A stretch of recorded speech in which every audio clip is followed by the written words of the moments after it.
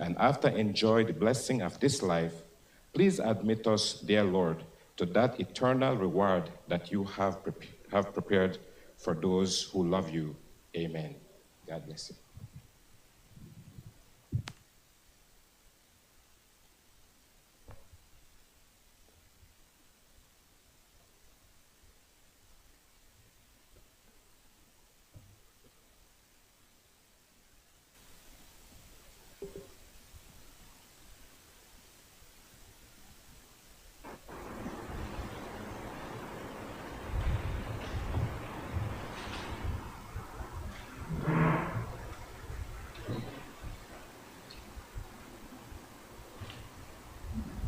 Bill brought from the Senate.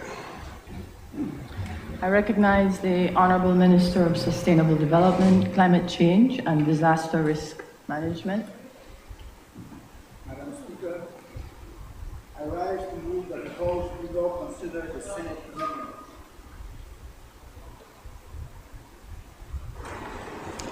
Madam Speaker, I rise to move that the House do now consider the Senate amendments.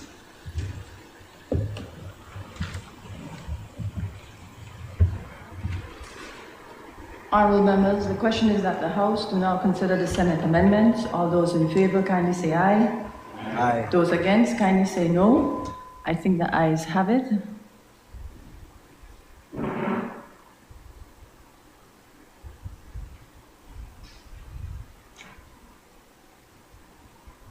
Clause 14, amend Clause 14 by 1. Renumbering subclass 9 as subclass 10. 2. Inserting a new subclass 9 as follows. 9. An application for an import permit in relation to any species specified in Appendix 2 shall be accompanied by a certificate of origin, and B, an original import certificate from the relevant authority in the state of export or re-export.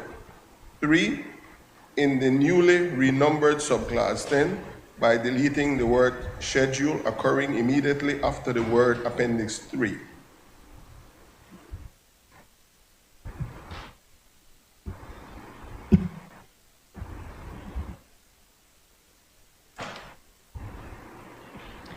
Honorable members, the question is that the amendment to the Trade in Endangered Species CITES Bill 2023 as proposed by the Senate on 14th December 2022 be accepted. All those in favor kindly say aye. Those against kindly say no. I think the ayes have it. Papers. I recognize the Honorable Prime Minister and Minister of Finance, Economic Development and Investment.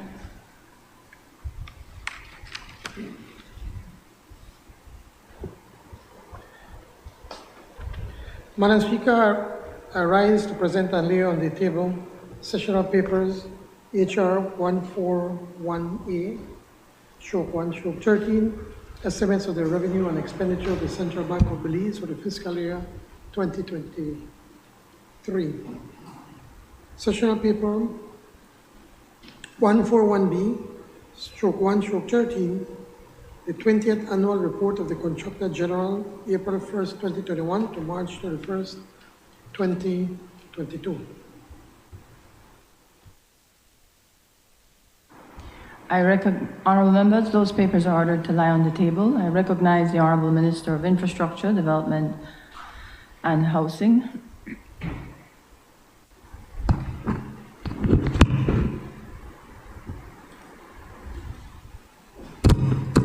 Good morning, Madam Speaker. Madam Speaker, I rise to present and lay on the table sessional paper number HR 141C-1/13, Civil Works Contract Agreement, upgrading of the San Esteban Road Banquitas Bridge to the San Esteban Village. If, with your permission, Madam Speaker, if I can give some explanations. Thank you. Madam Speaker, in keeping with the government of Belize's mandate to promote economic development and facilitate improved access, particularly within the growing rural agricultural communities in the northern districts of the country. 2 major road infrastructure projects have been started.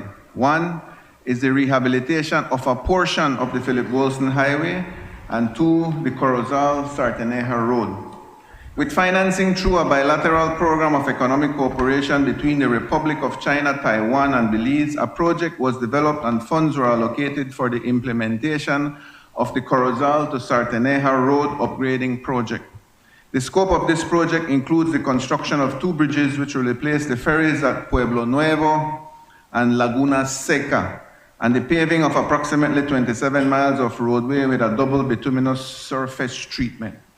With this project well underway, Madam Speaker, with approximately 70% of it being completed, and the clamor from nearby agricultural communities to extend improvements to complete the loop, which traverses both northern districts and provides access to the farming and fishing villages of Copabang, Chunux, Progreso, and Little Belize.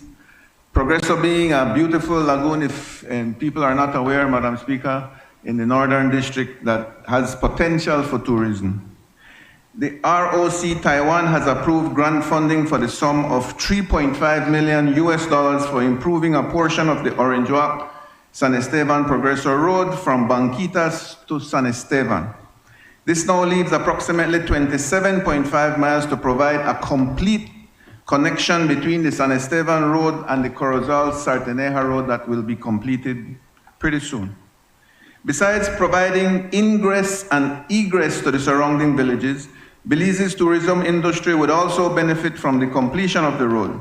It is also envisioned that the upgraded road will further encourage village expansion and ignite new economic ventures.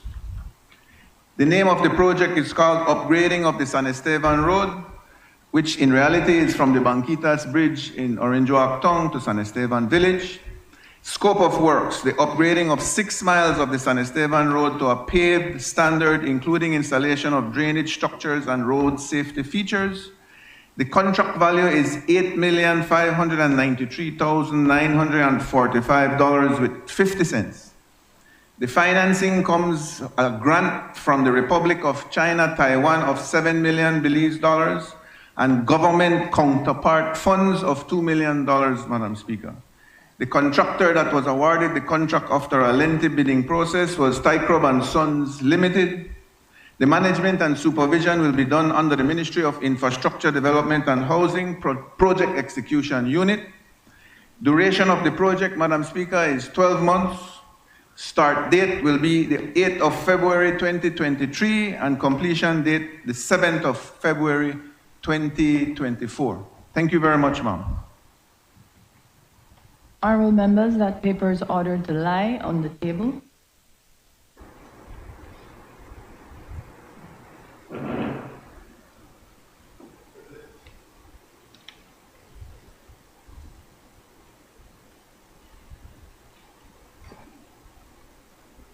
Presentation of reports from committee.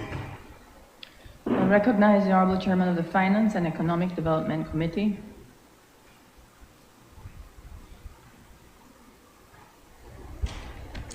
Morning, Madam Speaker, colleagues.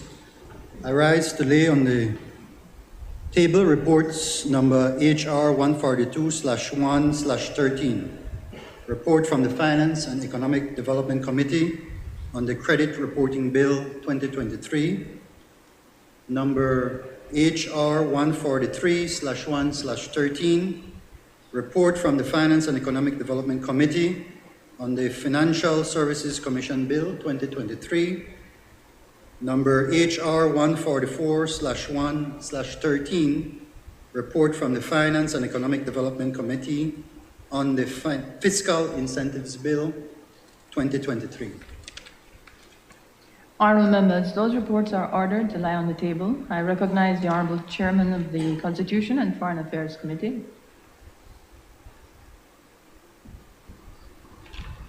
Madam Speaker, I rise to present and lay on the table sessional paper number HR 145/1/13, report from the Constitution and Foreign Affairs Committee on the Notaries Public Amendment Bill 2023. Madam Speaker, to order. Thank you, Madam Speaker. That report is ordered to lie on the table.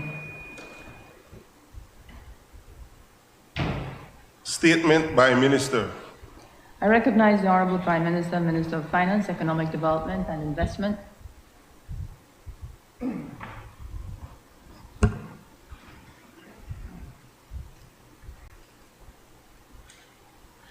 Thank you, Madam Speaker. Last week, Belize lost someone special. We lost an unsung hero. I got to meet William Dawson just once, and it was during our recent cabinet retreat. Mr. Dawson was so frail that he couldn't even stand for long, so we had to give him a chair where he sat and spoke with us with all the passion his ailing body could offer about his work. Mr. Dawson, frail as he was, told us about the program he was engaged in with the police to help at-risk young men and women who are being lured into gang lifestyle. In his brief intervention, it was very clear to me that this was no ordinary Belizean, but one who truly cared for others. None of us in that room suspected that Mr. Dawson, who so impressed us, would have passed away so shortly after he spoke to us. In fact, we wanted his efforts to be successful and even gave him our full support. I'm told that Mr. Dawson dedicated his entire life, adult life, to public service. He was a teacher, a social worker, a mentor, a man who put his energies into empowering those who are socially excluded from society.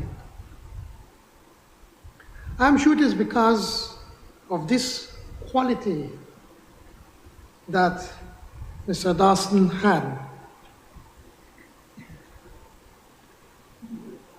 that Minister Musa chose Mr. Dawson to head up the Leadership Intervention Unit, better known as LIU. His work with the LIU very quickly became noticed, and as the police commissioner said, was an important part of holding down the murders in Belize City. I'm also told that one of the happiest moments for Mr. Dawson was last October when I declared Southside Belize City a special development area. Mr. Dawson was excited because of the opportunities that such a decision could bring to the many vulnerable young men and women living in the south side of Belize City.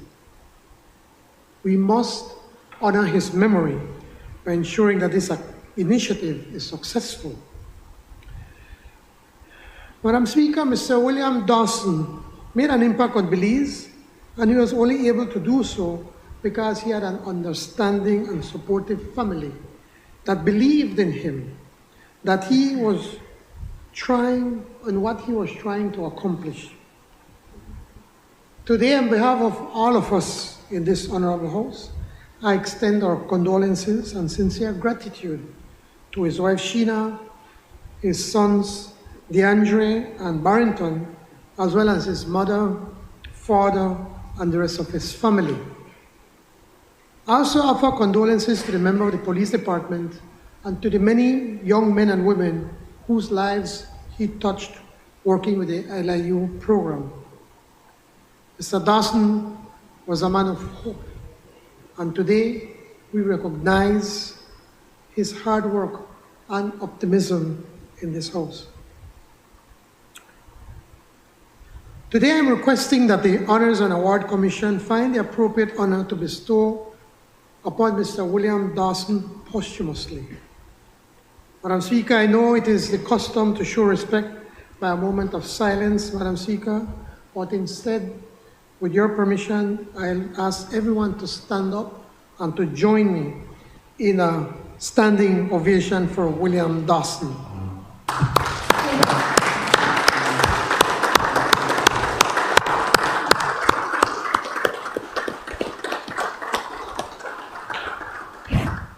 This is our way of showing our love and appreciation for this good Belizean and for his contribution to the building of our nation. May his soul rest in peace and rise in glory. Thank you, Madam Speaker.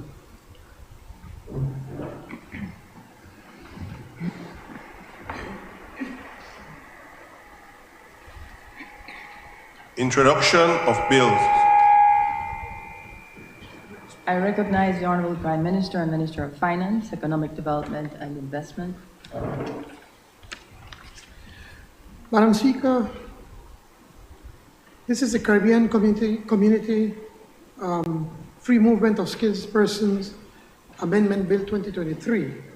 Madam Speaker, I rise to introduce a bill for an act to amend the Caribbean Community Free Movement of Skilled Persons Act, Chapter 17, Section 2 of the Substantive Laws of Belize, Revised Edition 2020, to provide for new definitions under the Act, to increase the categories of persons qualified to enter or remain in Belize for the purpose of engaging in or finding gainful employment with an employer or as a self-employed person, and to provide for matters connected therewith or incidental to.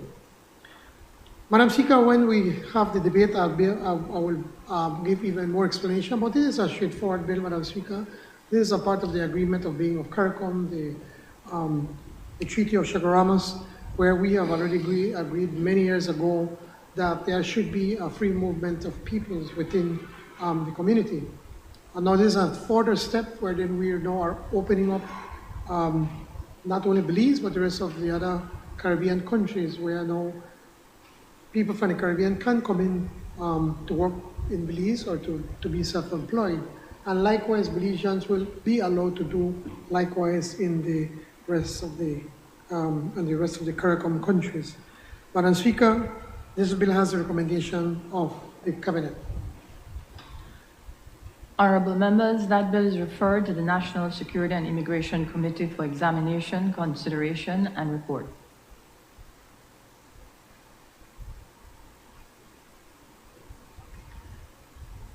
Bill for an act to amend the Caribbean Community Free Movement of Skilled Persons Act, Chapter 1702 of the Substantive Laws of Belize, Revised Edition 2020, to provide for a new definition under the Act to increase the categories of persons qualified to enter or remain in Belize for the purpose of engaging in or finding gainful employment with an employer or self-employed persons, and to provide for matters connected therewith or incidental thereto.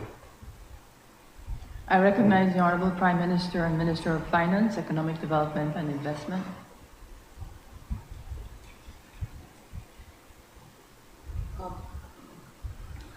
Madam Speaker, this is a Money Laundering and Terrorism Prevention Amendment Bill 2023. No. Madam Speaker, I rise to introduce a bill. Sorry.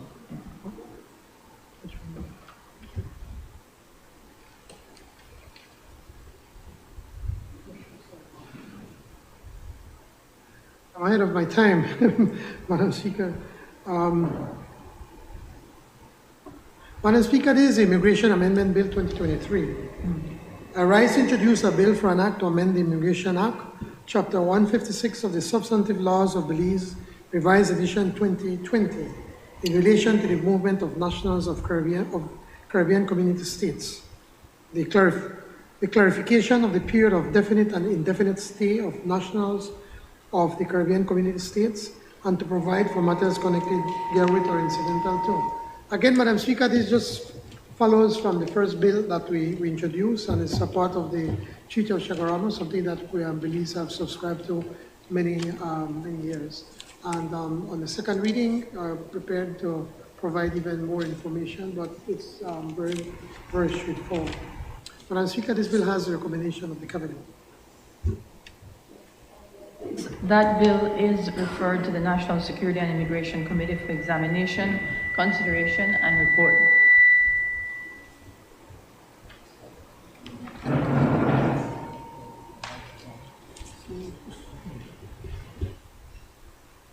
Bill for an act to amend the Immigration Act, Chapter 156 of the Substantive Laws of Belize, Revised Edition 2020, in relation to the movement of nationals of Caribbean community states, the clarification of the period of a definite and indefinite stay of nationals of the Caribbean states, and to provide for matters connected therewith or incidental thereto. I recognize the Honorable Prime Minister and Minister of Finance, Economic Development and Investment.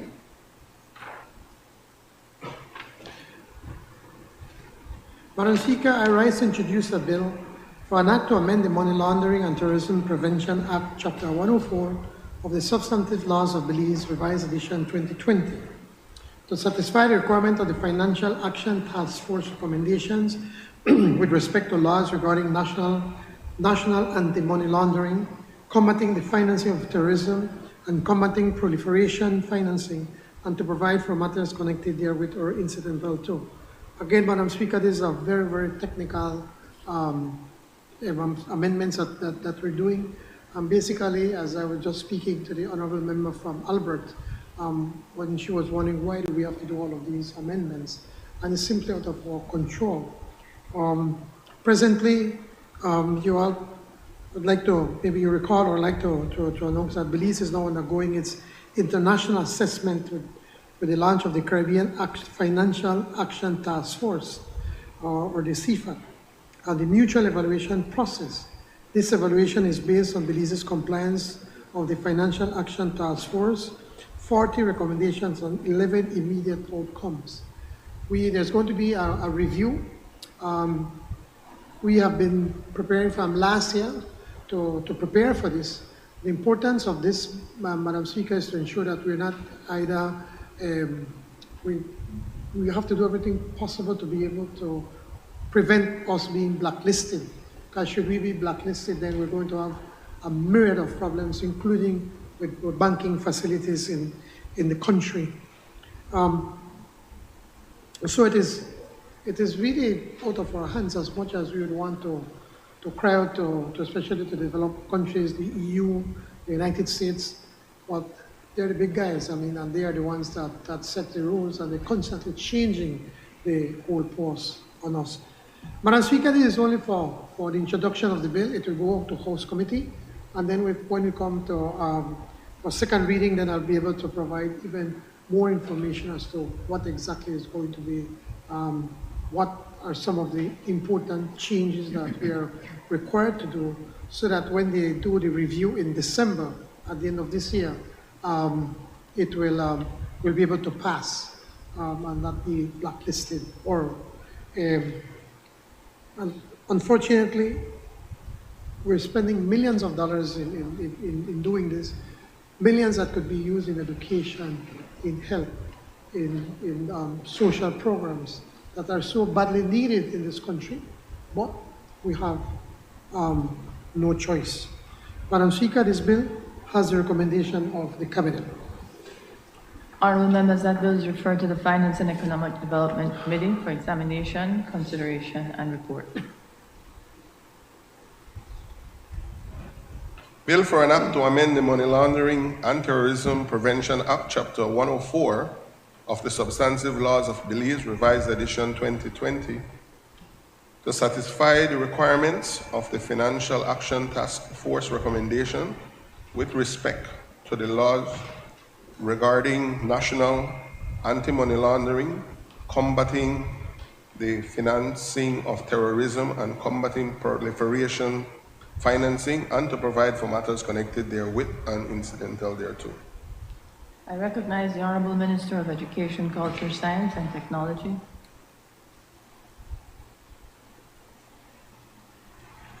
Thank you, Madam Speaker. Madam Speaker, this is the Senior Courts Amendment Bill 2023, and I rise to introduce this bill for an act to amend the Senior Courts Act number 27 of 2022 of the Substantive Laws of Belize, Revised Edition 2020, to remove provisions relating to the assignment of attorneys at law by the court, to provide legal aid services, and to provide for matters connected therewith or incidental thereto. This bill has the recommendation of the Cabinet. Very briefly, Madam Speaker, in introducing the bill, allow me to say a few words. This amendment bill the amendments are twofold, really two primary purposes. The first is really to correct an omission in the Senior Courts Act, Act 27 of 2022, which was recently passed into law in order to enhance the judicial system in Belize, allowing the High Court and the Court of Appeal to operate in unison. In that Senior Courts Act, we have all the forms of court needed to bring an application before the upper courts. But there was an omission, and the form for the notice of grounds of appeal against conviction or sentence was not included. So this amendment ensures that those forms for the notice of grounds of appeal against conviction or sentence are now going to be included. So this amendment seeks to correct that omission. The second purpose of this amendment bill is as a consequence of a bill that I will be introducing very shortly, the Legal Aid Bill of Belize. As a result of that bill, we will have to amend the Senior Courts Act as a consequence of that bill to allow for certain things, which I will briefly outline. The Legal Aid Bill was, as I said, drafted recently. We're now about to begin the process of passing it into law. And under that bill, that serves as a single piece of proposed legislation where all things regarding legal aid and its operations and management is covered. So wherever there are contradicting provisions, as there are in the Senior Courts Act, it is necessary for us to remove those contradicting provisions. And so that is the purpose of this, the second purpose of this amendment, to make sure that the Senior Courts Act is not contradicting this new legal aid bill, which we will be introducing today. So it's very straightforward, Madam Speaker, two very specific purposes. And as I said, we hope that these two, correcting the omission and removing the contradictions with the Senior Courts Act, will allow us to get the full support of the House. Thank you, Madam Speaker. Honorable members, that bill is referred to the Constitution and Foreign Affairs Committee for examination, consideration, and report.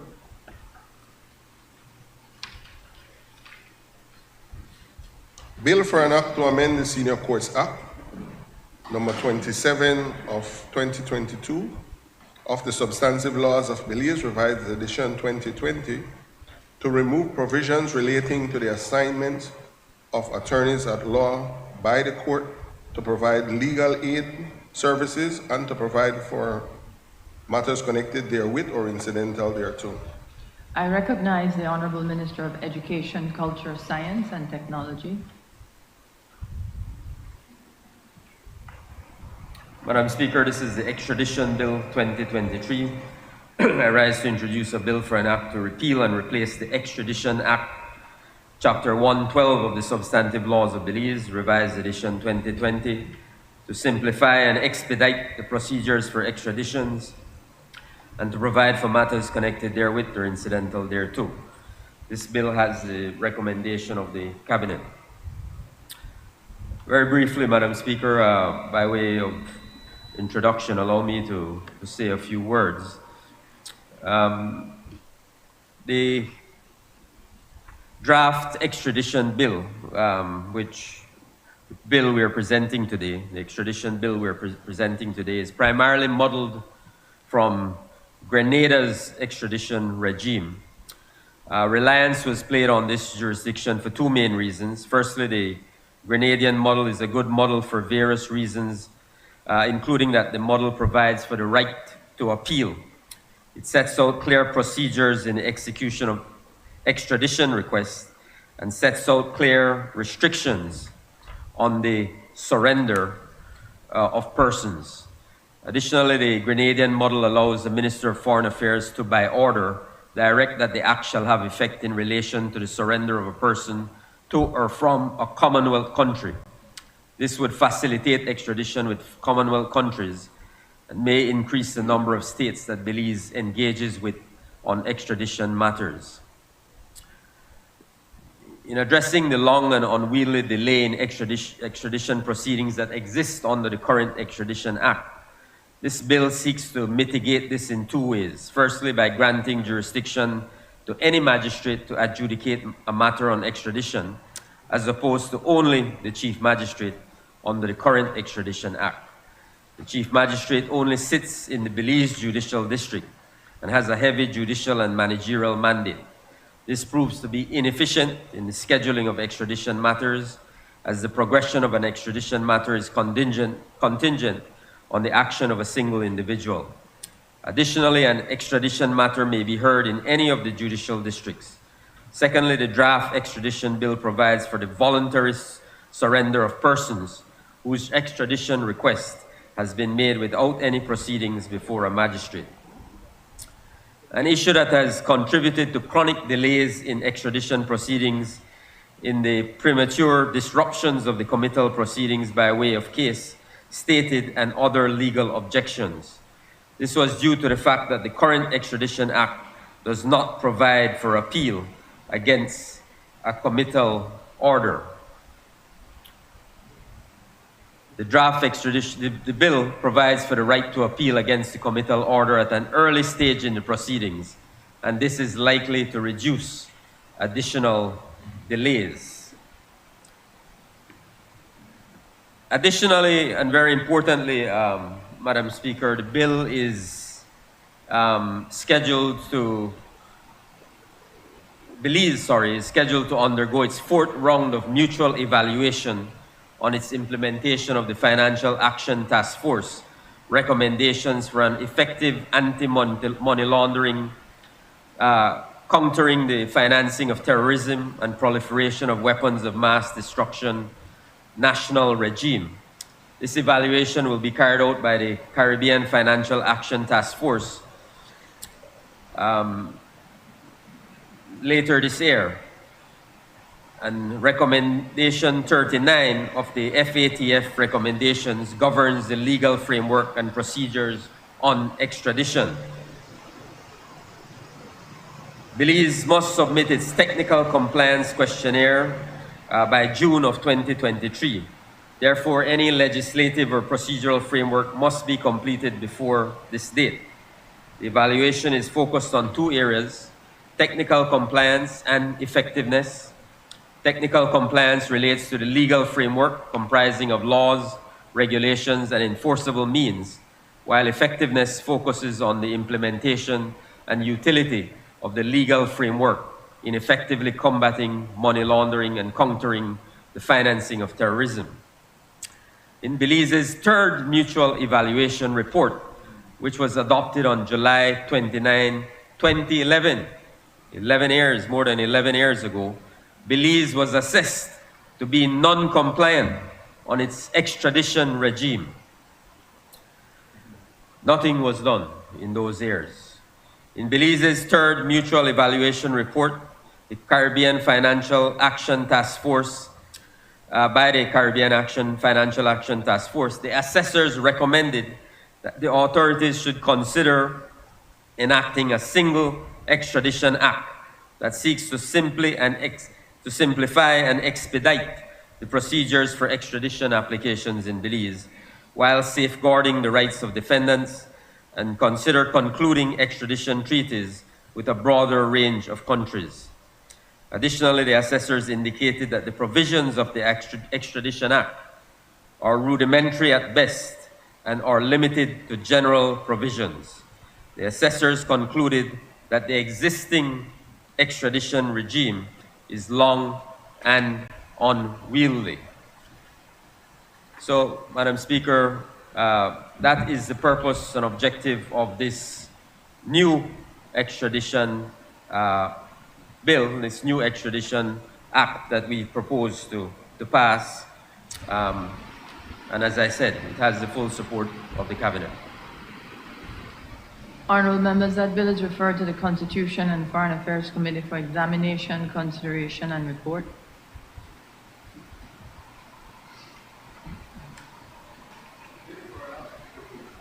Place the Extradition Act, Chapter 112 of the Substantive Laws of Belize, Revised Edition 2020, to simplify and expedite the procedure for extradition and to provide for matters connected therewith or incidental thereto. I recognize the Honorable Minister of Education, Culture, Science, and Technology. Madam Speaker, this is the legal aid bill. I rise to introduce a bill for an act to make legal aid readily available to persons of small or moderate economic means, to enable the cost of providing legal aid granted to persons of small and moderate economic means to be defrayed wholly or partly out of money provided for that purpose by the National Assembly, and to provide for matters connected therewith or incidental thereto. This bill has the recommendation of the Cabinet. Madam Speaker, this is a very, very important bill, long overdue. Generally, legal aid means legal services or representation offered for civil or criminal matters to persons who are financially unable to secure legal services from their own resources. In countries like Trinidad and Tobago and Jamaica, there are statutes in place to establish and coordinate legal aid systems, to establish legal aid council, and to administer legal aid. In a system like this, legal aid promotes justice for all. Such a system governed by statute would be beneficial in Belize, as there are presently no laws which govern legal aid in Belize. Currently, there is a legal advice and service center offering legal aid services in Belize. The legal advice and services center is operated by Crown Councils and an administrative staff who are paid by the government of Belize. This operation is not established or governed by any law or statute, and therefore has been operating without legal structure.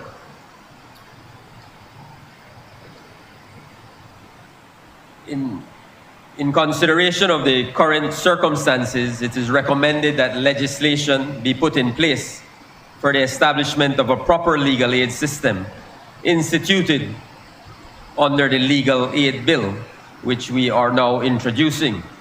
This will allow for proper organization, efficiency, accountability, and transparency in its operations. Very importantly, Madam Speaker, the legal aid bill was previously shared with the Bar Association of Belize, the Chief Justice, and the Legal Advice and Service Center for review and input. Some concerns were raised by the Legal Advice and Service Center, and the bill was revised accordingly to address these concerns. The proposed legal aid bill seeks to achieve the following: to statutorily incorporate a legal aid commission, to equip the legal aid commission with its own funds and require it to provide budget estimates for approval by the National Assembly, empower the legal aid commission to provide some legal aid services and to contract attorneys at law to provide legal aid services at such tariffs and fees approved by the commission. Provide for a director to act under the direction of the commission.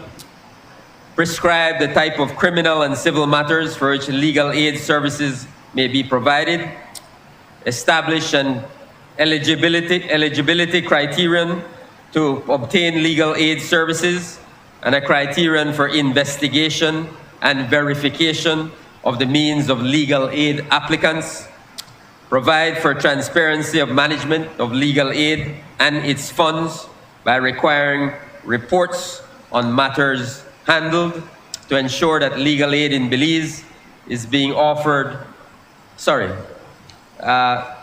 provide the financial records to be kept and for the Auditor General to be able to audit the accounts, to provide for the transitioning of employment under a statutory body. This will allow the current officers at the Legal Aid, Legal Advice and Service Center to choose between transitioning to employment under the statutory body established under the bill or transferring to another government department.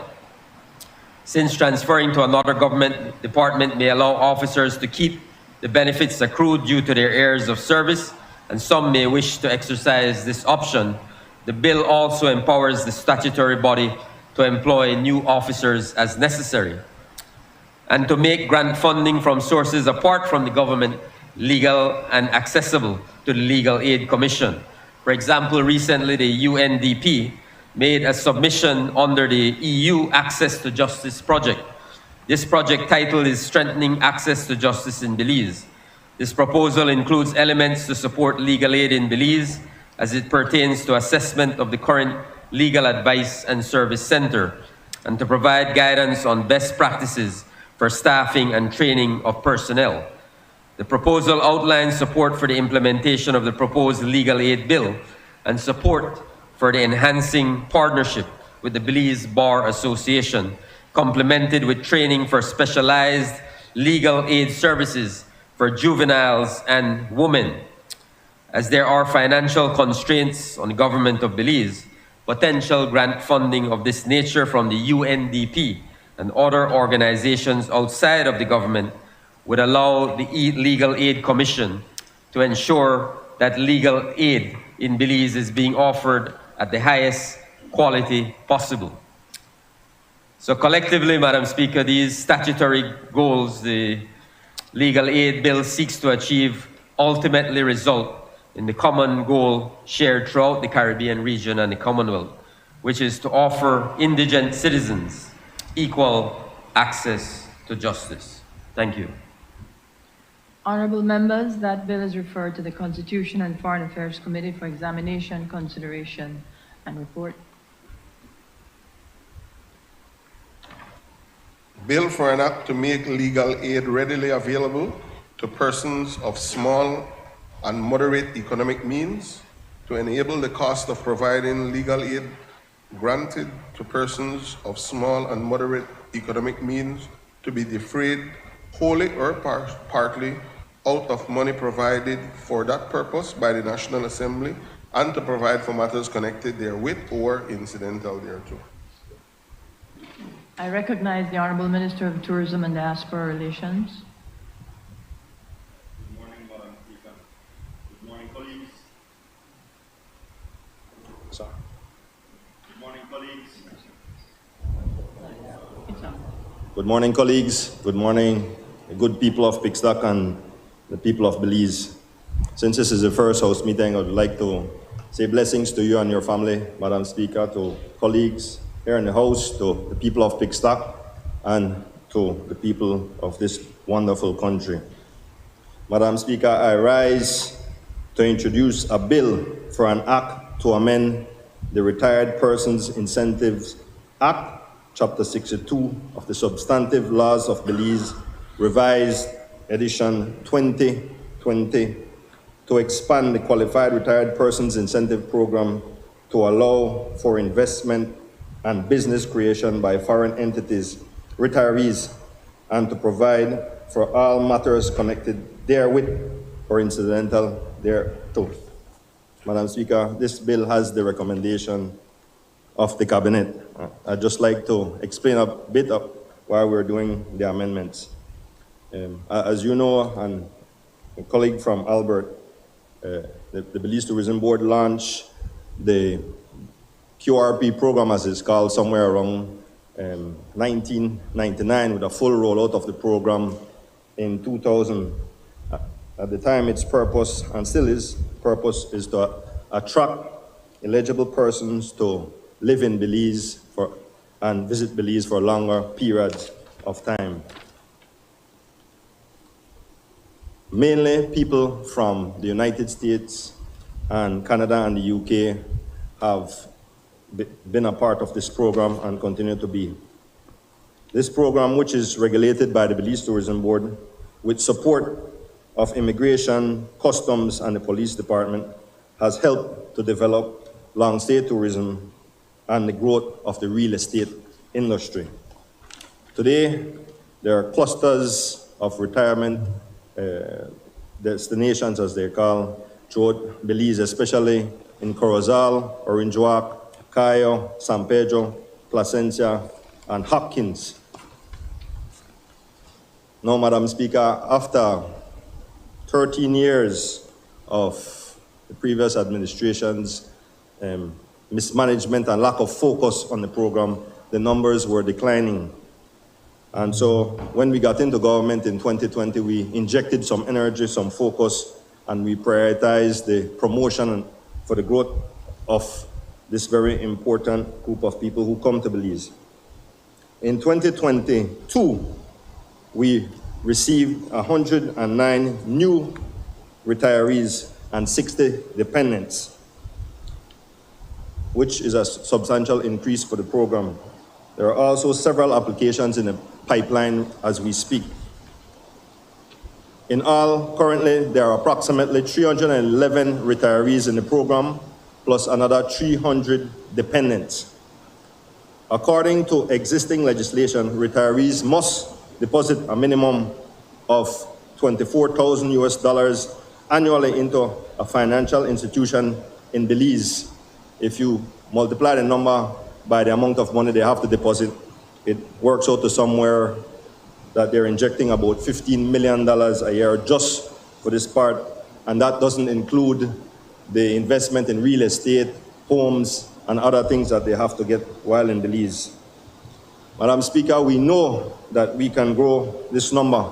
For example, a jurisdiction like Costa Rica, who has had this program for some time, has some 70,000 retirees in their program. Panama has a large number as well. As in this part of the world, they're considered the best two destinations to retire. We believe that we can grow the numbers significantly, and we believe that they can help to grow the economy of Belize. Madam Speaker, the current benefits under the program: any person who qualifies for the QRP program is entitled to benefits under the Retired Persons Incentive Act. A person with QRP status receives a QRP residency card that allows him or her to reside in Belize and to come and go as he or she pleases. These cards are renewed on an annual basis for control purposes. Approved QRPs are entitled to exemptions on import duties and taxes on certain items that are imported for personal use only, including household and personal effects, motor vehicles, light aircraft, and a motorboat. Persons with QRP status are also exempted from taxes on income received from sources outside of Belize, capital gains tax and inheritance tax, but may not engage in employment in Belize. And I reiterate that they cannot work in Belize. In the early 2000s, retirement programs such as the QRP that we have here in Belize were deemed as innovative and were implemented by countries such as Panama, Costa Rica, and Mexico. Today, you can retire almost anywhere in the world. Many countries have successfully implemented retirement programs that bolster their foreign exchange position, increase investment in real estate and construction, boost employment and volunteerism in their communities. For example, there are many doctors who have retired in Belize, nurses, teachers, engineers who would want to give their time in the communities that they now call their second home. Statistics on early retirement suggest that 25% of Gen Z respondents plan to retire before the age of 55, according to a recent Goldman Sachs survey. This target group is setting aside 50 to 75% of their income for saving and investment so that they can retire early. These are the persons looking at international destinations in warm tropical countries like Belize. We see great demand for Belize, and therefore see the need to expand the benefits so that the program can grow beyond the moderate level of interest we currently have. So the amendments now, Madam Speaker. We have identified areas to improve on the program, and these amendments seek to address those key areas. Amendments to section 2, 3, 4, and 5 will allow for the following: a reduction in the age of eligibility from 45 to 40. Adjust the definition of a retirement income in the qualification process to include Social Security benefits, home equity, inheritance, reverse mortgages, personal savings, retirement contribution plans, or any other means of retirement income.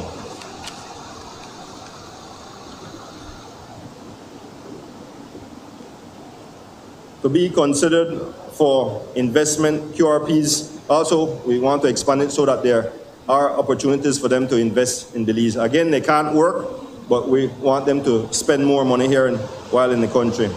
To be considered for investment, QRPs would need to submit a business plan, proof of investment capital of at least $1 million, proof of employment of at least 5 Belizean citizens, proof of business operation after 15 months after approval for doing their business. It is important to note that in order to conduct business, QRPs must receive the requisite licenses and permits to conduct business in Belize, and full duties and taxes must be paid on any business carried on in Belize. Madam Speaker, we believe that these amendments will add to the attractiveness of the program, and we believe that we can grow the numbers exponentially, which will help develop the economy of Belize and certain areas of the country that are prime retirement destinations. I thank you for your time, Madam Speaker. Honorable members, that bill is referred to the Tourism, Archaeology and Information Committee for examination, consideration, and report.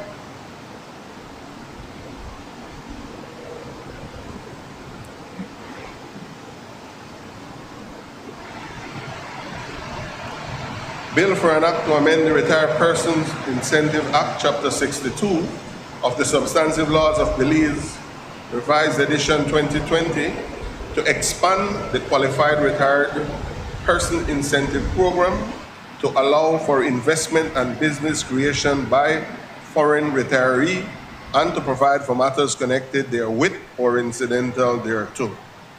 Motions relating to the business or sitting of the House. I recognize the Honorable Prime Minister and Minister of Finance, Economic Development and Investment. Madam Speaker, I move that at its rising today, the House adjourn to a date to be fixed by the Speaker. Honorable members, the question is that the House at its rising today adjourn to a date to be fixed by the Speaker. All those in favor, kindly say aye. Those against, kindly say no. I think the ayes have it. Public business, government business, motions. I recognize the Honorable Prime Minister and Minister of Finance, Economic Development and Investment. Madam Speaker, this is the appointment of Ombudsman Motion 2023. I move whereas Section 3(2) of the Ombudsman Act, Chapter 5 of the Substantive Laws of Belize, Revised Edition 2020, provides that the Ombudsman shall be appointed by the Governor General, acting on the recommendation of both houses of the National Assembly, contained in resolutions passed in that behalf. And whereas the office of the Ombudsman has been vacant since March 31st, 2021, and whereas Section 61A, subsection 2C, and subsection 3 of the Belize Constitution provide that the Ombudsman can only be validly appointed with the prior approval of the Senate. And whereas the Senate has, on the 14th day of December 2022, approved the appointment of Major Herman Gilbert Suazo, retired, as Ombudsman. And whereas Major Herman Gilbert Suazo is 61 years of age date of birth 13 April 1961, and falls within the age limit prescribed by the Ombudsman Act. And whereas Major Herman Gilbert Suazo fulfills the requirements for appointment of the office of Ombudsman as prescribed in the Ombudsman Act. Now, therefore, be it resolved that this Honorable House recommends that Major Herman Gilbert Suazo, retired, be appointed as Ombudsman for a period of 3 years, with effect from the first day of January 2023. Madam Speaker, I think that everybody knows Major Suazo. He has been a public servant all his life. He served with distinction in the Belize Defense Force, and then he also served as the mayor of Dangriga.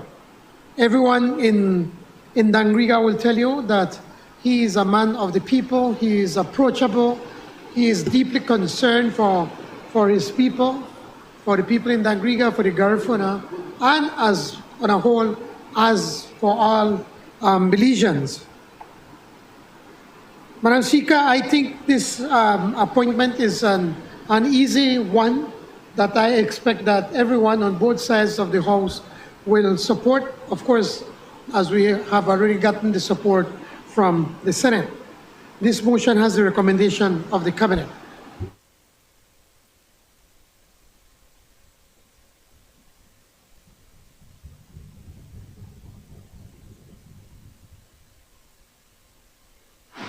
Honorable members, that motion is referred to the Constitution and Foreign Affairs Committee for examination, consideration, and report.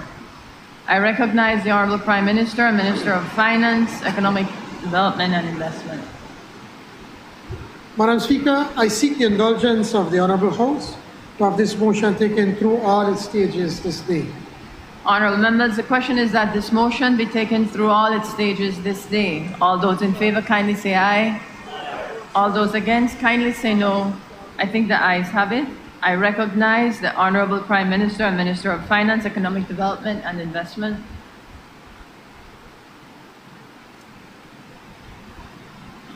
Madam Speaker, I move that the International Bank of Reconstruction and Development 2000, I'm sorry, Madam Speaker, yes. I move that this motion, Madam Speaker, be withdrawn. Honorable members, the question is that the International Bank for Reconstruction and Development 2018 general increase in authorized capital stock of the International Bank for Reconstruction and Development and the International Finance Corporation motion 2023 be withdrawn. All those in favor kindly say aye. Those against kindly say no. I think the ayes have it. I recognize the Honorable Prime Minister and Minister of Finance, Economic Development and Investment.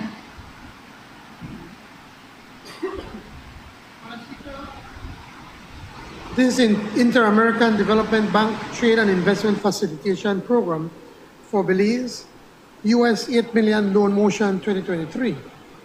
This motion has been circulated to all members and therefore, with your permission not to repeat recitals, I move now, therefore be it resolved, that this Honorable House be satisfied, being satisfied that the loan proceeds would significantly assist the government of Belize in its effort to transform the external sector through diversification, attract more diverse foreign direct investment, integration, facilitate trade with neighboring countries, and innovation, promoting positive spillovers of the FDI, approves and confirms that the government may enter into a loan contract with the Inter-American Development Bank on the terms and conditions set out above, and further authorizes the Minister of Finance to execute and deliver the said loan contract and all other documents associated therewith. This motion has the recommendation of the Cabinet. Madam Speaker, as way of explanation, this loan will fund the following. 1, improve investment facilitation through simplification, standardization, and automation of the key investment procedures, including the implementation of a digital single investment window. 2, strengthen the trade and investment institutional apparatus, including the improvement of investment promotion programs and the development of a new suppliers program. 3, improve facilitation through simplifying, standardizing, and automating key trade processes. For example, as part of the first phase of implementation of a foreign trade, a direct trade single window, this loan will finance one business process reengineering to ensure that trade processes are optimized and aligned with international best practices. Secondly, deployment of a licenses, certificates, and permits, the LCP module that will serve as a single entry point and management system for all import and export LCPs issued by participating agencies, which will include the generation of gender disaggregated reports. Most of us are aware of the challenges of doing business in Belize. Belize over the years, particularly over the past 13 years, received progressively lower marks for the difficulties with doing business in Belize. Too many processes, too many bottlenecks, too many bureaucracies have contributed to such challenges of doing business in Belize, all of which make it more costly to conduct business. This loan motion seeks to support our efforts to make it far easier to invest and do business in Belize.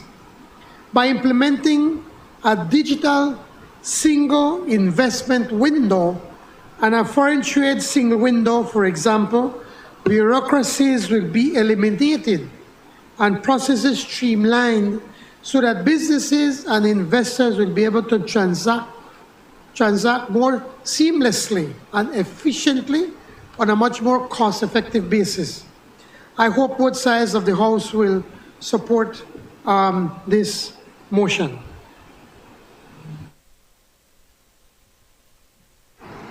I recognize the Leader of the Opposition, member for Mesopotamia. Thank you. Thank you, Madam Speaker. Pleasant good morning to all of my colleagues. Pleasant good morning to all of the Belizean people and the Mesopotamia constituency. I would like to, with your permission, Madam Speaker, join with the Prime Minister and the members on that side and this side in expressing my deepest sympathies to Mr. William Dawson, who I did have the privilege of meeting and working with in his capacity at Kobe facility, dealing with at-risk youth and other people who had been involved in the criminal justice system. Also, I'd like to acknowledge the passing of Public Officer Vivian Bilal Ramnarans and the Ramnarans brothers. I'll talk about that later, but I think we all join in expressing deepest sympathies to the Ramnarans family. Madam Speaker, while I discuss this matter with colleagues in the opposition, and there is not a difficulty in strengthening these areas, I have to take the opportunity, Madam Speaker, to highlight to the Belizean people that this Prime Minister and this government criticized, chastised, crucified the UDP administration for borrowing and borrowing and borrowing. It must be underlined, Madam Speaker, that this Prime Minister and his administration have done the exact same thing, and I would say at an even more alarming level than anything they have accused the former UDP administration, Madam Speaker. I do believe that we are at $500 million in loan motions in the 2+ years that the Briceño administration has taken office, Madam Speaker. And this is alarming. The Belizean people will have to pay for these loans. These are not grants, these are not gifts, Madam Speaker. And I am very concerned that this pattern of borrowing and borrowing and borrowing has absolutely no end, Madam Speaker. But this is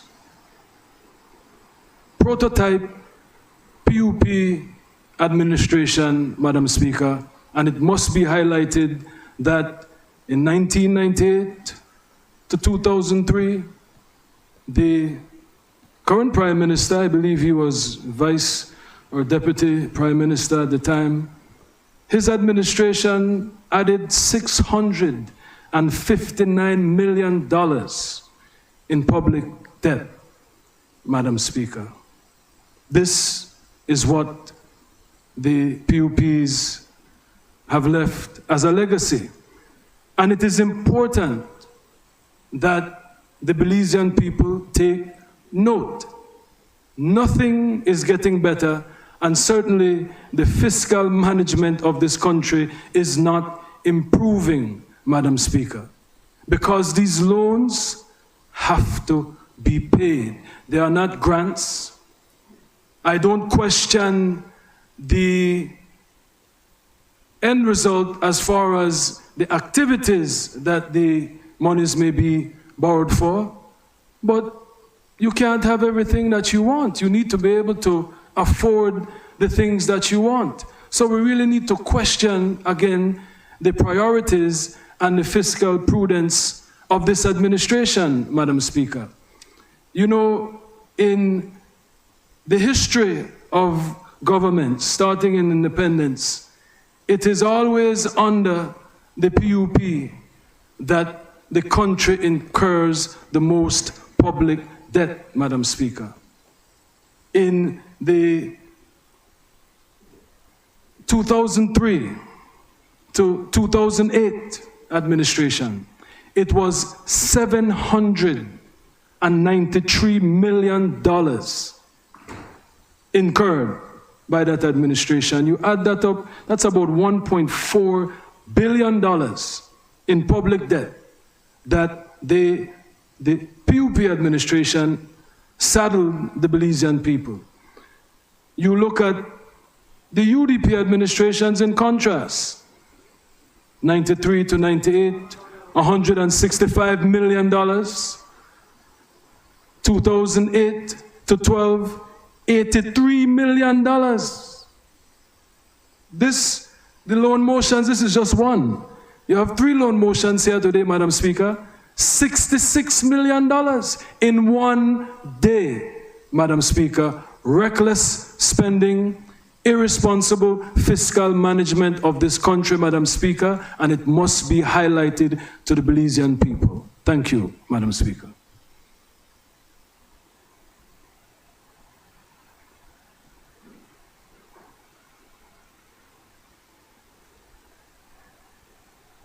I recognize the Honorable Prime Minister.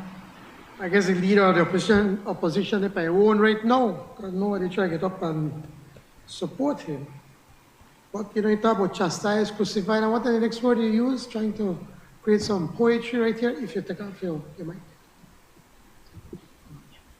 Anyway, Madam Speaker, the problem is not the issue of borrowing. Borrowing for just borrowing's sake, that is the problem. I need to remind the honorable leader of the opposition, I come from the private sector, and I have several businesses, and lots of times we have to borrow because we invest And we know that by borrowing, you can grow your business and then you'll be able to pay it and create opportunities and create a profit.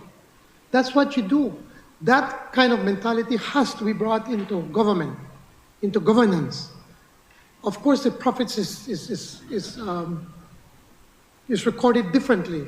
Not profits in dollars, but profits in how you improve the lives of the Belizean people. That is a difference between the UDP and the PUP. Then just with a borrow for borrow and borrow sake. And what talk was bill? And what did the farmer leader, the Prime Minister said the last time? He want borrow and borrow and borrow till he can't go no more. And the man did just that, they borrow and borrow and borrow till he can't go no more. That's the legacy of the UDP government. That's the legacy of the former Prime Minister. Allow me, I did not interrupt you, my brother. I did not interrupt you. Listen to me. Let me give you some statistics, since you did talk. You talk about borrow. Your government, when you were the leader, or you were what, the musical ambassador, what did he do for the musicians? Zero. Exactly. Oh my God. Members, 42B, I'm reminding members of 42B. Your government, the UDP government, borrowed $2.2 billion. You left this country with debt of over $4 billion. That is your legacy. They borrowed from the central bank, then print money. They printed money to the tune of over $1 billion because they couldn't borrow anymore. But they made print money like they're crazy. You left an overdraft at the central bank. Maxed out, they maxed out the credit card to $100 million. Do you know how much this government owed the central bank? Zero. We had $75 million in savings in the central bank. And you are going to talk about spending money? Please, man. In 2 years. In 2 years. Let me give you some more statistics. How much money did the UDP pay for the super bond in the 13 years? Over $725 million. By how much is super bond we gone down to under the UDP? Not by a single cent, it gone up more. It is this government that we went and negotiated with the bondholders. And we basically tell them we can't pay you and we have to negotiate. And we saved the Belizean people over $500 million. We went to our friends in Venezuela. And despite that, they are there, the Petrocaribe, which they bad spend up, you know. They bad spend up that. They use that to trick the people in 2015 for the elections. Just 3 weeks before the election, in Belize City, they spent and they gave away over $44 million. People, they get refrigerator, TV, stove, so then they get sun front and they also then even the ass. And they use that money to trick the people into voting for them for another year, and now for another term. And what did we have to do? We had to go to speak to our friends in Venezuela. And despite that they were going through a difficult time, we have managed to save this country another $500 million. Yes, the same day you are condemned. You may spend up your money, and then afterwards you are condemned. You don't be spend up the man money, you give Venezuela money, and now you're coming here like a hypocrite to talk about Venezuela. You should be ashamed of yourself.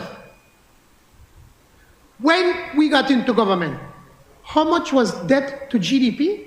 130%. What is debt to GDP right now? You know? How much you know? No. How much is debt to GDP? It is 63%, ladies and gentlemen. And then what is it? Now you're talking, when the UDP was borrowing all of that money, what was the economic growth that we had? Zero. This country regressed over the past 13 years under the leadership of the UDP. And look at what we have done. In the first year, What kind of growth did we have? We had almost 12.5% of GDP growth. The previous government never, ever had 12.5% GDP growth. That is when you invest, my brother. You invest so that you can grow your economy. And when you grow your economy, you create opportunities for people. What is the growth going to be? The growth for the third quarter of last year was 12%. You know what's going to be the growth for 2022? It's going to be anywhere between 8 and 12%. Numbers that the previous Prime Minister never saw under his leadership. What was unemployment when we got it? 30%. And now you, the leader of the opposition, comes here to tell us that nobody did feel what we did do. What is the unemployment rate? 5%, my brother, the lowest unemployment rate that this country has ever had. And why did that happen? The people around you must be unemployed because they can't get a job. They only could get a job when the UDP is in government. But everywhere you go, you see the number of people that are working. Are there people that are unemployed? Of course they are. Not everybody is employed. Just for a little bit of economics, basic economics. Usually of the workforce, you have about an average of 65% of them that are an actual active. In Belize, it's about 58%. Of that 58%, only 5% of them are not working. Only 5%. On the other parts, the problem is, and the Minister of Education is working in solving that matter, that many instances in primary school, when you can't pass standard 2 and you don't get certificates, you pass it to standard 3, and I pass it to standard 4, and I pass it to standard 5, and I pass it to standard 6. You think that child can go to high school? Obviously not, because he never learned anything. Under the leadership of the Minister of Education, he has changed the policy to say our children have to learn before they go to another classroom so that they could be able to go to high school. Many of our young men and women that are out of the job market, it's simply because they are unemployable. And right now, and again, the Minister of Education is looking at the IT vets, or what some people refer to the Center for Employment Training, CETs, to see how is it that we could come up with programs to go after these young men and women, to be able to give them some sort of training so that they could also find work. And then also, there's a lot of people on the informal market, that they have their small little businesses, selling tacos, they hustle, they wash cars, and then, they cut the lawnmower yards, and so those people are not a part of the formal market. Later on, we're going to be introducing legislation to see how we could bring them into the formal market.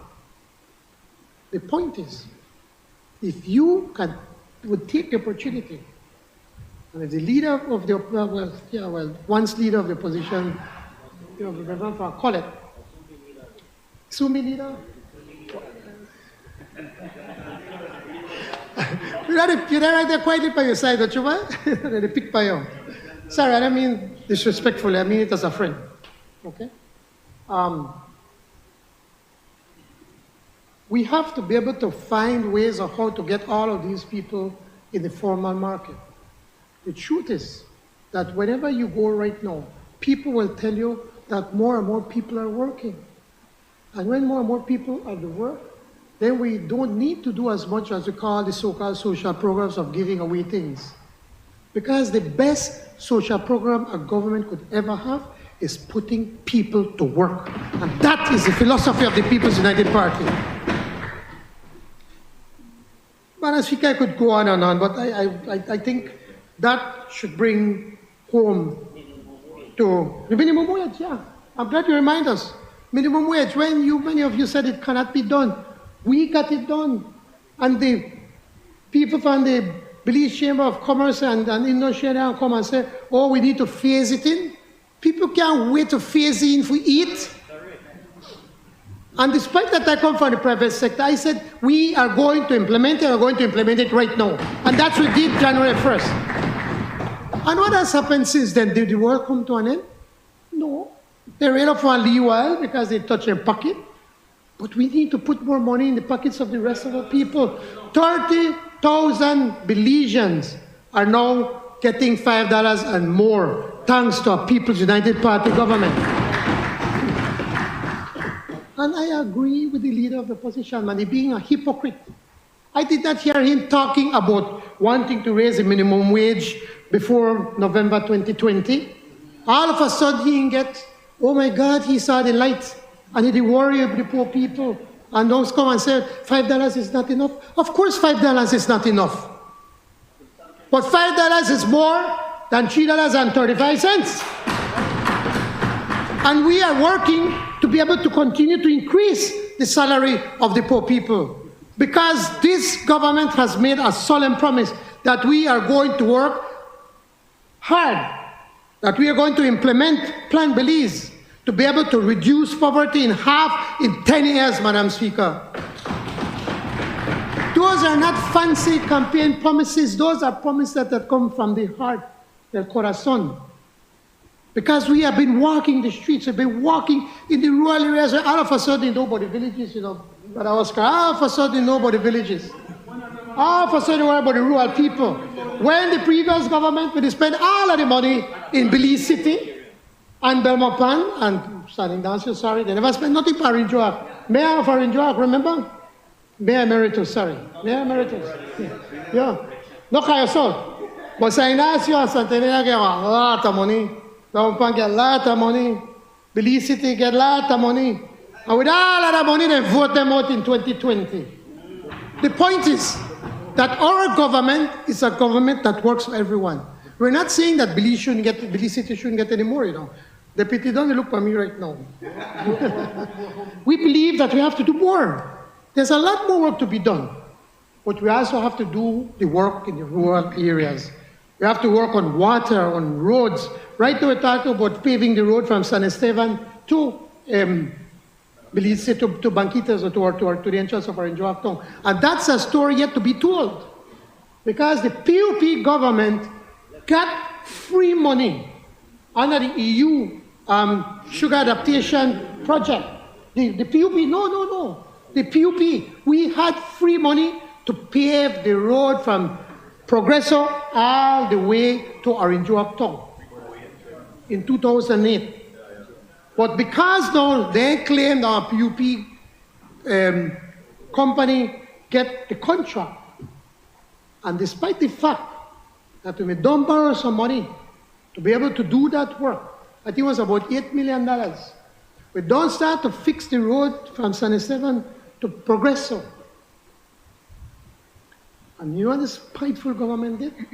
They took that money and brought it to Belize City, and all our $1 million plus that we don't spend in that area were gone to nothing.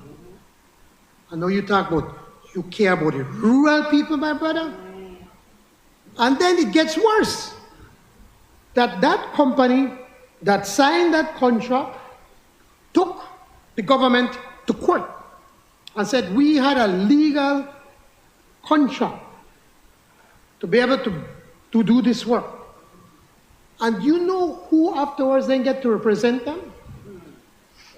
Brother Dennis Barrow. And I'll get the documents yet, I have to bring it to the house to see the millions of dollars that we had to pay them in compensation. We lose, I think it was about $10 or $11 million that the EU gave us free money. We lose that because the EU said, well, time passed, you can't get it back. And yet we had to pay them, if I'm not right, about $9 million. We cost this country $20 million just for spite a company because they claim it on PUP. Hypocrisy, and then they talk about they care about the rural people. We care about the rural people. I'm not going to say it by words, we do it by action. Have you gone to Blackberry Ridge Estate? Remember the place, same house where Boots Martinez was built? Where they broke up right now? Every year you vote $8 million for housing, and how many houses did you build? How many houses did you build? All of that has to do with this. It has to do with this because when we borrow, we are also investing Madam Speaker, in housing for the Madam people. Speaker, on a point of What's order. your point of order? No. Madam Speaker, relevance and it's not relevant. I believe the Prime Minister was literally just speaking to the relevance of connecting it. Oh, he was just speaking. All right, Madam Speaker. And there's repetition. My other point of order is he's being repetitive, Madam Speaker. He's making the same point over and over. Prime Minister? I don't know what's repetitive because I've been talking about a myriad of things that we've been doing. And we could continue more, you know. We could tell you more. But we are leave it for now. We are leave it for now. The point that I'm trying to make to the honorable leader of the opposition, Madam Speaker, is simply that you need to have a vision. You need to have a plan of action. When you have all of that together, then you come and you borrow the money to put your plans into place to be able to accomplish your vision. I used to always come to this house when we were on the other side and remind the Prime Minister back then, what is your economic plan? What is your vision? If you come and borrow for something good, of course, there are several instances we supported the government back then when they were borrowing for some things that we deemed that was good, for instance, like education. But many times they were just borrowing, you know, for instance, when they were borrowing for the coastal road, you know, and they were spending over 100+ million. How much was it, Julius? Sorry, honorable member. 110. No, they borrowed. And yet, we said we don't need to spend more than $110 million to a road to Caracol. The road to Caracol is important. Of course it is, because for the tourism that we're trying to grow in the Cayo district. But we don't need to invest 110 million. The honorable member, the Minister for Infrastructure Development and Housing, sat down with the QATs and said, listen, this is way too much money. We can't afford to spend so much money. And they helped to redesign it, and we saved $25 million US. That's what we did. We saved $25 billion US. That's what I talk about borrowing, my brother, borrowing with a vision. Look at the Halover Bridge. How many times did we vote for money for the Halover Bridge? About 2 or 3 times in this honorable house. And they never did build it. When we got into the honorable member from Infrastructure Development, when he looked at the plans and he said, listen, we're over-designing this bridge. We don't need such a big bridge for CDB. And he sat down with Belizean engineers and came up with a different design. A design that's going to be here for decades. And he went back to the CDB and told CDB, we don't need 60 million, we need 30. We're saving $25 million for this country. And CDB said, well, no, we are not. You have to spend $60 million. And we tell CDB, take your money. Because we are not going to spend $60 million when you only need to spend $30 million. This government saved another $25 million for the people of this country. This is, my brother, this is when you have people that know what they do. We have competence. Who did they have at Ministry of Works? First they started off with boots, remember? Oh my God. I'm sorry, gone from grass to grass. I'm sorry, from grass, sorry. Prime Minister, please, let's withdraw that word, please. Sorry, I take it back. I apologize. I apologize. Please. I'll get carried away. But we ended up with Rede Montero as the minister. All you gonna do the ad for one different account, but not for the account for the Belizean people. These are the ways, my brother. This is what the point I'm trying to make is that you borrow wisely. You borrow with a plan. Because we know that we have to grow the economy, we know we have to create opportunities, we know we have to work with our farmers, we know we have to work with the rural people, we know we have to provide housing for poor people, we know we have to put more roads and streets, roads that are really and truly climate resilient. Now the Prime Minister back then, everything climate resilient, and the first hurricane, it blow away and wash away the roads. I'm sorry, Madam Speaker, but I had to be able to try to give a lesson to the leader of the opposition. But you know what's the sad part? You know what's the sad part, Madam Speaker? You don't understand what we talk about. And you don't care. Because if he cared, he could have come and sit down and ask the pertinent questions. But he just wants to come here to grandstand without really looking at what the work that this government is doing. Madam Speaker, I move the debate. Thank you.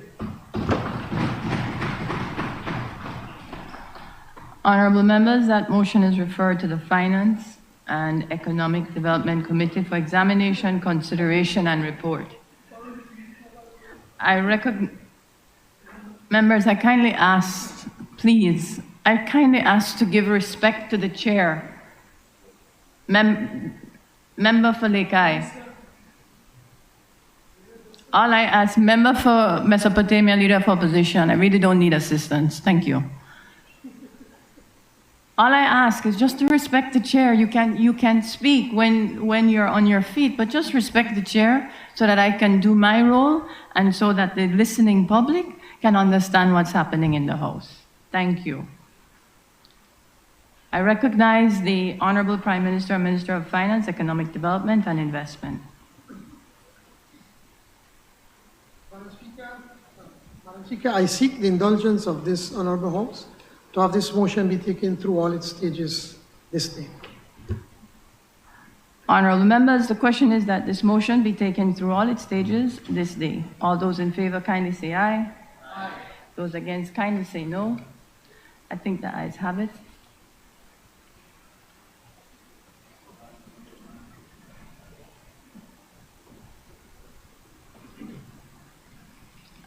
I recognize the Honorable Prime Minister and Minister of Finance, Economic Development and Investment.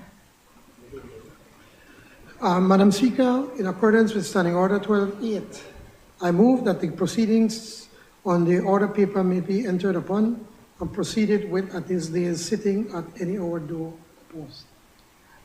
Honorable members, the question is that the proceedings on the order paper may be entered upon and proceeded with at this day's sitting at any hour though opposed. All those in favor kindly say aye.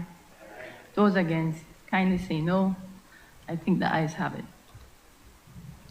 Members, before we proceed to the next motion, all I ask is that we take care in language that is used. I will ask you to withdraw any objectionable language. I am sure the debates can be robust, but at the same time, with respect and parliamentary decor.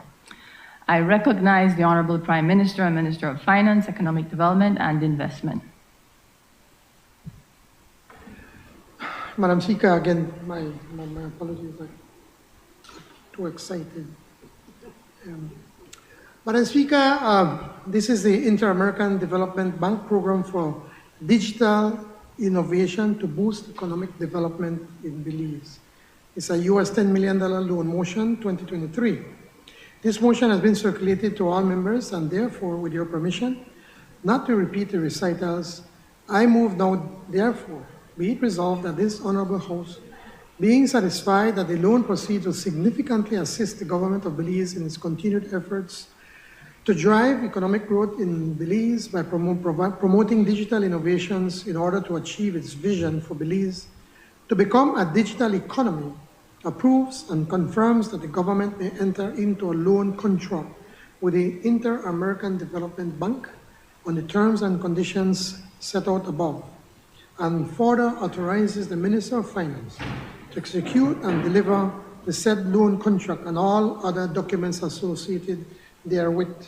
This motion has a recommendation of the Cabinet. Madam Speaker, as way of explanation, in Plan Belize, we made a commitment to digitize most of the government services and to do so as quickly as we possibly can. Over the past couple of years, we have been working hard at doing just that, digitizing. In 2021, we launched the online taxpayer portal for the Belize tax service known as IRIS Belize. IRIS permits taxpayers not only to seamlessly file their monthly tax returns, but also to make payment immediately online, among other things. Late last year, we also launched the online business registry system that merged, consolidated, and modernized the company's registry. You no longer need to go to Belmopan to form a company or partnership or register a business name or even file your company reports. All of that can be done online, and it also can be paid online. Madam Speaker, this $10 million US loan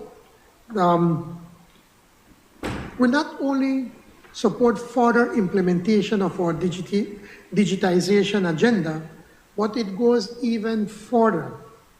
Its general objective is to promote digitization not only for government services, but of firms, as well as to promote growth and increase efficiency in Belize's economy.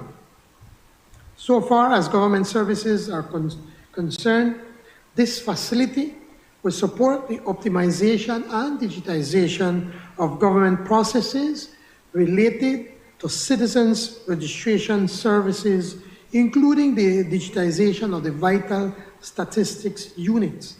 You know, I always remember, you see these landlines at Vital Stats, and then people come there and they have to come from early in the morning, and many instances they can't get them papers, they have to come back, they're looking at some papers, the records are in disarray, some papers get lost, in some instances even the RAP will need some of the papers. So we want to digitize all of that, and that will then be able so that our citizens then can go online and be able to apply for their own birth certificates. We are also working, as we speak, also at the lands registry. Many people like to talk about the lands as being Belize's stock market, that you use that to be able to invest. And there are hundreds and hundreds of stories where people have tried to get their land titles or get it registered, trying to get it mortgaged, to build a house, to invest, send their children to school, or instances when people are sick. And so we believe that by digitizing the lands registry, then we will be able to do even more for people. We're doing more of taking Belmopan to the people, because you would no longer need to come personally to Belmopan, and they'll be able to do most, if not all, of the work digital. And another crucial aspect of the digitization, Madam Speaker and colleagues, is that of a national digital ID. Many instances when you talk to the banks, I know people say, well, when you go to a state, you can open one bank account in 30 minutes, and get a credit card and checking account, but right here I believe you take weeks and weeks and weeks. And I've been talking to the governor of the central bank, I've been talking to the managers of the banks in Belize, and basically all of them come to the same conclusion. It takes so long because they have to ensure who is it that is opening up a bank account, especially when it comes to the issue of corresponding banking. And so they have to go the extra mile to ensure that who this person is. But once we do the digitization of an account and come with a national ID, it will have your biometrics, your fingerprints, your eye, to take a copy of your eyes so that whenever you go anywhere in Belize, they could quickly identify who you are. And with this one ID, the goal is that then you don't have to have a lot of IDs. That will be your national ID, that will be your social security card. Probably we hope that you'll be able to use it for voting, for driving, for pretty much everything like what they do in most countries. and it will also help you then to be able to easily open a bank account. So that is the next step that we will be working towards in providing digital services and taking Belize to the next level. So, Madam Speaker, this loan will also, apart from what I just said, it's not financing the national ID. I just, as way of explanation, saying what is the next step. Madam Speaker, this loan will also finance the creation of a platform to support information exchange for key government services, including the financing of an IT infrastructure and integration of entities to the platform. So again, government departments could be able to seamlessly speak or talk and share information with one another. To support private sector growth and efficiency, a component of this loan will assist Beltrade to develop a digital innovation cluster in Belize that will accredit and build capacity for 4 selected local digital service providers with technical assistance grants of up to $40,000 Belize. Through this loan, government will also invest in a mission-oriented digital innovation incubator, some fancy, the MODII, that will target rural areas with limited connectivity. Many instances where rural people don't have access. They either don't have signal or can't afford to be able to time or to log into the internet. So through this, we want to target these rural areas that have limited connectivity and which will build on the concept of what we call the Belize Enterprise and Innovation Institute to innovate digital solutions to the market, including solutions with a gender and climate perspective. And by gender, we mean that we need to be able to provide even more opportunities for women to be able to catch up in the digital revolution that Belize is going through. Most important, this will direct support and progress for our Plan Belize e-governance agenda. Given the many benefits to be gained from this loan program, we look forward for the overwhelming support of this loan motion from both sides of this honorable House. Madam Speaker, this motion has the recommendation of the Cabinet. I recognize the Leader of Opposition, Member for Mesopotamia. Thank you, Madam Speaker. Madam Speaker, I am sure that in the 98 to 2008 Musa Briceño administration, the former Prime Minister Musa, who is far more eloquent, intellectual than his successor, came into this House and made these types of presentations. But no matter how excited the Prime Minister gets and how loud he gets, it will never erase the legacy of the super bond and all the billions of dollars that the Belizean people were saddled with, Madam Speaker. It does not change the truth of the irresponsible fiscal management that the PUP has to bear, Madam Speaker. I'll give you a current example. The Prime Minister comes into this House and tries to portray himself as some business genius and finance genius, and it comes across as very pompous. Very, very pompous, right? Because we know that it is Chris Cowie that writes everything for you. But, Madam Speaker, you look at the immigration system. Because the presentation of digitization, sorry, Madam Speaker, it is a very appealing presentation, whoever wrote that for him. But you look at the immigration department, the worst it has ever been. And you came into this House and you asked for $25 million US in order to go digital in the immigration department. And now you have to wait 6 months. You go online right now, Mr. Digital, and you try to get an appointment for immigration, get your passport or whatever, and you have to wait 6 months, worse than it has ever been. So don't come in here and give your Chris Cowie written presentations and expect that the opposition is supposed to just roll over. When this PUP party, these PUP administration have an atrocious history of borrowing, Madam Speaker. Do I need to remind you about Bear Stearns? The 250 million US that went missing with nothing to show for it?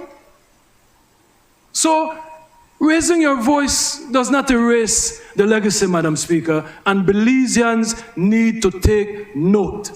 Because we've seen with the $25 million loan for the immigration digital movement that has resulted in a worse state of affairs at immigration. Literally, you go online and try to book an appointment with immigration. The next available time is August or September, Madam Speaker. That is unacceptable. Yet you came into this House and got a $25 million US, $50 million loan motion approved with the same presentation of things getting better. It has not gotten better. I am out there every day in the rural areas, in the towns and in the cities, and life is worse, Madam Speaker. When you talk about borrowing with a vision, so dealing with the COVID crisis, that is not a vision. When the Prime Minister was borrowing and said that he would borrow, he was not doing that in vain. He was doing that to support our frontline workers, to support our population from the fatal COVID-19 pandemic. Don't try to buttress and hide your hypocrisy by telling mistruths in this honorable House, Prime Minister. What you represent is rank hypocrisy. When the previous administration was borrowing, you know that they were borrowing to deal with the pandemic. You come in here and you talk about 12% growth and recovery. But then the question, right? I didn't go to Warhol or Harvard like you. I'm not an economist like you pretend to be. But if you are recovering so robustly, why do you have to keep borrowing? Why don't you spend from the money that Belize has, Mr. Economist? Madam Speaker, when the Prime Minister talks about borrowing with a vision and the results, they are not what he says, Madam Speaker. A 12% growth from COVID-19 levels, even with the adjustment of their thresholds, Madam Speaker, to cook their projections of financial reality. It is nothing to be proud of, Madam Speaker. All the Prime Minister can say is that the economy has rebounded to where it was under the UDP. There is no improvement. The reality is worse when he talks about 5% unemployment, even with the adjusted formula that you now employ. That is not the lowest ever. Under the UDP 2019, we were at 4.4 unemployment rate, Madam Speaker. So again, this borrowing with a vision, he needs to increase the prescription on his glasses, because I don't see us going anywhere. And I remind this country, his predecessor, who was much more intellectual, much more of a great orator, came in here and gave the same nice speeches, and it resulted in the greatest debt that this country ever incurred under the PUP. So don't boast about the blue bond that was started under the UDP to undo the mess that the PUP created. Thank you, Madam Speaker. I recognize the member for Colette. Thank you, Madam Speaker. Madam Speaker, let me begin by saying that I support the loan motion, and I do so because I think that this particular loan, and the argument could be extended to the other two loan motions that are before us to borrow monies from the Inter-American Development Bank. The reasons for borrowing these monies are good reasons. I have been away studying and living in a more developed country, you see every day how easier life can be if it is we have digitized systems in government and also in the public, in everyday public operations. So there is no way that I cannot support this kind of motion that will modernize Belize's systems. But, Madam Speaker, I do have to make the point that, in my opinion, and the leader of the opposition and the Prime Minister as well, both in different ways, hark on what has happened on the past and what the former administration did or did not do. But what has been said is correct. We have heard wonderful stories before, or wonderful proposals about getting this government to where it needs to be in terms of digitizing our national services. And we have not seen those things really pan out. And so while I support the bill, the loan motion this morning, I want to caution and I want to engage the Prime Minister and his administration in trying to ensure that we get the best value for these monies that we are borrowing. And I'm not sure that his description, maybe there is more in terms of the details, but we really have to make sure we get the best bang for our buck. I say that with the absolute hope in mind that we are being cautious as well, and I don't want to engage with any of these IFAs in terms of or borrowing with them. But my experience in the 20 years, I noted, Prime Minister, that you were saying that this is your 30th year in the House, and so I checked when in the year 2003 the elections were, and I believe they were on August 5th of 1993. So that's when you came in. So that makes you 30 years, but I think this month of February, maybe it is in August, that and as well as members like my friend from Freetown, have been here 20 years. And in my 20 years in this House, this is not the first time that we speak about digitizing stuff and we borrow monies from these international financial institutions and we don't see benefits. Number one, I feel that sometimes we borrow these monies and they come with a lot of conditions. They come with a lot of foreign consultations attached. You have to use this certain company that comes from Barbados, and I noted that we made some changes to the Treaty of Chaguaramas, and I listened to the Prime Minister say these are things which we don't really have a choice because we signed on to CARICOM many years ago, the Treaty of Chaguaramas. Well, these things eat away at this money. Yes, we're borrowing a total of $66 million today. Yes, we're borrowing $20 million for this particular measure, but how much of that money is actually going to go into building these digital systems that we really, truly need? It's not a matter of whether we want it.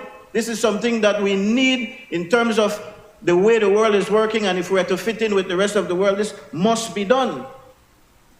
I listened as well, and I got a little bit clearer when the Prime Minister spoke about these incubators in the rural areas and so on, but I have to raise the alarm as well that in this country, we have a very gaping digital divide. It's huge. And so while it is that we are making these loans and we're attempting to digitize things or tell the world we're digitizing things, it will make no sense if we don't first address the issues of the digital divide. You may have noticed that in my one constituency, and I put on record my gratitude to the government for assisting us with the community development funds. Those monies I've embarked on a program to every 2 months or so deliver laptop computers, digital devices to students who I am hoping will go home in very impoverished households and share that computer with their family members in order to get people more on page with what is happening in terms of the technology. That is very important. And I would hope that, I don't know the details again, I would hope that a loan motion like this would seriously encompass more to be done, not up at the, I listened as you said, Prime Minister, about the company's registry and all of these things that the business, and that's important, don't get me wrong, but what is also important is that the rank and file Take, for instance, a person who is going to go to the birth registry or the death registry or whatever to get a certificate.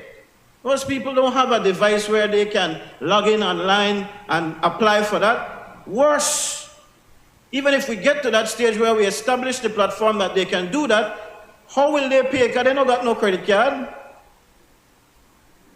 So all of these things need to be worked out, and these things are what is going to make it better for our Belizean people. We need to make sure that when we borrow these monies, and I think, there's a lot that can be said. I could go back to, because there's a lot that you said, Prime Minister, and I understand you are a politician. We are all politicians in this also. You have to paint things to make your party look good. But I join in pointing out that I looked this morning at one of my colleagues on the other side who was here, and I'll call him, when it was said that the PUP administration back then raised the debt from $500 million to 1.2 billion in the 10 years or whatever it was of the PUP's administration between 1998 and 2008. If you go back and you read the PUP manifesto of 1998, when the UDPs were going out of power at the time, you know what the first page of the PUP manifesto said? It said the Borough administration has the debt at a staggering, that's the word they use, staggering $500 and something million. $500 million was where the debt was in 1998 when the UDP was about to leave office. And within the 10, so this blame game about who borrow more and who borrow debt. And I hear the Prime Minister again saying borrowing is important. I agree. It's a different Sankey from what he was singing when he was in opposition, but that is politics. That is politics. I'm not going to get into all of that back and forth, but now that we have cleared the debt, and I hasten to point out a little politics, if you allow me, Madam Speaker, that it was the UDP, man. I don't want to get into the back and forth, but we have to set the record straight. When you went to wherever country you went when they were signing on to the Blue Bond, or you were around parading saying, this is something good for Belize, the lady right beside you had told you how long the negotiations were going on, right there in the meeting, public stage. If these negotiations were going on and the turnaround, Prime Minister, what is it, 1 year and a half, 2 years? When you were just in government for 2 months? Come on. So give credit where credit is due, but that is water under the bridge. The debt has been renegotiated. We are at a stage now where we have the fiscal space to borrow, and I am in agreement with making sure that we make loans that make sense. And this one does, but it has to make sure, we have to make sure that we get the best bang for our buck. And so I don't know who was involved in negotiating it. Sometimes these things come to the National Assembly. Sometimes it comes here after the fact. Things have already been agreed. But my experience in working with the IDB and with the CDB and so on is that if you're not happy with what they're giving you, you need strong leadership to negotiate and renegotiate. I think the Minister of Infrastructure pointed to that. You have to go back and you tell them, no, I don't want this. And it's not every person who comes and offers us a loan, because Belize is a hot item right now. It's a hot item. Everybody wants to lend money when you have the fiscal space to do so. The Blue Bonds allowed us some fiscal space. The renegotiation of the Petro-Carib funds, loans, again gave us some fiscal space. You spoke about the debt to GDP ratio falling. Of course it did. So now, you see, I just gone over how the Blue Bond come about, But my point is that yes, it's a hot item. Everybody wants to lend you, and we need to be careful. Now, the actual terms of the loan are not something that we can complain about. The interest rate, the grace period, all of that. So that is not my point. In fact, I started off by saying that I'm absolutely going to support these loans, but I want to make sure, Madam Speaker, that the government understands that if we're not getting the best bang for our buck, otherwise we'll come back here like the leader of the opposition said, after the 25 million for immigration we are no better off. And that has to do, again, with what I've said. The people there at the bottom don't get the resources that they need in order to participate in this. Then people with a line up, not got no computer. In fact, even when they're applying for a visa in the to go to the United States, they have to go to some kind of consultant who then puts in all that information in a computer for them and charges them an amount of money to do that. We want to make sure that our people don't have to do that. And these programs and these loans and these monies that we're borrowing really ought to be targeting them. So I make that appeal. We had initiatives in the school to make sure we bridge the digital divide. I haven't heard anything about that kind of initiative recently, except for one that was rebranded with Digi. But we need more of these initiatives. That's a good place to start. When we get our children on board in the classrooms with technology, they go home and they share it with their families, and that helps us to lower the divide. I'll say one more thing, Madam Speaker, not really having to do with the motion, but it was brought up by the Prime Minister in the last. And I say this because, in fact, it does connect. And I'll tell you how, Madam Speaker. If we don't see the connection between unemployment and the hardships that our people face, with not being able to afford the technology and get into the technology and do these things, if we don't see that, then we're missing the boat. And when the Prime Minister describes the unemployment situation, I was taken aback. That, to me, we've got to be more responsible in terms of, and accurate in terms of dealing with the unemployment situation in this country. There is no way that unemployment has fallen from, what was it, 30-something%, you said, Prime Minister, to 5%.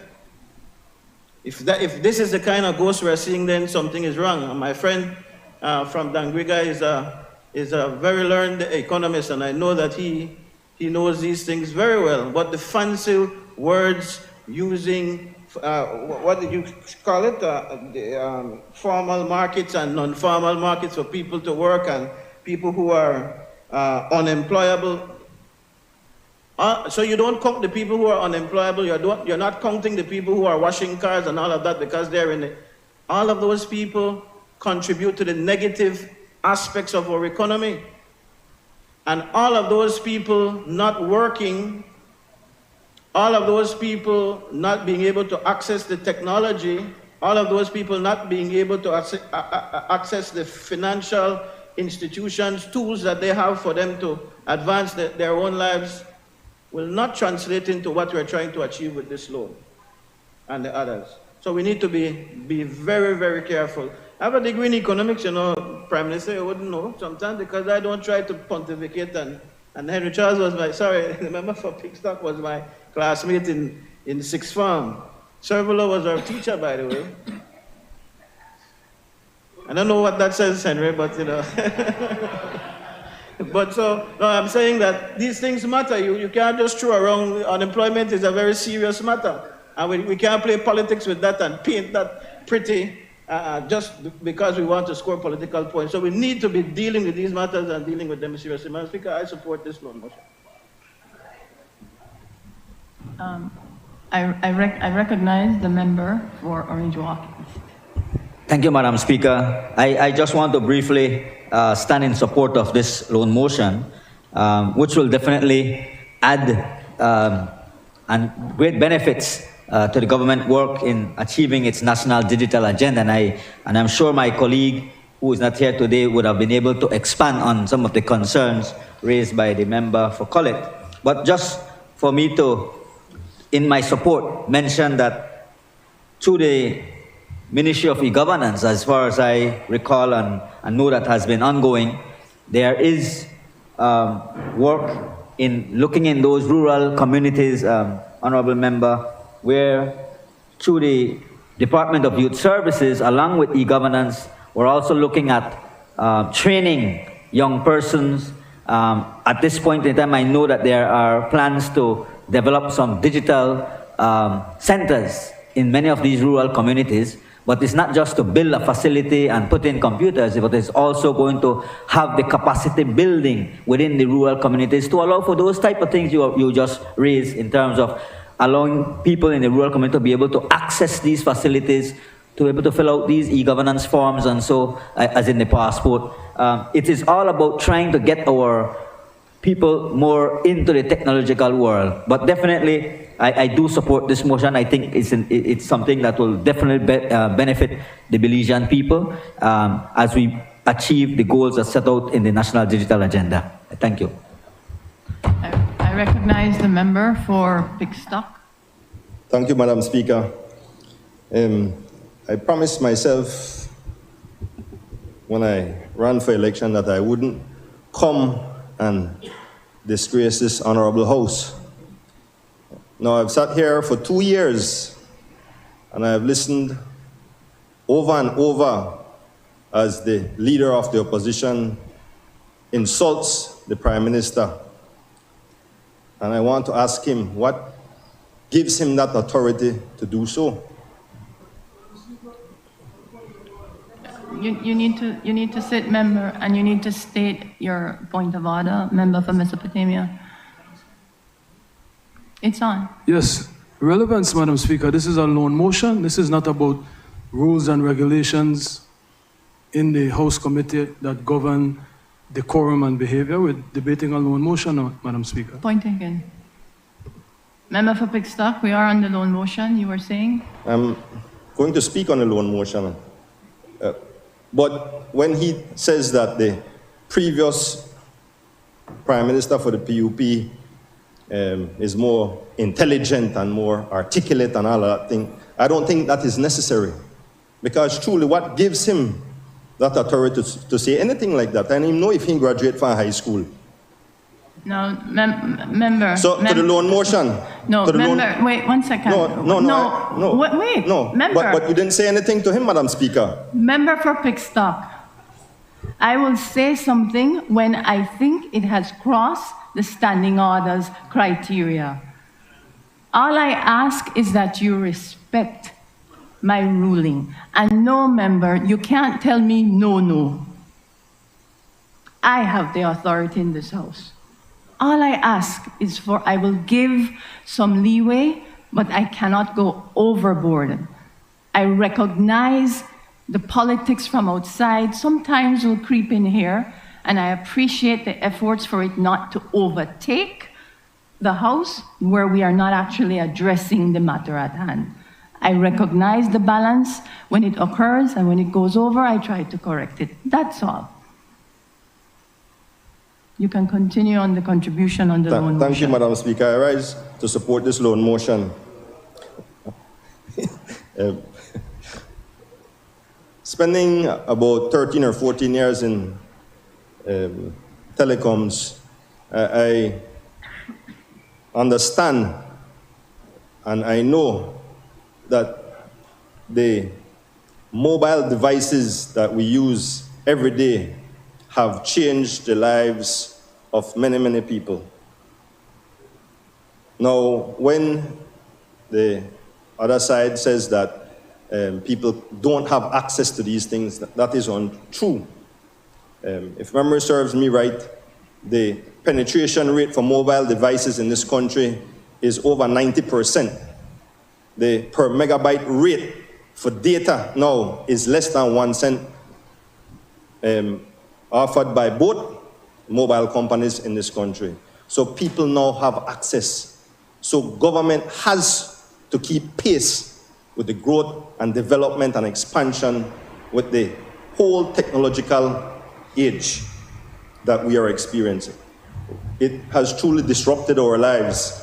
So 24/7, 365, we have access to everything in this world, your bank account, every single thing. And so it is important for us to keep pace. They also said that the immigration department has gone backwards. In fact, I don't know if former or still ranking member of the UDP boasted on social media that it was the most efficient experience that she had when she went to the immigration department.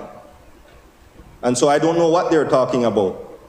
But I support this loan motion because it will improve the quality of life and the accessibility for key people all across this country. Thank you. I recognize the member for Kaya South.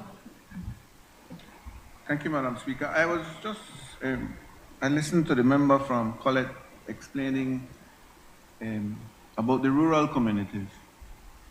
And yes, the rural communities, we might not have access to all the computers that we might need to have. But as the member from Pickstock recently mentioned, everybody have a cell phone now in rural community that has access to all the data that is available. And the mobile phones that we are now using, they are much better than the computers I used in my time.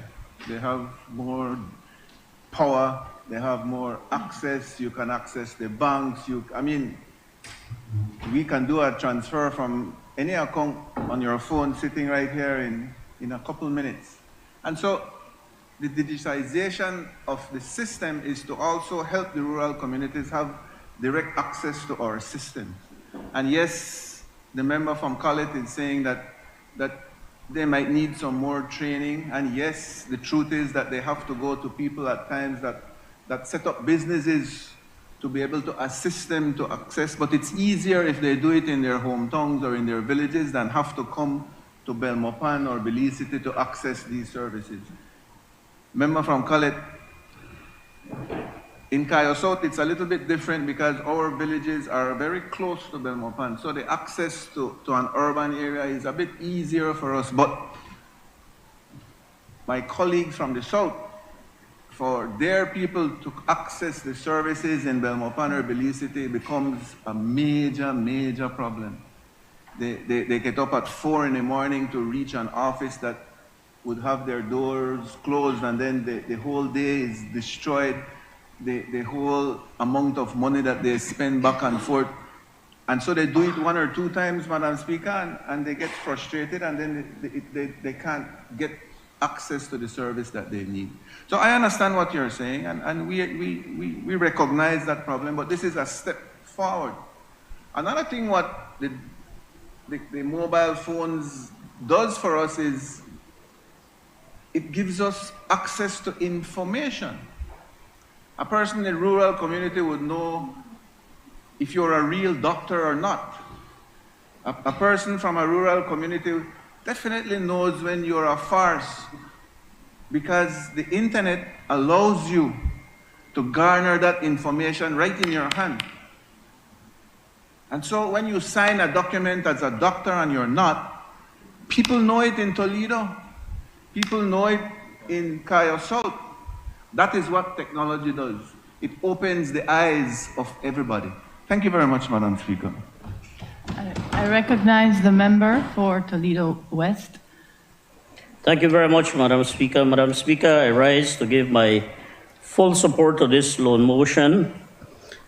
And Madam Speaker, my reason for doing so is because I believe that this motion is very important, particularly in the context of where we are today, living in a very technological age, and where it is important for people across this country and really across the world to be able to access services in a very timely and efficient manner.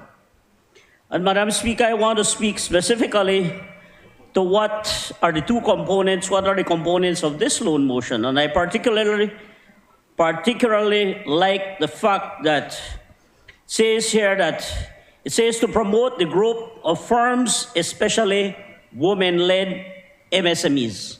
I think that this is important, Madam Speaker. Our commitment on the Plan Belize was that we are going to empower our women. And I see, particularly because I represent the rural area, it is very important, and we have across this country women who are engaged in various productive activities. But they need support. They need support particularly to be able to, research, to be able to improve whatever activities they are engaged, whatever economic activities. They need technology to be able to promote and to market their products. So this, I believe, is something that can significantly help, especially our women in the rural areas. I also like the fact that it speaks to promoting the efficiency of firms through digitization of licensing processes and to reduce the cost for citizens through the digitization of civil registration services. Madam Speaker, I represent a constituency where I have 28 villages. And to a great extent, we still have more than 10 villages in my constituency that do not have access to electricity. But I'm happy to report that under this government, under Plan Belize, we are working very diligently with our stakeholders, with our donors. The government of Belize is working diligently to ensure that we can bring electricity to these rural communities. And currently, as we speak, there is a project that, yes, it has been delayed, but it is on stream, and pretty soon you're going to have 3 communities, Medina Bank, Golden Stream, and Indian Creek, that will have access to electricity. That is a major plus. We also have, Madam Speaker, in the pipeline, where we are currently engaged in our rural communities through the FPIC process to bring electricity, if that is the wish of the communities, I can say that yes, that is the wishes of those communities. For San Vicente, for Halacte, for San Benito Poite, and we are currently speaking to Dolores as well. So this is going to improve the lives of our people, and once electricity is there, then it means that you can have access to telephone and internet services. So if we tie in this activity under this loan motion, it all seeks to improve the lives of our rural people. And I want to go to the example that the honorable member from Cayo South raised. When you consider the rural people, they get up very early, and they have to travel so many miles to access a birth paper, to be able to deal with land issues, or to be able to apply for a passport. It's very costly. And currently, through the Ministry of Public Utilities, I know that we're engaged in discussions. In fact, we have visited at least 2 sites in the Toledo district where the plan is to establish at least 1 digital center in the first phase. And I am certain that with that being put in place, there is the plan to expand that. Now, what is it that we envision under this plan, Madam Speaker, in creating this digital center? That people will be able to come to a centralized area. It's not going to be too far. It's not going to cost them so much as if they have to come to Belmopan or to Belize City, and they will be able to access all government services online. That is significant. That is going to reduce time. That is going to reduce cost, and it is going to provide an opportunity for our rural people to be able to access services that they need. Particularly, as I said, our women and our young people. So, Madam Speaker, this is a great initiative. I heard the member from Collet speak to the issues that particularly he's concerned that, the rank and file get those services. And yes, I agree. But I am certain that in the execution of this project, Madam Speaker, that this loan motion seeks to address, that those are the issues that are going to be addressed. So, Madam Speaker, I believe that this is a good initiative. I support it, and I urge that side to support it. Thank you. I recognize the member for Fort George. Sorry, Prime Minister, I'll be brief. Madam Speaker, I rise to support this loan motion. As the Minister of Public Service, I just wanted to say that this is part of our modernization exercise happening in the public service right now. And certainly I don't need to repeat what my colleagues on this side have said, and taking into account what the member from College said when it comes to these IFIs and the way that they disperse funds and the way they try to dictate terms. We certainly want to make sure that the purpose of these funds They go towards making the public service as efficient, as effective as possible. Part of the component is the training of our public officers to make sure that they are sensitized, that they know how to handle this new system that is coming on stream, and I think that's important as well. Madam Speaker, I just wanted to rise and support the motion. Thank you. I recognize the Honorable Prime Minister. Thank you, Madam Speaker. Madam Speaker, I will not waste time with answering many of the falsehoods, yes, untruths that the leader of the opposition just said, but if it would make him feel like a big man to attack me personally, please go ahead. I've been in politics for 30 years, so that does not bother me for a moment. So please proceed. Please proceed. Go ahead. That will make you feel like a big man. But just a slight correction. We did not borrow 35 million US nor $35 million US. We borrowed 20 million Belize. And we were forced to borrow to be able, because the system that we inherited from the previous government was archaic, it was obsolete, it was not working, we were running out of passports. And so we had no other option but to do it. But despite what has happened, is not that Belizeans are excited about this passport because it has the biometrics and it makes it easier for traveling worldwide. And so Belizeans are rushing the passports.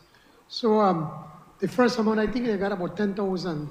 I think it's 10,000 as the first batch. And we expected that would have lasted for some time. But people are rushing it, and because we're so efficient, we've been producing them very fast.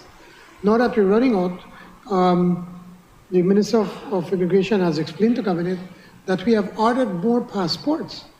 But the issue is, or the challenge is that now you no longer order just paper. These are embedded with a microchip. And as you all know, I'm sure all of us are aware, that there's a worldwide shortage of microchips. And that is why it's taking a bit longer to be able to get these passports. It has nothing to do that the system is not good. It's because the system is so good and everybody wants a new modern passports that we did not foresee that we'd have had so many people coming to get their passports. Madam Speaker, I generally agree with pretty much most of what the Honourable Member from Colette said. And he is right when we have to say we have to make sure that we get value for money.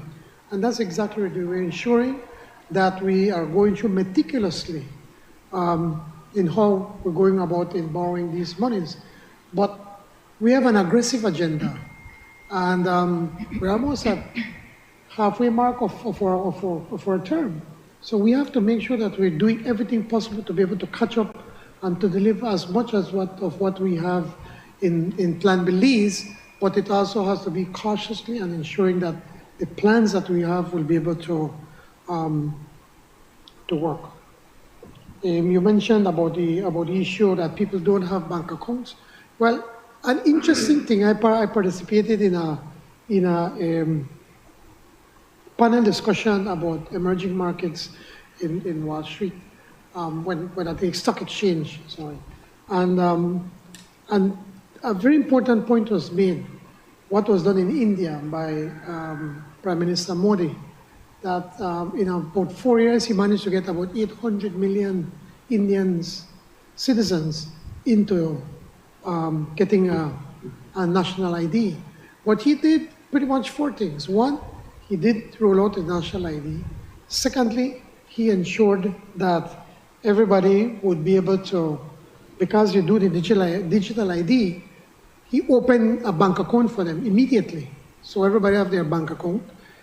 Thirdly, then he did ensure that now many of these people in rural areas that did not have a phone, that they could get a phone so that they could access the bank.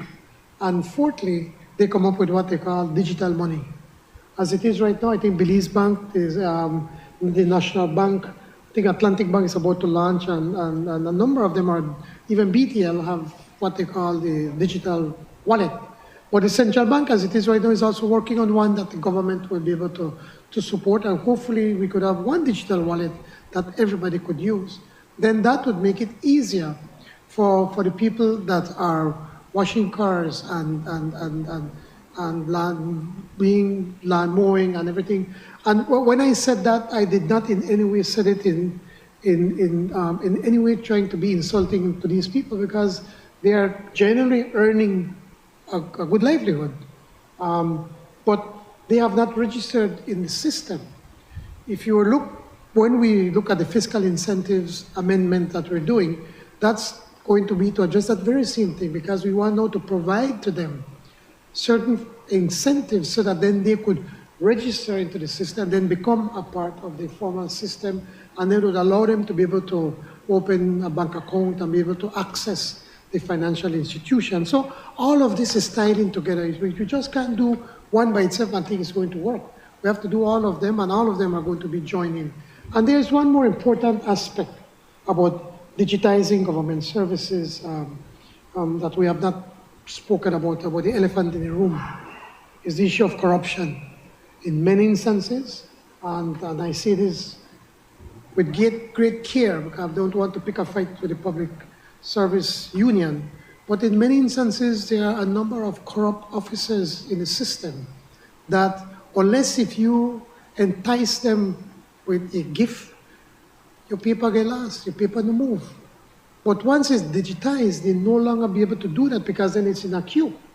And then it will not only be efficient and effective and transparent, but it will also help us to be able to combat something that all of us in this room agree to, that we need to be able to curb corruption in government. That said, Madam Speaker, I move the motion. Honorable members, that motion is referred to the Finance and Economic Development Committee for examination, consideration, and report. I recognize the Honorable Prime Minister and Minister of Finance, Economic Development and Investment. Madam Speaker, I seek the indulgence of the Honorable House to have this motion be taken through all its stages this day. Honorable members, the question is that this motion be taken through all its stages this day. All those in favor kindly say aye. All those against kindly say no. I think the ayes have it. I recognize the Honorable Prime Minister, Minister of Finance, Economic Development and Investment.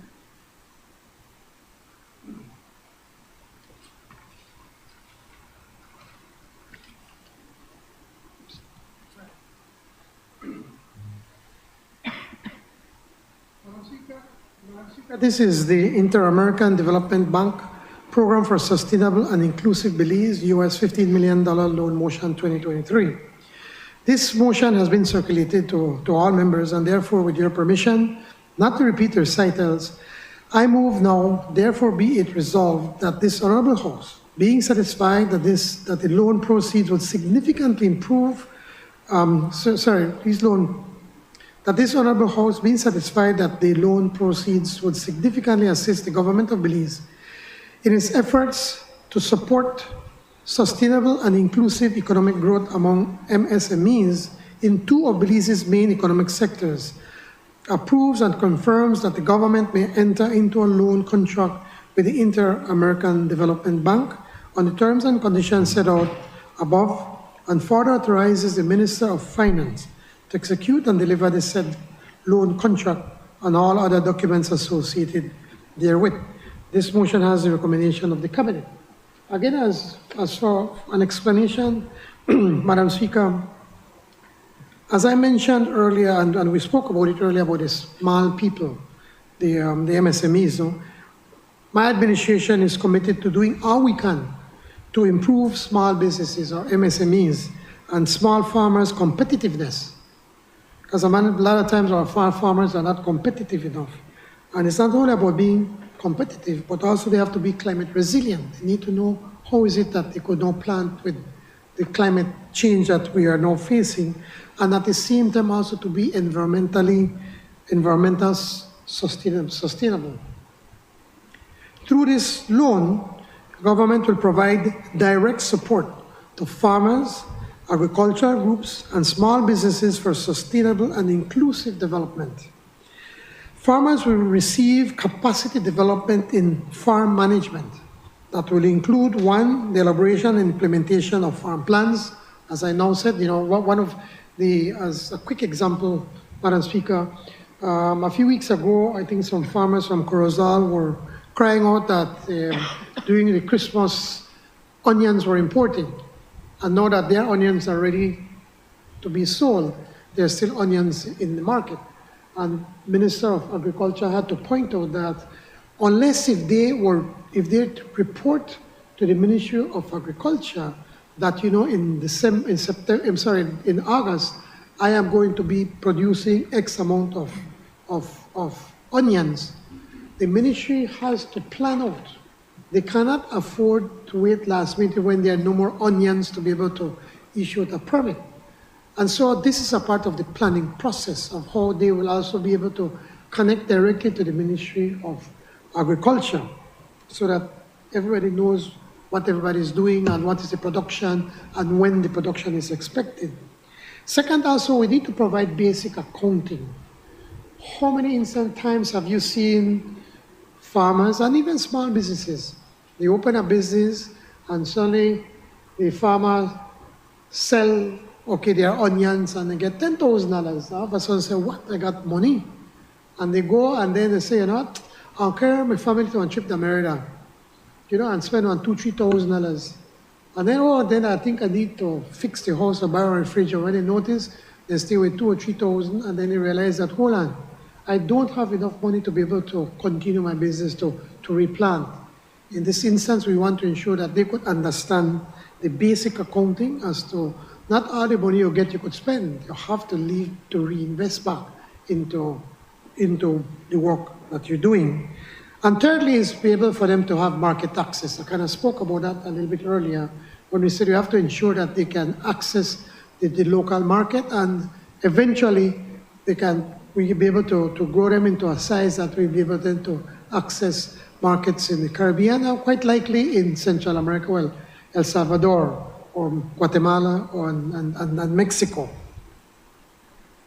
But we're also going to go one step further, but for training.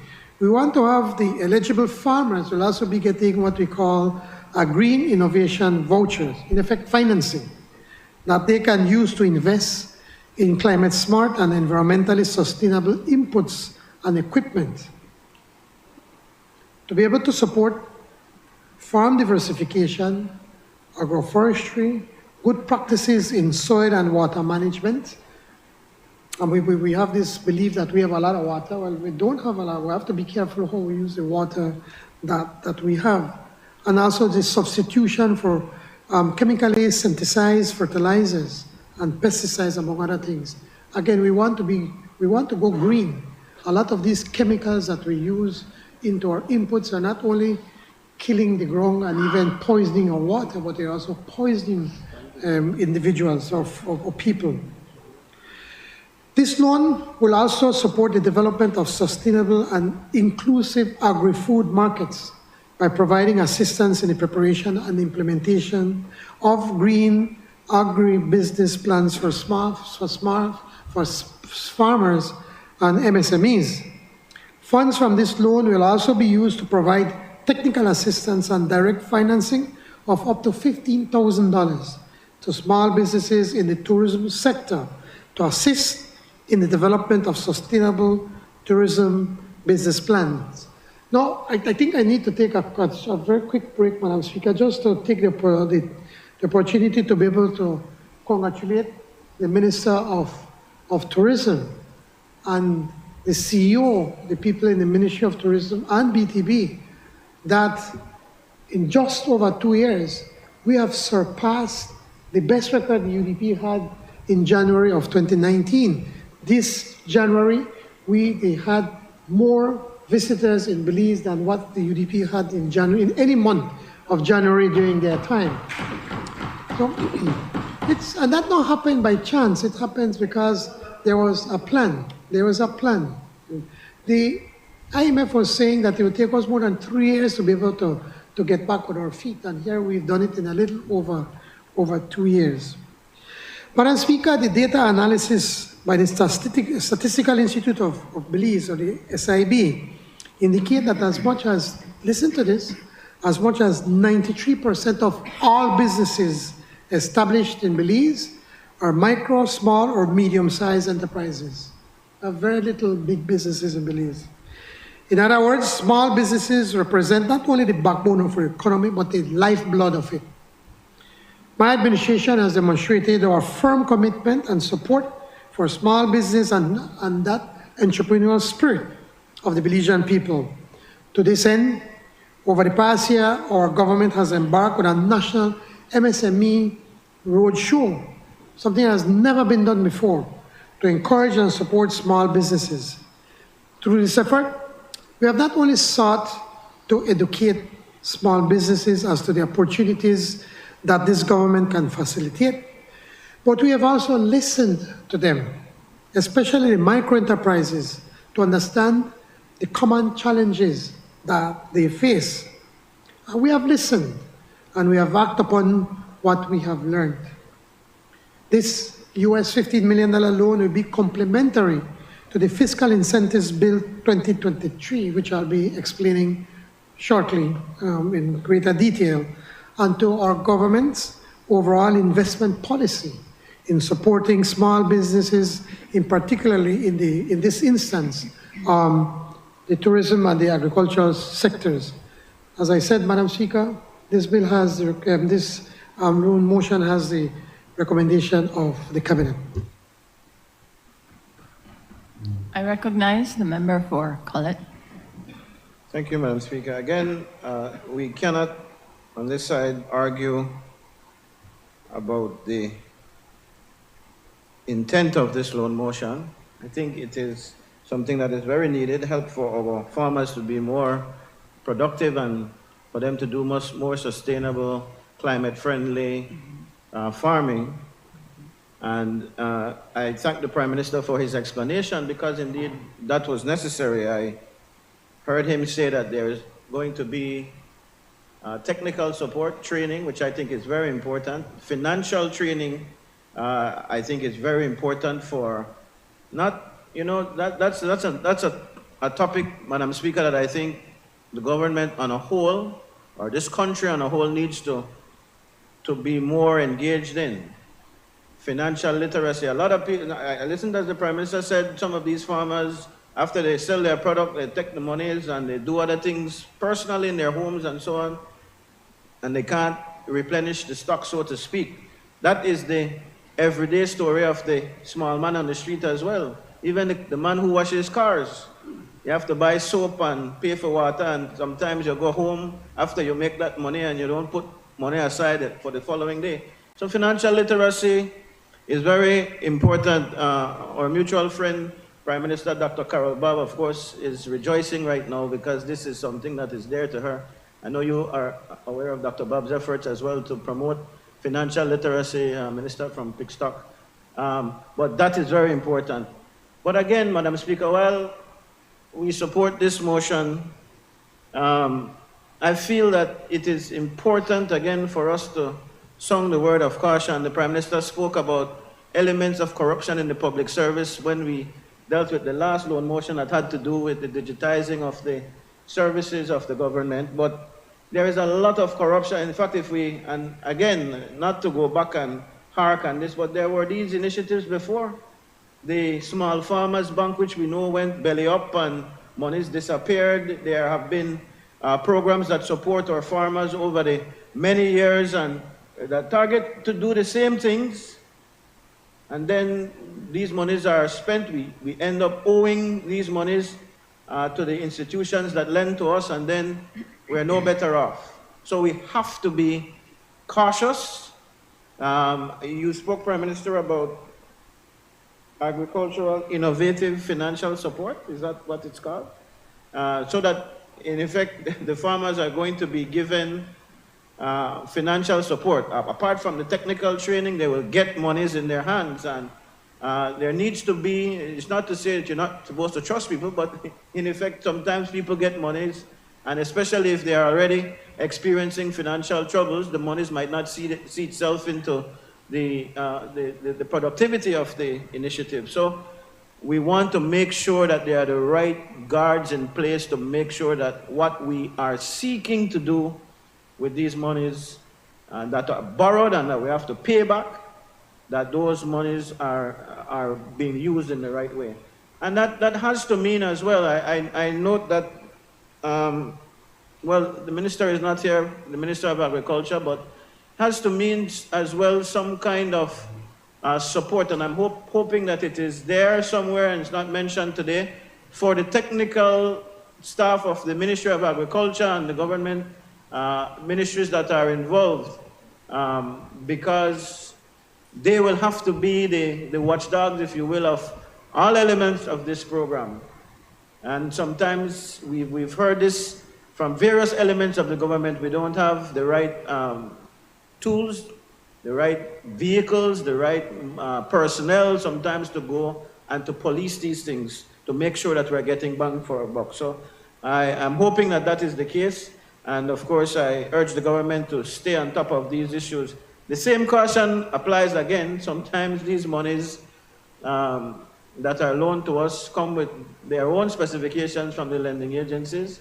Let us try to get the most of it. That's not an exaggerated point, you know. Like millions of dollars I've seen where they come in and they tell you, well, and they do it craftily sometimes. They tell you, well, you have to do a bidding process to see who will qualify to do this. And consultants, only consultants from XYZ are qualifying to do it. So that boxes out a lot of the local people who could do it. And then you have to hire somebody from outside who will take one good 20-25% of the proceeds of the loan in order for you to pay them off over time.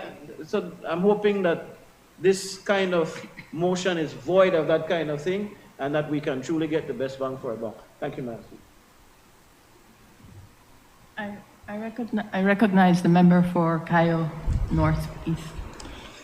Madam Speaker, I rise to support this loan motion. Certainly, what the Prime Minister mentioned is certainly what our ministry also from Sustainable Development is looking forward to also work along with the Ministry of Agriculture to see how we can partner and assist. Certainly the issue of agroforestry, we have an agroforestry policy, and certainly now it is time to put it into action, to put into implementation. Madam Speaker, the issue of land use change, it has to be incorporated. This program will, as Prime Minister mentioned, assist these farmers who have been using lands for years and have now become unproductive to start to plant some trees. We know the new industry coming up with coconuts, other plants, and to make these degraded lands productive. As a matter of fact, our ministry has a program called the Bun Challenge, where we will be planting and restoring about 130,000 hectares of land, of which some of those will be degraded lands.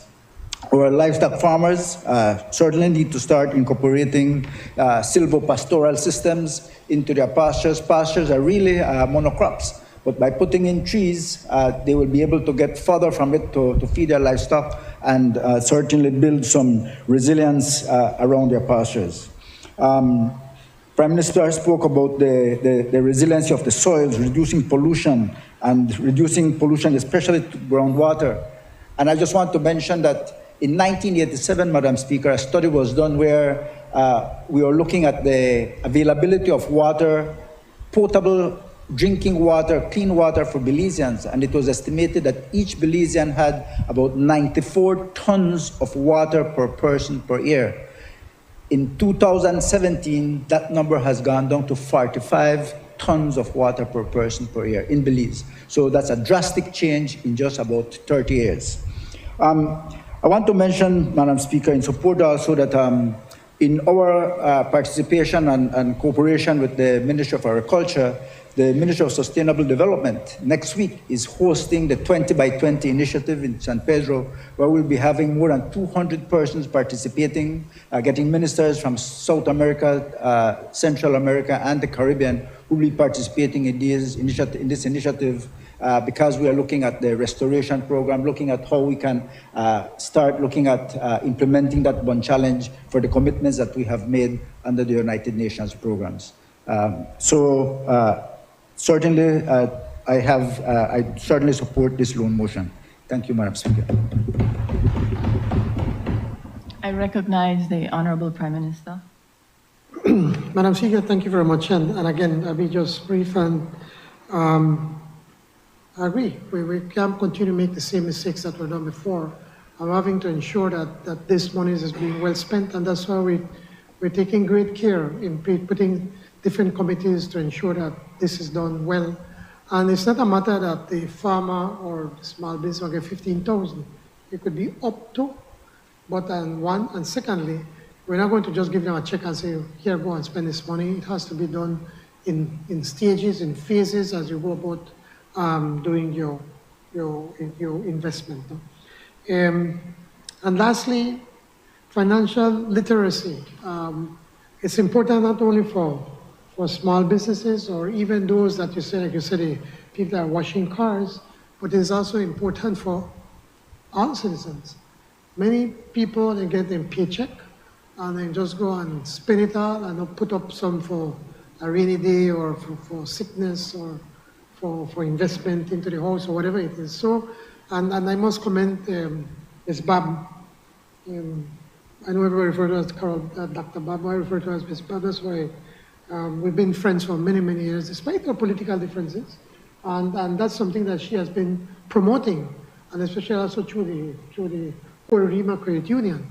And I wish that we could have more people doing that kind of work, promoting financial literacy to our people, so we could be more responsible in how we manage our monies. Madam Speaker, I urge support from both sides of the House for this loan motion. Thank you. Honorable members, the question is that this motion, I recognize, honorable members, that motion is referred to the Finance and Economic Development Committee for examination, consideration, and report. I recognize the Honorable Prime Minister and Minister of Finance, Economic Development, and Investment. Madam Speaker, I seek the indulgence of the Honorable House to have this motion be taken through all its stages this day. Honorable members, the question is that this motion be taken through all its stages this day. All those in favor kindly say aye. Aye. All those against kindly say no. I think the ayes have it. Announcement by the Speaker. Honorable members, it has been agreed that the following motions pass this day. 1, appointment of Ombudsman Motion 2023. 2, Inter-American Development Bank Trade and Investment Facilitation Program for Belize, US $8 million loan motion 2023. 3, Inter-American Development Bank Program for Digital Innovation to Boost Economic Development in Belize, US $10 million loan motion 2023. And 4, Inter-American Development Bank Program for Sustainable and Inclusive Belize, US $15 million loan motion 2023. As you are aware, under Standing Order number 74, all proposed legislation, messages, petitions, motions, and other matters relating to the subject mentioned under the title of each standing committee shall be referred by the House to such committee for examination, consideration, and report to the House. For this to be done, other than by suspension of standing orders, is for me to suspend today's sitting to enable the Constitution and Foreign Affairs Committee and the Finance and Economic Development Committee to examine, consider, and report to the House on the motions. All those in favor kindly say aye. Aye. All those against kindly say no. I think the ayes have it. The sitting is therefore suspended until the Constitution and Foreign Affairs Committee and the Finance and Economic Development Committee have concluded their business.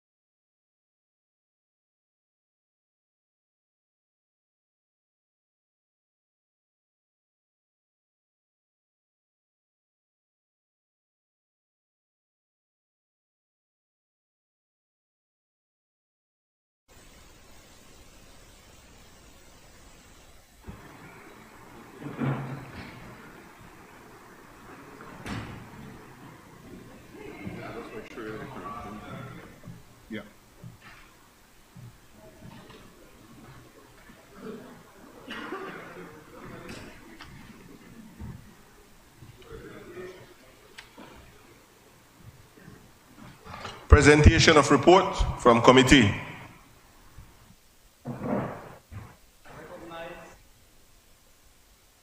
I recognize the Honorable Chairman of the Finance and Economic Development Committee.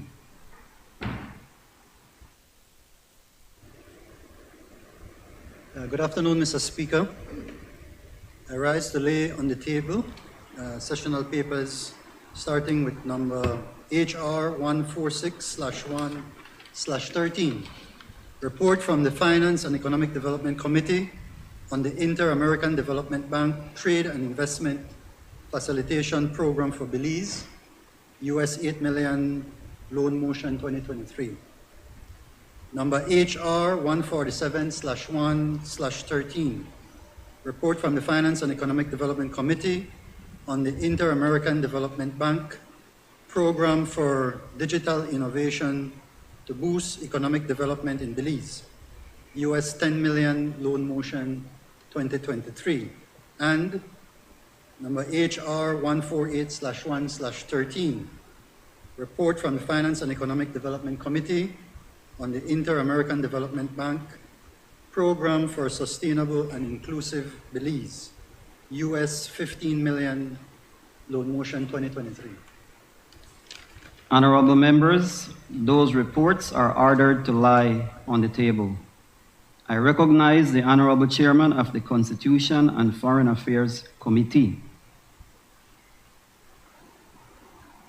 It's an honor to have you in the chair, Mr. Speaker. I rise to present and lay on the table sessional paper number HR 149/1/13, report from the Constitution and Foreign Affairs Committee on the appointment of Ombudsman motion 2023. Thank you, Mr. Speaker. Honorable members, that report is ordered to lie on the table. Public business, government business, motions. I recognize the Honorable Prime Minister and Minister of Finance, Economic Development and Investment.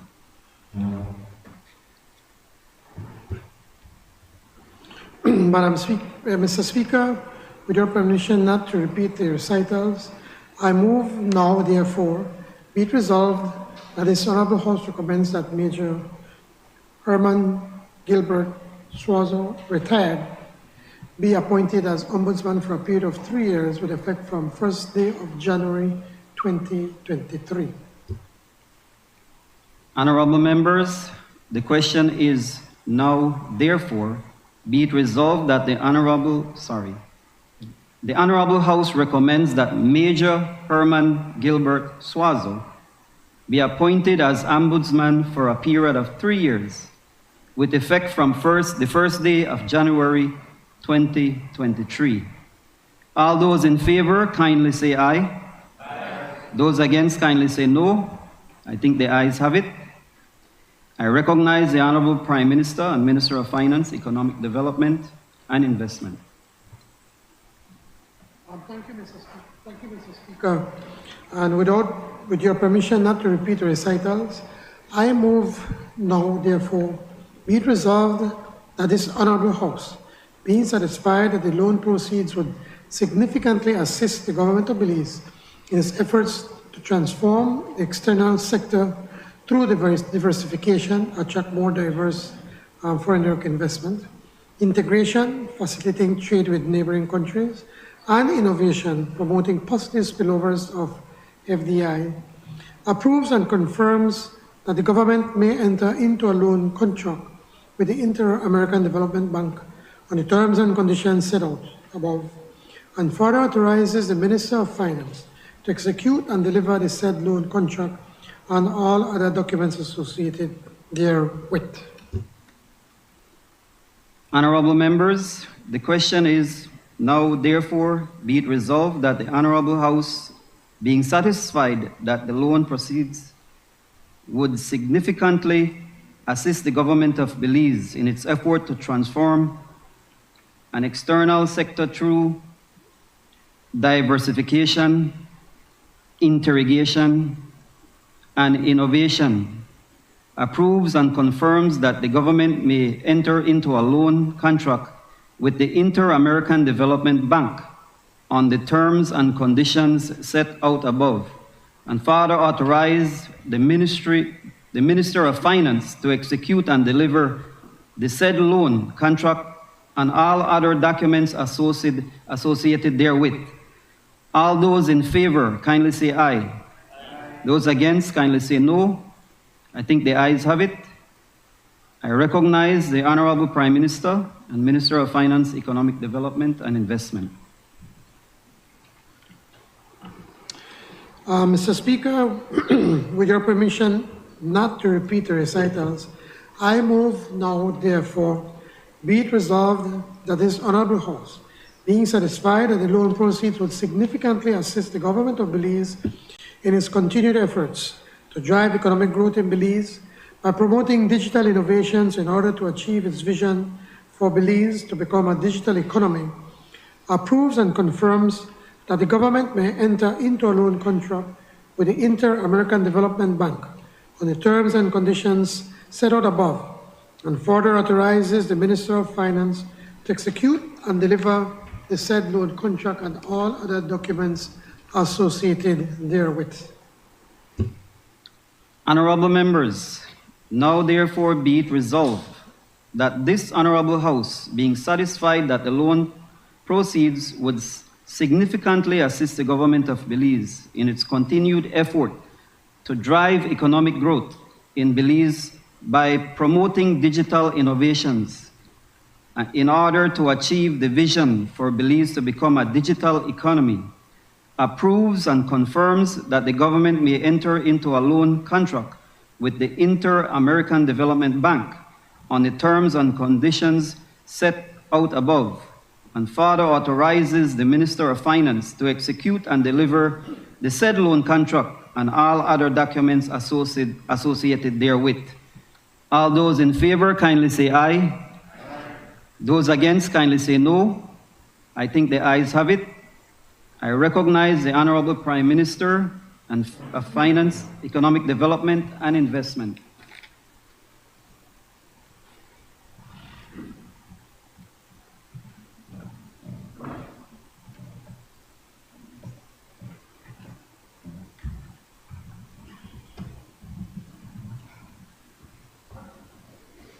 I recognize the Honorable Prime Minister. Madam Speaker, with your permission not to repeat the recitals, I move now, therefore, be it resolved that this Honorable House, being satisfied that the loan proceeds would significantly assist the government of Belize in its efforts to support sustainable and inclusive economic growth among MSMEs in two of Belize's main economic sectors, approves and confirms that the government may enter into a loan contract with the Inter-American Development Bank on the terms and conditions set out above, and further authorizes the Minister of Finance to execute and deliver the said loan contract and all other documents associated therewith.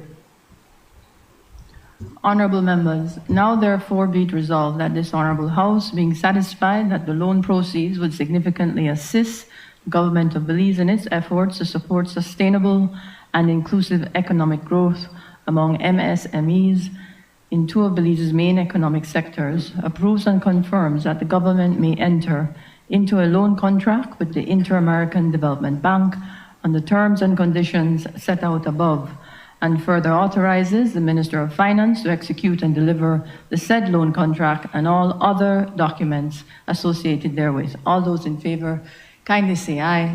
Aye. Those against, kindly say no. I think the ayes have it.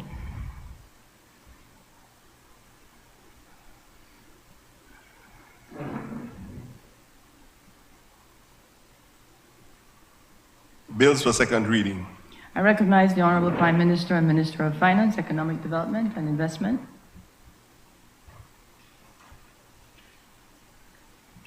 Madam Speaker, this is the Financial Services Commission Bill 2023. I move the second reading of a bill for an act to repeal and replace the Financial Services Commission Act, Chapter 272 of the Substantive Laws of Belize, Revised Edition 2020, to strengthen the regulatory and supervisory framework for financial services and to provide for matters connected therewith or incidental thereto. Madam Speaker, as way of explanation, I did, but let me repeat once again.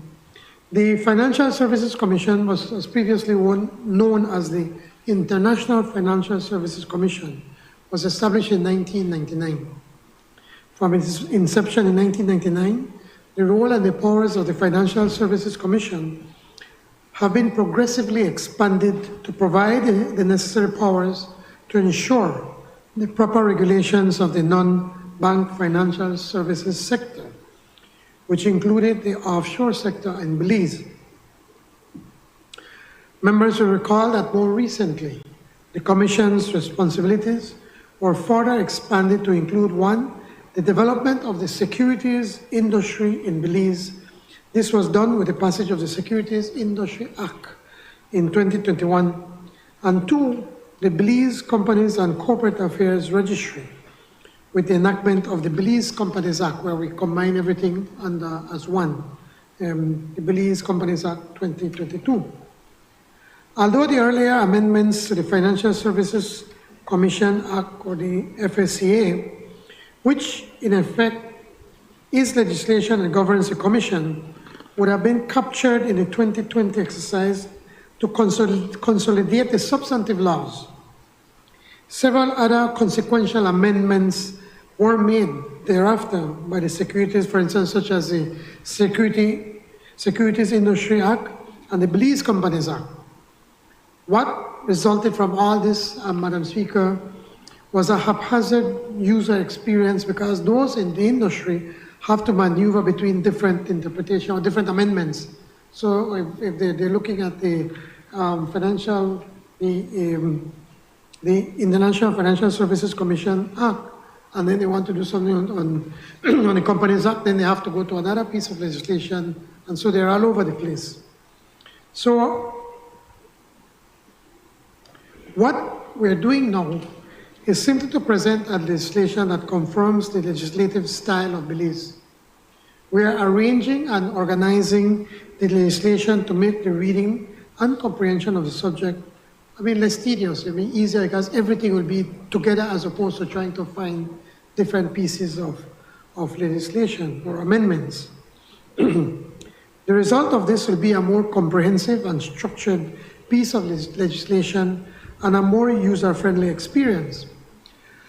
As well, the bill before the House today will help to strengthen the regulatory powers of the Commission and introduces a number of key provisions to address key deficiencies identified during various assessments by a number of international organizations, such as the Organization for Economic Cooperation and Development, the OECD, the Caribbean Financial Action Task Force, or the CFAC.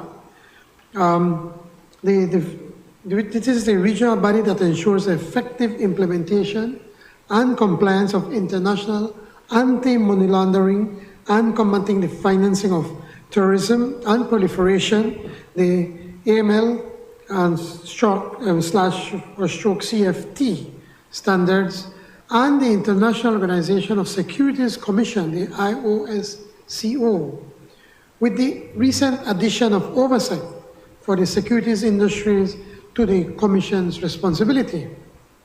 Belize's compliance with the recommendations and standards of these international organizations, they are the ones that set the standards. It's imperative to ensure that we remain off any blacklist or sanctions that could prove to be detrimental to Belize.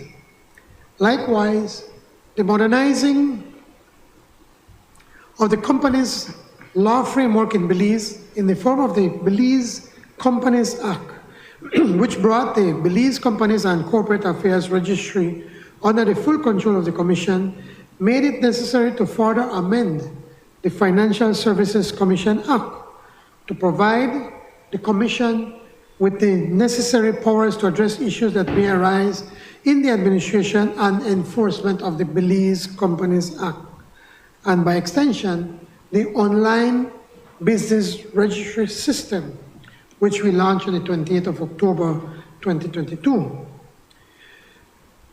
With the launch of the Online Business Registry System, or the OBRS, new categories of practitioners and service providers who will require licenses to operate in this sphere were established. The Financial Services Commissioner would not have previously made provisions for this, and it would therefore need to be amended to follow for full regulatory and enforcement powers. So in effect, we'll have to do another amendment to the bill. So in effect, we're introducing a new bill where we're putting everything together and making the necessary changes for the other services that have been put under the Financial Services Commission.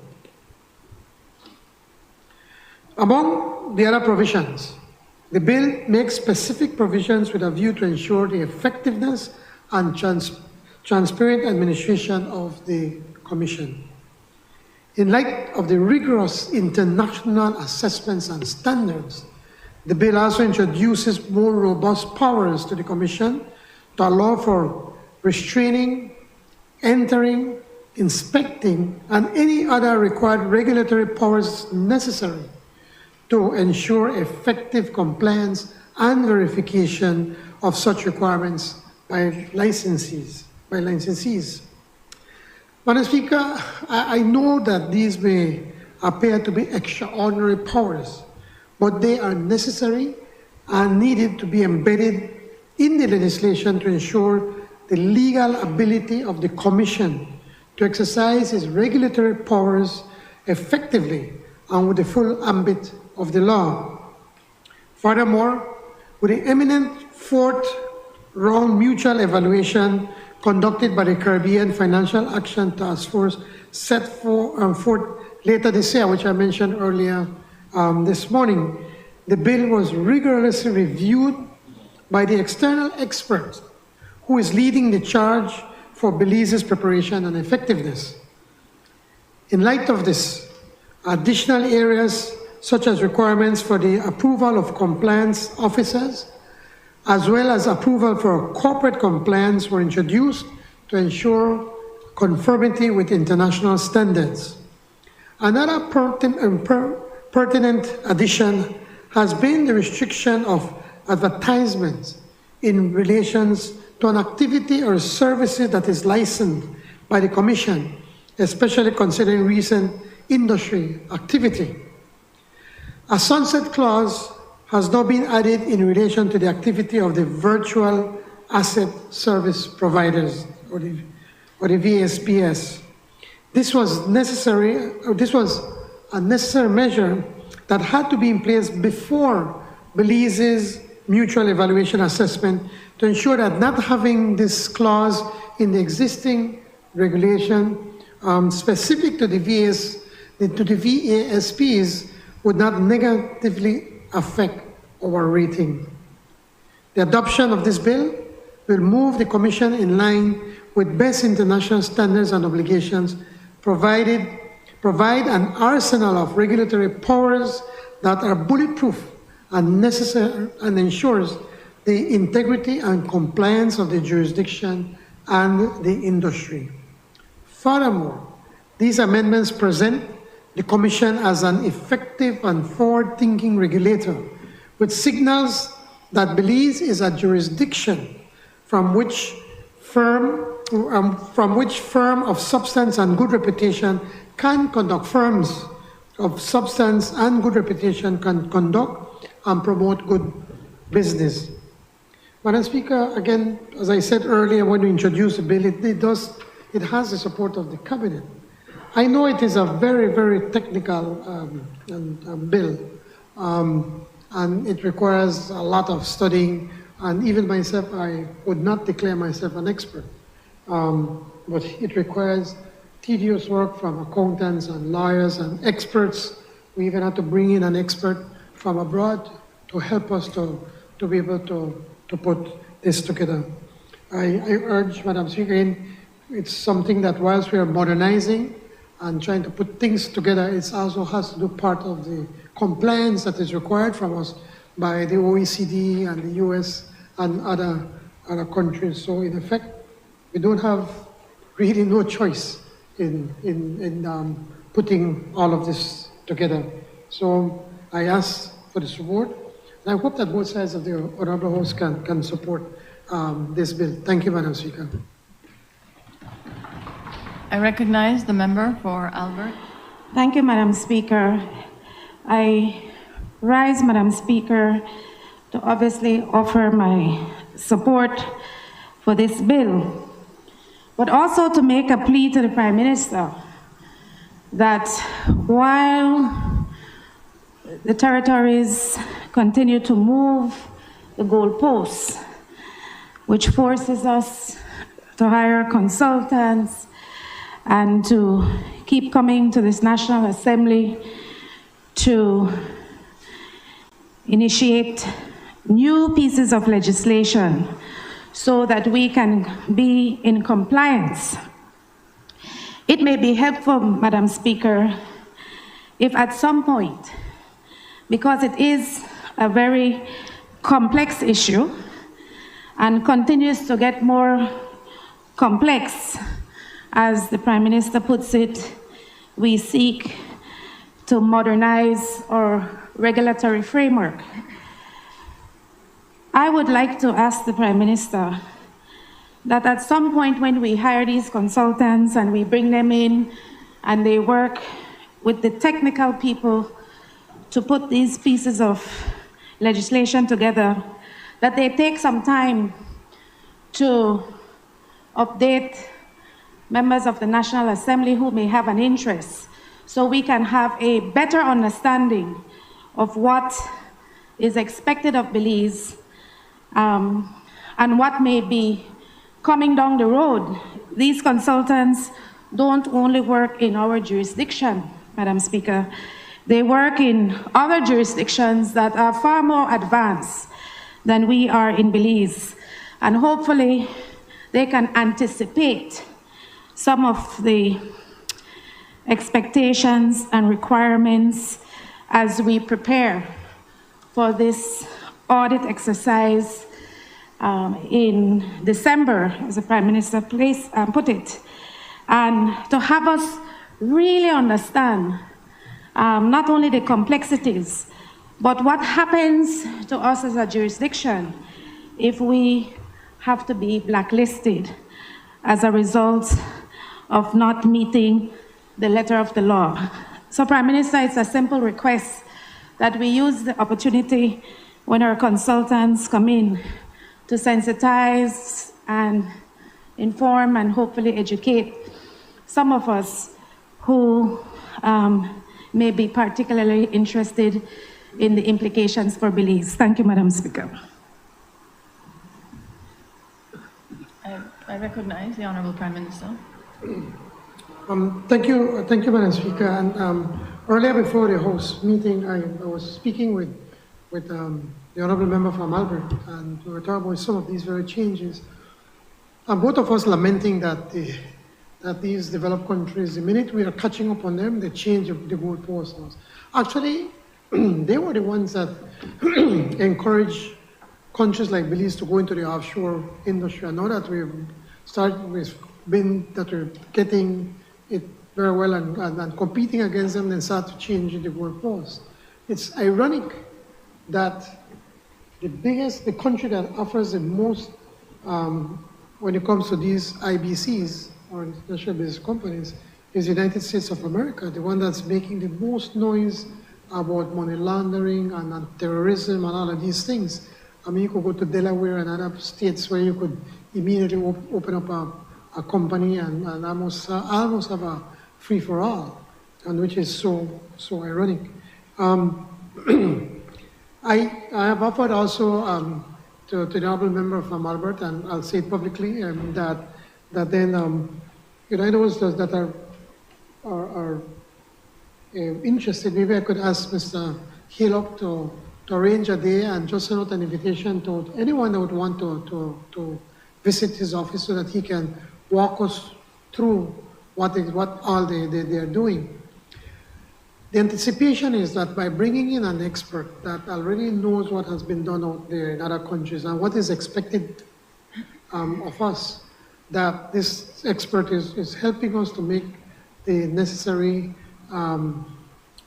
we're helping putting this bill together that will be able to meet the standards or the requirements from the peer review that will take place in December. I think in June, I think they'll come and do a quick walkthrough to see where we are, what are the things that we have to catch up. This includes works not only from the Financial Services Commission, it includes work from the Central Bank and also from the Financial Intelligence Unit. So all of them have to be working, and it's a tremendous amount of work. I mean, as I said earlier, lamenting that we're spending a lot of resources, a lot of money that we could have been using elsewhere. But, you know, we don't make the rules, we have to live by the rules, and that is where we're making, introducing this whole new piece of legislation in anticipation of the changes that are required from us by the OECD and other countries. That said, Madam Speaker, I move the debate. Honourable members, the question is that the bill for an act to repeal and replace the Financial Services Commission Act, Chapter 272 of the Substantive Laws of Belize, Revised Edition 2020, to strengthen the regulatory and supervisory framework for financial services and to provide for matters connected therewith or incidental thereto, be read a second time. All those in favor kindly say aye. Those against kindly say no. I think the ayes have it.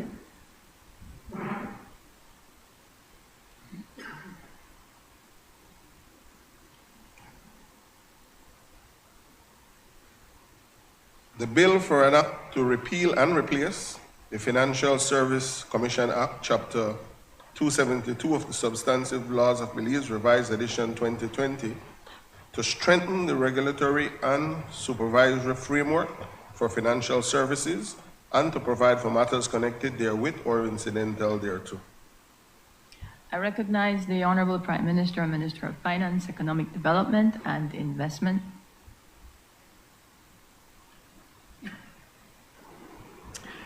Madam Speaker, this is the Credit Reporting Bill 2023. I move the second reading for a bill for an act to provide for a fair and accurate credit reporting system within the financial system in order to facilitate objective credit decisions, to enable the sharing and reporting of credit information, to provide for the regulation of a credit reporting and credit reporting services, to provide for the protection of consumer protection information, and to provide for matters connected therewith or incidental to. Wherever you go in other countries, Madam Speaker, in most countries they have a credit bureau, and people are very careful in making sure that they take care that they have what they call good credit, especially many Belizeans, if they are asked, their families that live in the United States, how important it is to be able to maintain good credit. Now, unfortunately, Belize, we have not done so. And the idea is by having this reporting, this credit reporting bill will pass into legislation, it will allow us to be able to set up a credit reporting system. I think what the most important thing from this credit reporting system, and it's something that the Honourable Member from Colette brought up earlier this morning, is that what about the small man? What about the small women? What about the small business people that do not have big collateral or don't have a credit history with the banks? What about them? What is it that we can do for them to be able to have access to the financial services, to the banking system, or go to courts to be able to get credit, or to any other store? These businesses would rather give to somebody when no have collateral and got money, because then should something go wrong, they can go after them. But the small man, because they have no credit history, then can't borrow.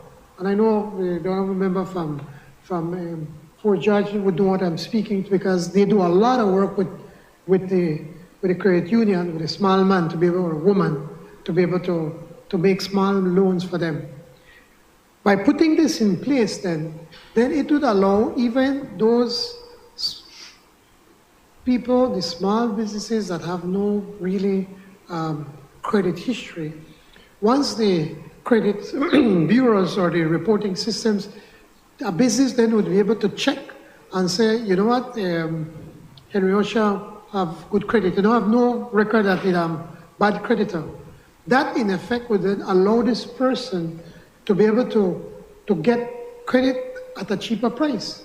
Because a lot of there's small people, I hate using the word small people, but that do not have collateral. As in many instances, they take advantage of them. Because they can do better, they charge them a higher interest rate. And a lot of times what they do, they don't have access to the financial institutions, so they go to the pawn shop. And then the pawn shops charge them exorbitant credits, which is really criminal in many instances. We don't want to be personal. I said many, and I say, okay, make that clear.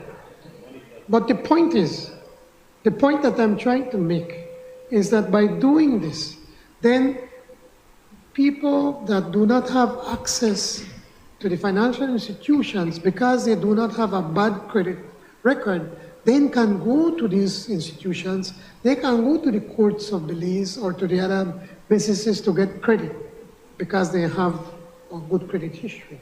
So, but as we can simply, basically that's what we're doing, ensuring that now that through this credit reporting system, that there is going to be records so that then businesses can find out who are the people that you could give credit to, and especially to the small people that do not have access. I urge support from both sides of this honorable house, Madam Speaker.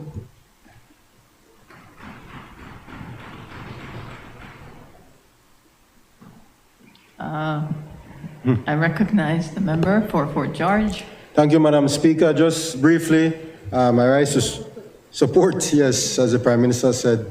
I think it's important to understand that this bill is not something new. It has been talked about. It was introduced many years ago. It kind of just languished for a while. But the time is overdue for this type of mechanism to be in place in Belize. Most of the financial institutions, or all the financial institutions, operate on a risk-based lending method now, where they look at the risk of the borrower. They make sure that the borrower is someone that is credit-worthy, and this just adds the information of that particular borrower in terms of their ability to repay the loan. So it's the more the information, the more the financial institutions will be willing to lend to this particular individual. And I think it's important that it also assists in terms of access to finance, as the Prime Minister said, because it's important that those persons who don't have collateral, don't have real estate or chattels to be able to be mortgaged, that their credit history also serves to assist them in getting financing. So definitely this bill is supported. Thank you, Madam Speaker. I recognize the Honorable Prime Minister to close. I think, Madam Speaker, and know that the Honorable Member from Fort George said that this is something that has been on the work for many, many years, and it's just now here we're getting it done. It would be remiss for me if I do not recognize Mr. Underwood, who was one of the first that have been crying out loud in trying to set up this system. So I think he's certainly, at least his dream is going to come true through the having the credit reporting bill come into legislation. I move to second reading. Honorable members, the question is that the bill for an act to provide for a fair and an accurate credit reporting system within the financial system in order to facilitate objective credit decisions, to enable the sharing and reporting of credit information, to provide for the regulation of credit reporting and credit reporting services, to provide for the protection of consumer information, and to provide for matters connected therewith or incidental thereto, be read a second time. All those in favor kindly say aye. Aye. Those against kindly say no. I think the ayes have it.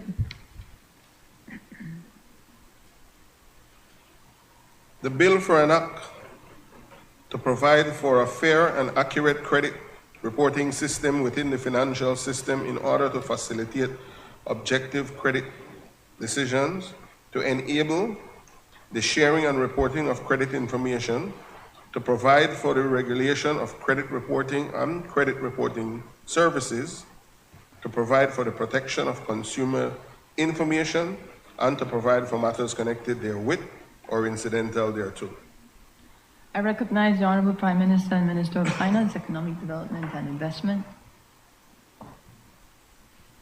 Madam Speaker, this is the Fiscal Incentives Bill 2023. I move the second reading of a bill for an act to repeal and replace the Fiscal Incentives Act, Chapter 54 of the Substantive Laws of Belize, Revised Edition 2020, to streamline the fiscal incentive program, to improve the regulatory functions to allow foreign companies to apply for incentives, to offer new fiscal incentives, to improve access to incentives for MSMEs, and to provide for matters connected therewith or incidental thereto. Madam Speaker, and this is a good example where we're talking about that we just not a borrow for borrow's sake. Because the two previous motions, loan motions that we passed earlier, or we've put so far, is has to do in trying to create incentives and opportunities for our small, or micro, small, and medium enterprises. But just giving these monies and access to loans or to training, technical advice, is certainly not enough. We need to go to the next step, and this is what this bill is doing.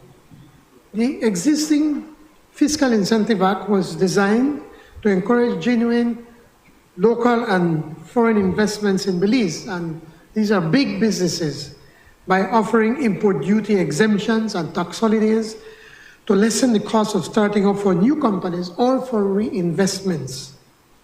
The Act provides both existing and new investors with a legal and fiscal framework to stimulate productive economic activities. This Act, as it stands, has become outdated and needs to be improved to satisfy the needs of today's business realities. One of the criticisms that we heard, and the member from Colette pointed out also, that our local micro and small businesses, was that the incentive program was only for large foreign and local investors. The reality is that there was nothing in the law restricting any local entrepreneur from applying. Anybody could have applied. In fact, there is even a part in the Fiscal Incentive Act specifically for small businesses. But the problem is, or was, that they were required to comply with similar conditions as the big companies, both local and foreign investments, to be able to obtain and to remain within the program. It was onerous on a micro or small business. Therefore, Madam Speaker, today we are introducing the Fiscal Incentives Bill, or for the second reading, that will modernize the incentive program for both local and foreign investors alike. I must admit that the main ones to benefit from these amendments are our local, micro, small, and medium-sized enterprises, or what we refer to as the MSMEs. And there's a reason for this. And it's not only charity. It's simply plain economics. As I mentioned earlier, the Belize Business Establishment Survey that was conducted in 2016 by SIB, or the Statistical Institute of Belize, identified that the total business establishment, 93% were considered MSMEs, earning revenues of less than $500,000 annually and employing 50 persons or less. MSMEs are a large part of our economy, and the majority have not received the adequate support that they rightfully deserve. MSMEs are a priority of our for our economic recovery, and that is why the current bill has several incentive tools to support their startup their growth, and their formalization. We are streamlining the application requirements for MSMEs where they do not need to submit a business plan. Going forward, all will be required is a project concept. Beltrade and the Investment Policy and Compliance Unit of the Ministry of Investment will be assisting MSMEs with their applications. Previously, a land or a lease document was necessary, title or a lease document was necessary as proof of access to property. But with these amendments, all that an MSME will need to provide is a receipt of rent. Sure, okay, I'm renting this business, this property for my business. Madam Speaker, there will be no need for company incorporation documents, since they will only need to have a registered business name and to be registered with Beltrade and the Belize Tax Service to be able to obtain what we call a TIN number to import their imports duty-free. And as we mentioned earlier, now you even have to go on Belmopan for register your name. You could go online and register your name. And if you have problems, Beltrade or the investment unit will be able to help you to be able to do that. And it is important to do this because we'll also have to be registered with the Belize Tax Service so that then you could be able to import your whatever it is that you need to import duty-free. The import duty exemption offered to MSMEs can go up as much as $1 million in imports. It don't mean that everybody can get $1 million. It depends on the size of the business and what exactly you are planning to do. And the period to import, we've extended for some more time for these goods to be imported is now being increased from 2 years to 4 years. And that period then can even be extended to a maximum of 8 years. There will be no need for audited financial statements for micro and small businesses, but assistance will be given through Beltrade to start recording sales and purchases. As it is right now, we are working, as I mentioned when we introduced this bill, Madam Speaker, we are working with the IDB and consultant Jerónimo Figueres. He is an Argentinian that came up with this concept called simple, whereby we're trying to, again, make amendments also to the legislation, so to afford these small businesses that they can use their phone to be able to have their accounting records, which would be simply enter what are your sales, enter online what are your expenses and what is it that you have, and to be able to send this information to be able to Beltrade. Now, as I said, no audited financials will be required for these small, micro and small businesses and business, but assistance will be given through Beltrade to start them recording their sales and purchases. I know we've spoken about the people that do the lawn mowing and cleaning business and people wash vehicles and probably service vehicles from time to time.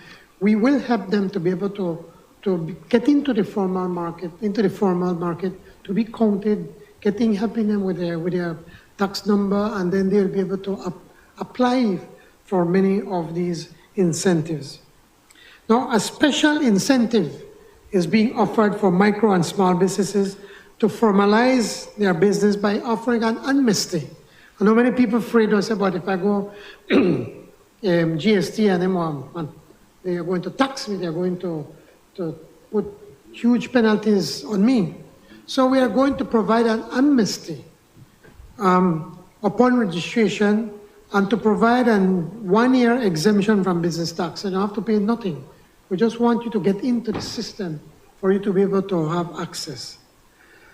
All MSMEs under the Fiscal Incentive Program will be allowed to register for GST so that they can qualify to obtain their GST refunds. So they could get refunds from whatever GST that they being paid, even though if they just want to leave it, but for a small business, whatever monies you could get back, even if it's $100, it can go a long way. Another very important incentive to this bill is with the government procurement. Now we know that government purchases goods and services, I think it's about 200 million, somewhere around there. And alone the big businesses that go for this business. What we are doing, actually it's more, I'm coming to that. What we're doing under this, we're also now making policy that the fiscal incentive program is earmarking 20% of government procurement tenders for MSMEs. So these small businesses that employ 1 or 2 people and probably turn over a few $1,000 or $10,000 or whatever every year, now they will be able to qualify for 20% of the tenders that the government issue. And you know how much that will work out right now based on the present day that we're spending on services and goods? That will up to $45 million that we're setting aside to the small businesses. So, Member from Colette, you're right on the money when you're saying, so what is it that we're doing for the small businesses? So all of this is tied up. And as I pointed out to the leader of the opposition earlier, borrowing on itself is not bad. When you borrow for borrow's sake, then that is a problem. But when you borrow for specific actions to be able to create more opportunities for people, then you are doing the right thing. You're investing in people. And so these loans that we're doing is directly tied up to providing with the fiscal incentives so that we not only provide you with technical training, but we also know to provide opportunities for you. Provide how is it that you could get tax duty exemptions. Provide opportunities for you also to be able to get piece of the government actions, so the work that the services and so forth. The regular or the larger investors will also receive some benefits in these streamlined procedures. They will be allowed to make amendments or variations in their exemptions. Okay, in many instances, once they get that list, they just can't change it. Now we'll be able to allow them some kind of flexibility in what they're doing. Foreign companies registered at the Belize Companies and Corporate Affairs Registry will also be allowed to apply for a fiscal incentive with certain conditions. The other incentive tool is the one-off incentive, which will allow the importation of goods for capital investments, and this will expire after 12 months, and it will not exceed $1 million of imported goods. So you get them 1 month, 12 months to be able to use that, and up to $1 million. The intention of this investment tool is for businesses that wish to quickly import machinery or equipment to increase production or to expand in such a short period of time due to the demand in the market. The one-off will allow them to import within a short period of time with a very streamlined application process. So we want to make it very easy for them, but with certain restrictions. So they're not free for all also, so I just want to make that very clear. This bill will allow Belize's economic recovery to continue by also expanding in approved activities of the program to include the orange economy. I'm sure the member from Mesopotamia is aware of what's the orange economy, which is basically the creative arts, the green and sustainable energy, global digital services, including the BPOs, navigation, tourism, medical tourism, the transport sector, and recycling. Madam Speaker, this is yet another aspect of Plan Belize. We are delivering on Plan Belize. And this, Madam Speaker, will bring more jobs, more investments, increase the standards of living for all Belizeans, and will help us get closer to reducing poverty by 50% in 10 years. I trust that everyone from both sides of this honorable House will support this bill. I recognize the Leader of Opposition, Member for Mesopotamia. Thank you, Madam Speaker. Madam Speaker, I have no difficulty with this bill. Appreciate it very much. I sit in the House Committee, the Constitutional House Committee, but my colleague from Alberts was not available on the short notice that the Economic Development Finance Committee was called, so I had the privilege of substituting for her.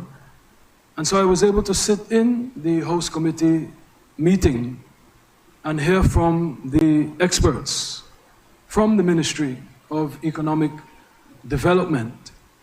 And I am pleased that the Financial Incentives Bill will expand and do more, not just for domestic investment, but for foreign investment as well.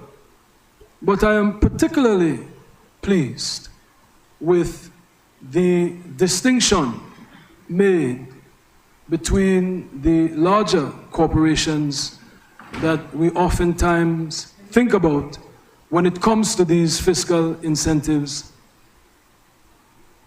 and the micro, small, and medium enterprises. It strikes a chord with me because, contrary to what the member from Pickstock has said, I did graduate from high school with honors. I attended New York City College of Technology, and I left the university to pursue a successful career in the entertainment business. But I didn't just sell millions of records and generate tens of millions of dollars for corporations. I was a partner in my business activities. 1998, at the age of 18 or 19, I started my publishing company, and to this day still generate revenues from said publishing company. I started my production company and then advanced to a record label, boutique record label, who partnered with all of the people that I went into business with. So I fully appreciate the spirit of entrepreneurship, Madam Speaker. I fully appreciate it on all levels, not just the large corporations, and in particular the orange sector, which I come from. But this distinction is important, Madam Speaker, because oftentimes we're up here and we forget the people that drive the engine of our economy. But my support does not come without certain concerns. And one of the concerns, I have two concerns in particular. One of them is the issue of ministerial powers. This administration made it a point that they would be scaling back ministerial powers. But I can't recall in the documents that I read anything that speaks to that, because we have the same types of language that have led to ministerial abuses in the document, Madam Speaker. For instance, it is the minister, the Prime Minister, Minister of Finance, that determines who qualifies. There is no appeal process should the learned minister rule unfavorably to someone. I would think that an administration that has prided itself in this new age of governance, good governance, this new age of scaled back ministerial powers would have done something more to have language in there that allowed for some type of committee to work in conjunction with the minister, set up some type of process by which if someone has an adverse ruling, they could go to this board and appeal. As it stands now, whatever the minister says goes. And that is not what Plan Belize purported to be, Madam Speaker. The other issue that I have that I pray the Prime Minister considers is this issue of the car rental agencies. In tourism, the car rental agencies, they play a major part, and I believe that is why the BTB, I understand, advocated on behalf of the car rental agencies being eligible. I'd like to know why is it, despite the BTB support for the car rental agencies to participate in this fiscal incentive, the government did not allow them to do so, Madam Speaker, and I appeal that the Prime Minister would reconsider that position. Thank you, Madam Speaker. Recognize the member for Alberta. Thank you, Madam Speaker. I too rise to offer my support for the new Fiscal Incentives Act of 2023. It takes into account, Madam Speaker, the recommendations that came out of extensive consultations that helped to form the MSME policy and the National Investment Policy and Strategy. And while the Honorable Prime Minister takes, and his administration takes credit for these two documents, the work with the MSME community and in putting together the kind of framework to support the development of that particular sector happened long before his administration took office. This Fiscal Incentive Act, Madam Speaker, also takes into account that the informal sector, the last time I checked, represents 40% of our GDP and another 30% of our employment.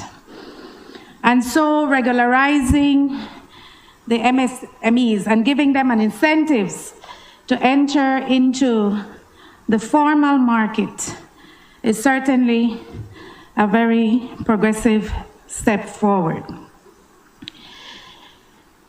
Access to affordable financing and access to greater market opportunities, access to reduce lending rates for MSMEs, and access to reduce business taxes, access to an export development fund, were all firm commitments made by this administration, Madam Speaker, in the Plan Belize manifesto. And we all know that the devil is in the details.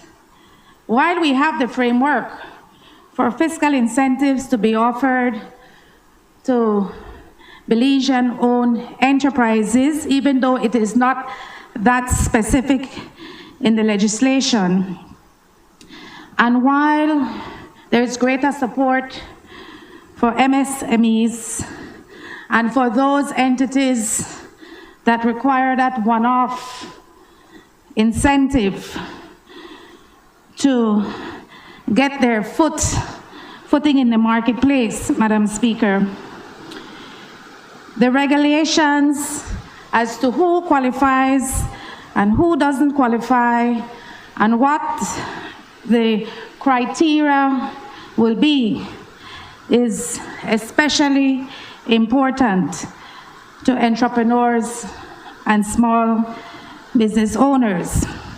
I agree with the party leader of the United Democratic Party and the leader of the opposition that indeed there is broad and sweeping powers of the Minister of Finance in the implementation of this new fiscal regime.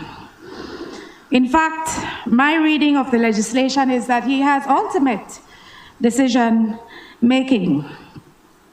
And if that is not the intention, I hope the much anticipated regulations that will accompany this bill, Madam Speaker, will outline what and how, particularly those entities that may be refused by the minister responsible for incentives, minister responsible for finance, will be able to just simply disqualify a particular applicant who may seek fiscal incentives. When the rules are not clearly spelled out, Madam Speaker, it leaves room for mischief. And while I don't believe that is the intention of the Honorable Prime Minister and his ministry, I think it is an imperative that very soon after passing this bill, the regulations would be brought to this House so we can be clear what the rules of engagement will be. Under my stewardship of the Ministry of Investment, Madam Speaker, and of Beltrade, we had what we called an advisory group, the Cabinet Subcommittee on Investments, who looked particularly at investments in the key priority economic sectors. And I think that sort of advisory mechanism, whether it is made up of members of the executive or from the CEO caucus, would be an important consideration in the regulations to accompany this bill. I once again would like to thank the Prime Minister and his cabinet for opening some market space for MSMEs, particularly as it relates to the store orders for the government of Belize. And I ask that fair play be given to all those who enter into the formal market. Thank you, Madam Speaker.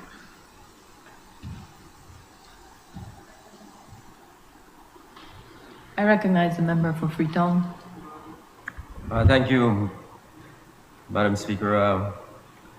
I certainly rise in full support of this bill.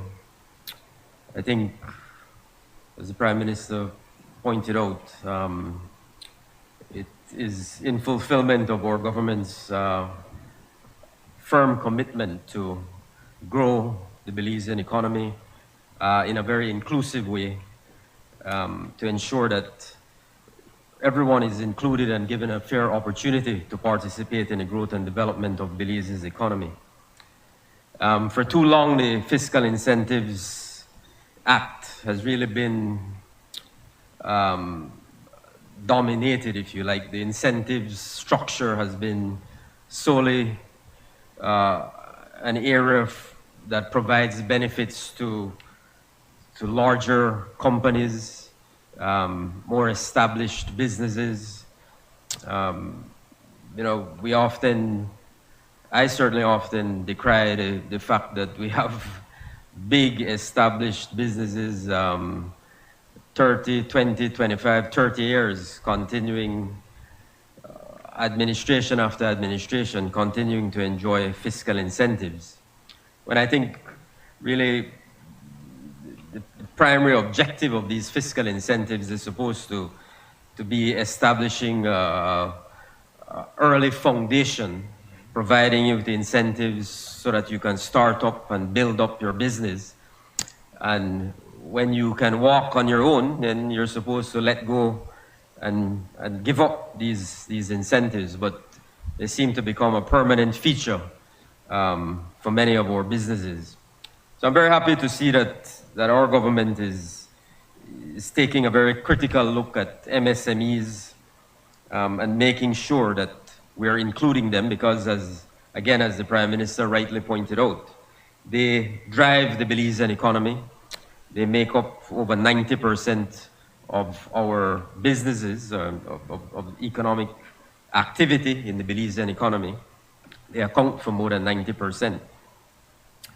So this bill really is very progressive in my view, very bold, very visionary, and provides a catalyst for even greater expansion of the Belizean economy.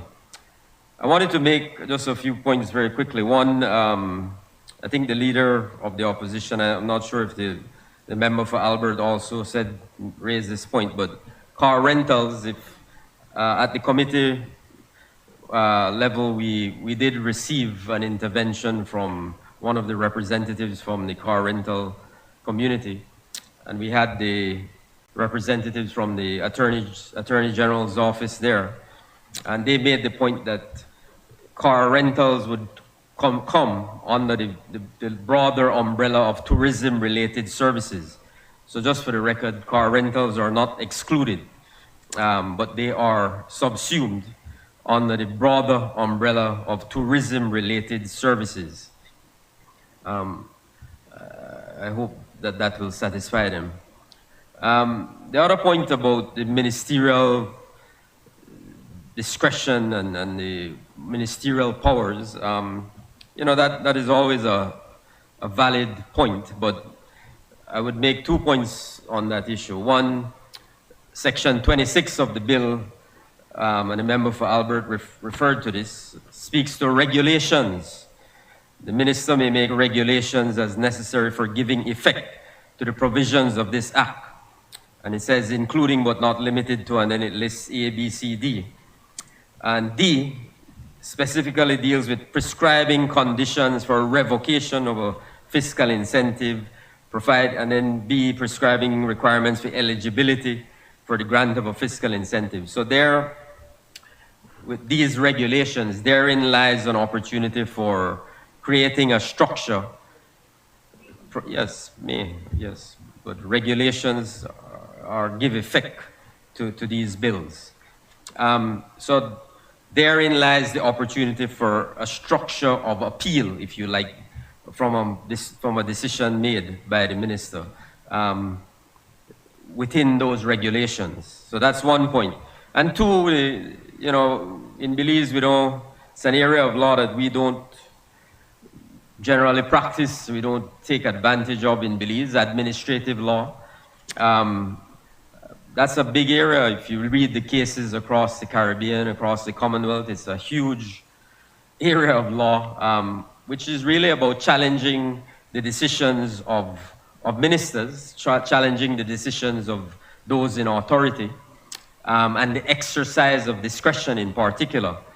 You'll find hundreds and hundreds of lengthy cases dealing with the exercise of ministerial discretion, the exercise of power by ministers or other managerial senior public officers, people who are in positions of authority, dealing with the public, dealing with citizens, dealing with businesses. So there's always that check on administrative power. Citizens, both within the bill in terms of regulations, but also in terms of the courts, in terms of administrative law, having the opportunity to have the courts review any exercise of discretion, any decision-making power of any ministers. So, Madam Speaker, I think this is an excellent bill, moves in the right direction. Again, as I said, the MSMEs, I think, are vitally important to the future growth and development of Belize.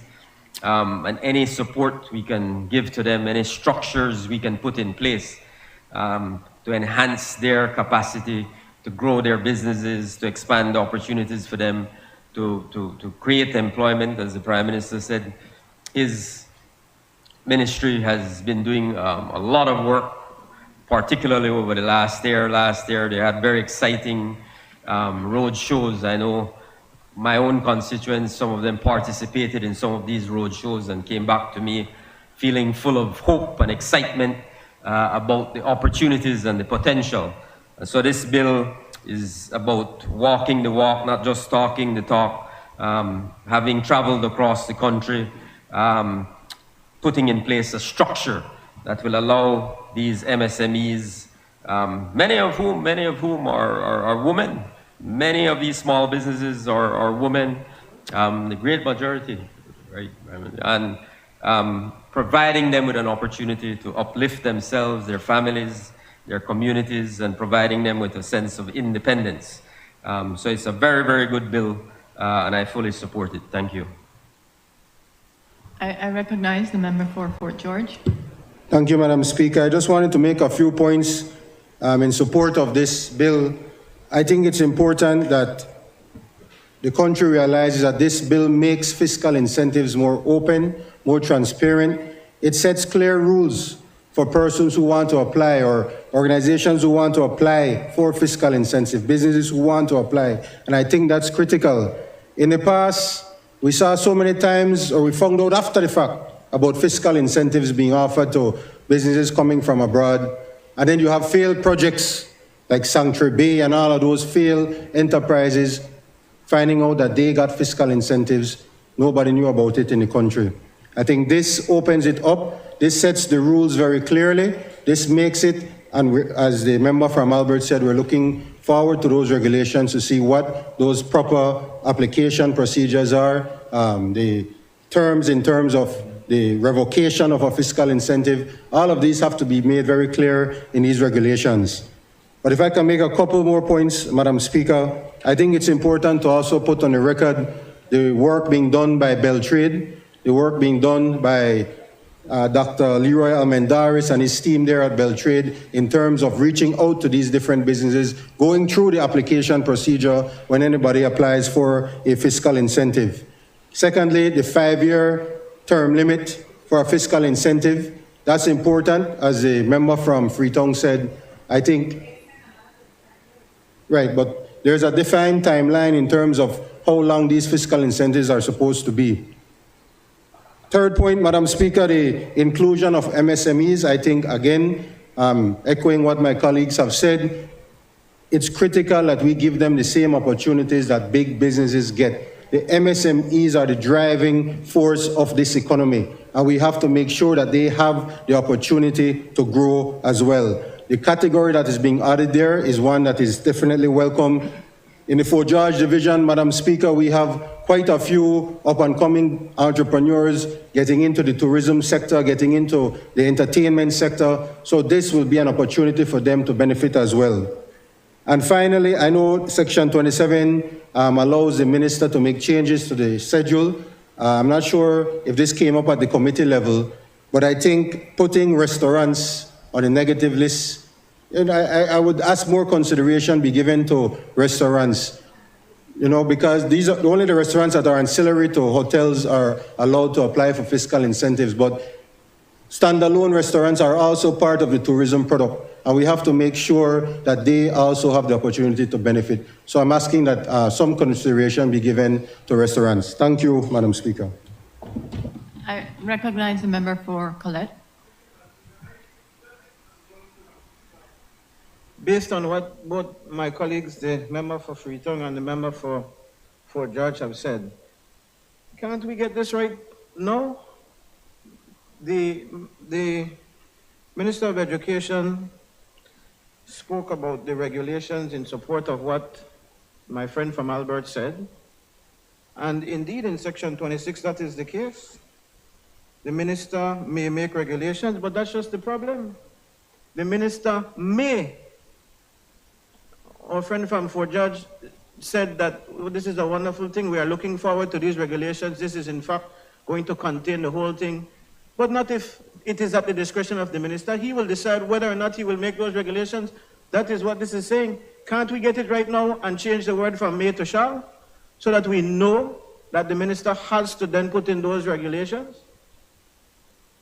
And in terms of the period, if this is what Plan Belize wanted to do, then let's do it now. We could do it now. We could change it in the committee of the whole.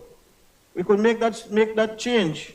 And then as it relates to how long the incentives will last for these companies, again, both ministers spoke about limiting it, making sure we know we have some companies who take 25 years, they come back and they get another 25 years. Let's fix it, because what is in this bill now does not fix it. At section 5.2 it says, an incentive granted by the minister under this act may be for a period of not more than 5 years in the first instance and may be renewed on application for up to a maximum of 25 years. So this can continue and go on. And then, as my friend from Albert was pointing out to me, just on the side, MSCs don't get this privilege. So if we are going to push for them, let's make it something that the MSCs can also push for and get that same kind of extension. So, Madam Speaker, you see that on this side of the House we are supporting this initiative. I think it's a good initiative, but if we are serious, as the government purports to be in terms of Plan Belize and getting things that they promised, then this is a chance for us to fix it before we leave from here today. Thank you.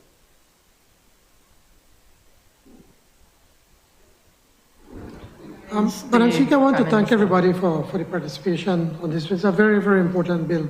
And I think we're splitting hairs. And whilst I have absolutely no problem in restricting, not even restricting the powers of the minister, but I would allow, let the experts to look on it and see how best we could fix it. Because directly we come and quickly fix it just for the politics of it, then we create other problems. Let me point you one. When you pointed out at on 5.2, where it is minister under this act may provide for a period of no more than 5 years and could go up to 25 years, that is necessary when you have, these are for huge businesses, not for the MSMEs. These are for a business where, for instance, if a Santander or BSI, even BL or these companies that are investing tens of millions of dollars, sometimes they really need more time to be able to get this going. So you have to have the flexibility. And it's not a matter of just the minister. Obviously, you have the technical people that will come to the minister and say, we make these recommendations. So that's why it is important to keep that there. This is not for the MSMEs. Remember, this is not only MSMEs.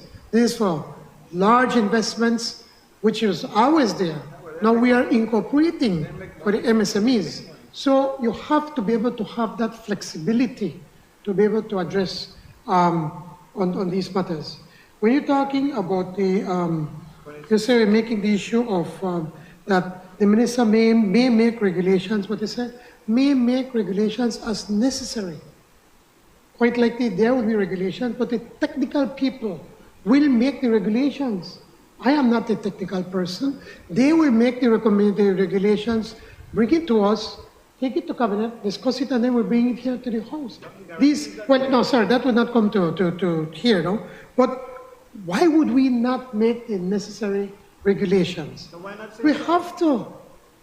So, it's just the people that put this wording, they did it for a reason. What's the reason? There's a reason. So it's not a matter as if the minister want to control.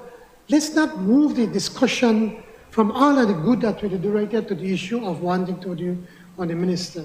Now I hear the cry from Minister, from the honorable member from Fort George and even yourself from Collet on the issue of restaurants. I'm prepared to take a look at it, but I really don't want to do it right now because we don't want to open up the doors also to any and everything. We have to be careful and we could look at it incrementally. So if we could look afterwards, I could meet with the technicians, the people from Beltrade, the investment unit, and we could find a way where we could put the issue of the restaurants, especially for the small entrepreneurs, then of course we should do it. But we don't want then you open the door so wide then that the big guys also they take advantage of this. So we just want to be careful, and it's something that we are prepared to take a look at. And lastly, Madam Speaker, as I said, again, as I pointed earlier, you pass a legislation and then the regulations come afterwards as to how it's going to be managed. The regulations, I mean, I'm sure you're aware of, does not come with the actual, with the act or the bill. And in no instance are we claiming that we discovered MSMEs. It has been natural progression of things that have been happening over the years. But now we believe the time is now to provide an opportunity to the small businesses. Probably 20 years, 10 years ago, we did not have the wherewithal how we could keep track of all of these things, but digitization, for instance, would be able to allow you to be able to keep track of all of these small businesses. And it has also allowed us to be able to say, well, we not just want give to give, but you also have to be registered. You have to register to the tax department. You have to get your TIN number. You have to be able to record your sales, your expenses. These are all things to be able to get them into the formal market, into the formal economy, sorry. So it is an integrated thing that we're doing, a holistic approach that what we're doing. So please, let's not just try to muddy the water of something good as, oh, but the minister, this, the minister. We have the technical people to do these things, but we also have to have some flexibility. If we could find a way, later on I'll talk to the technical people on how we could address some of these issues. I'm prepared to do it at that time. That said, Madam Speaker, I thank everyone for the support for this bill, and I move the second reading.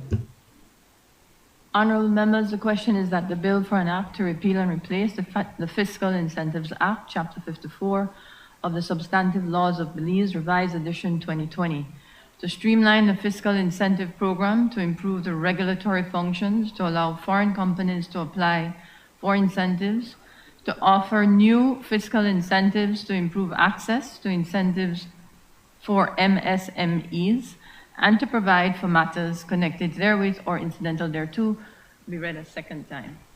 All those in favor kindly say aye. Aye. All those against kindly say no. I think the ayes have it.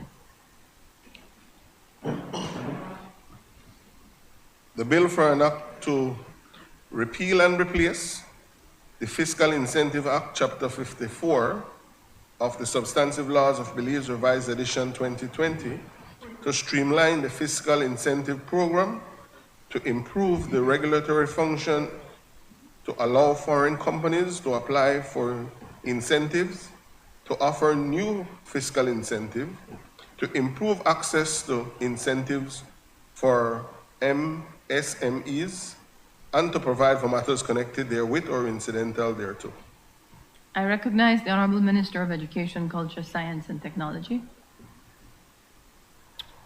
Madam Speaker, I move the second reading of a bill for an act to amend the Notaries Public Act, Chapter 129 of the Substantive Laws of Belize, Revised Edition 2020, to provide for the Chief Justice to make rules for the appointment and enrollment of a notary public, and to provide for matters connected therewith or incidental thereto.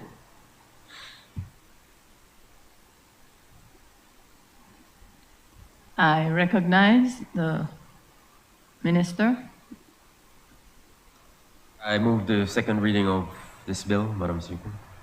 Honourable members, the question is that the bill for an act to amend the Notaries Public Act, Chapter 129 of the Substantive Laws of Belize, Revised Edition 2020, to provide for the Chief Justice to make rules for the appointment and enrollment of a notary public, and to provide for matters connected therewith or incidental thereto, be read a second time. All those in favour kindly say aye. Aye. Those against kindly say no. I think the ayes have it.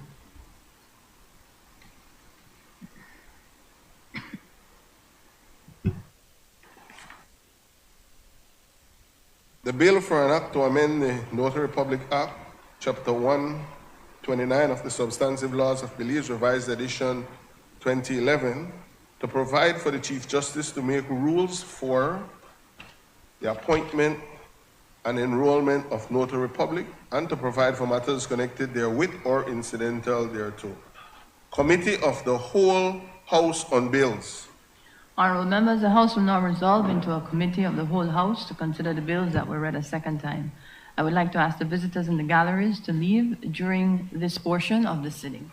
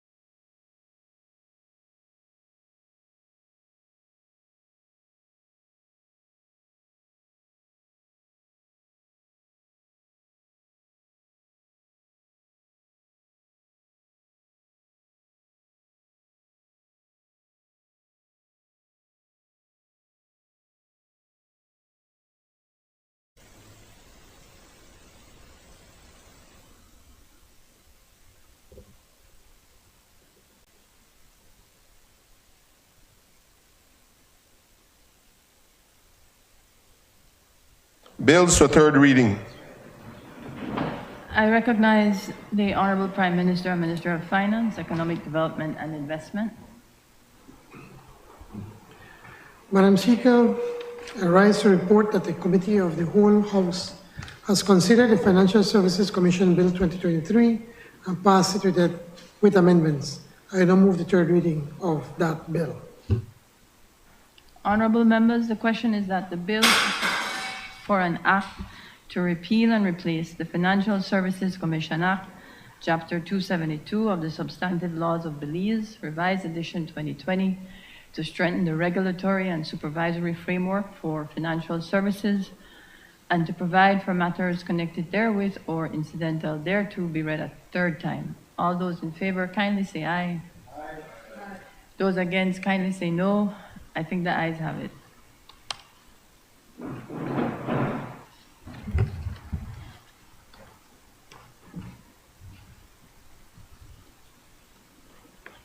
The bill for an act to repeal and replace the Financial Services Commission Act, Chapter 272 of the Substantive Laws of Belize, Revised Edition 2020, to strengthen the regulatory and supervisory framework for financial services and to provide for matters connected therewith or incidental thereto. I recognize the Honorable Prime Minister and Minister of Finance, Economic Development and Investment. Madam Speaker, I rise to report that the Committee of the Whole House has considered the Credit Reporting Bill 2023 and passed it without amendments. I now move the third reading of that bill.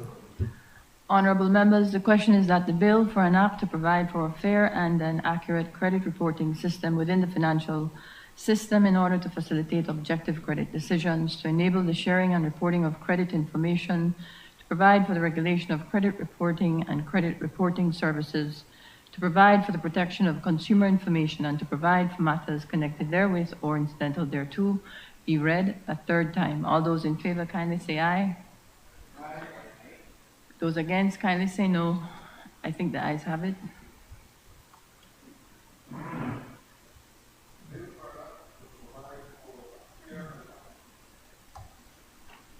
The bill for an act to provide for a fair and an accurate credit reporting system within the financial system in order to facilitate objective credit decisions, to enable and share, to enable the sharing and reporting of credit information, to provide for the regulation of credit reporting and credit reporting services, to provide for the protection of consumers' information, and to provide for the matters connected therewith or incidental thereto.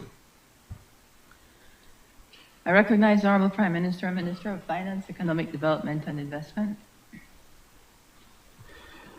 Madam Speaker, I rise to report that the Committee of the Whole House has considered the Fiscal Incentives Bill 2023 and passed it with amendments. I now move the third reading of that bill.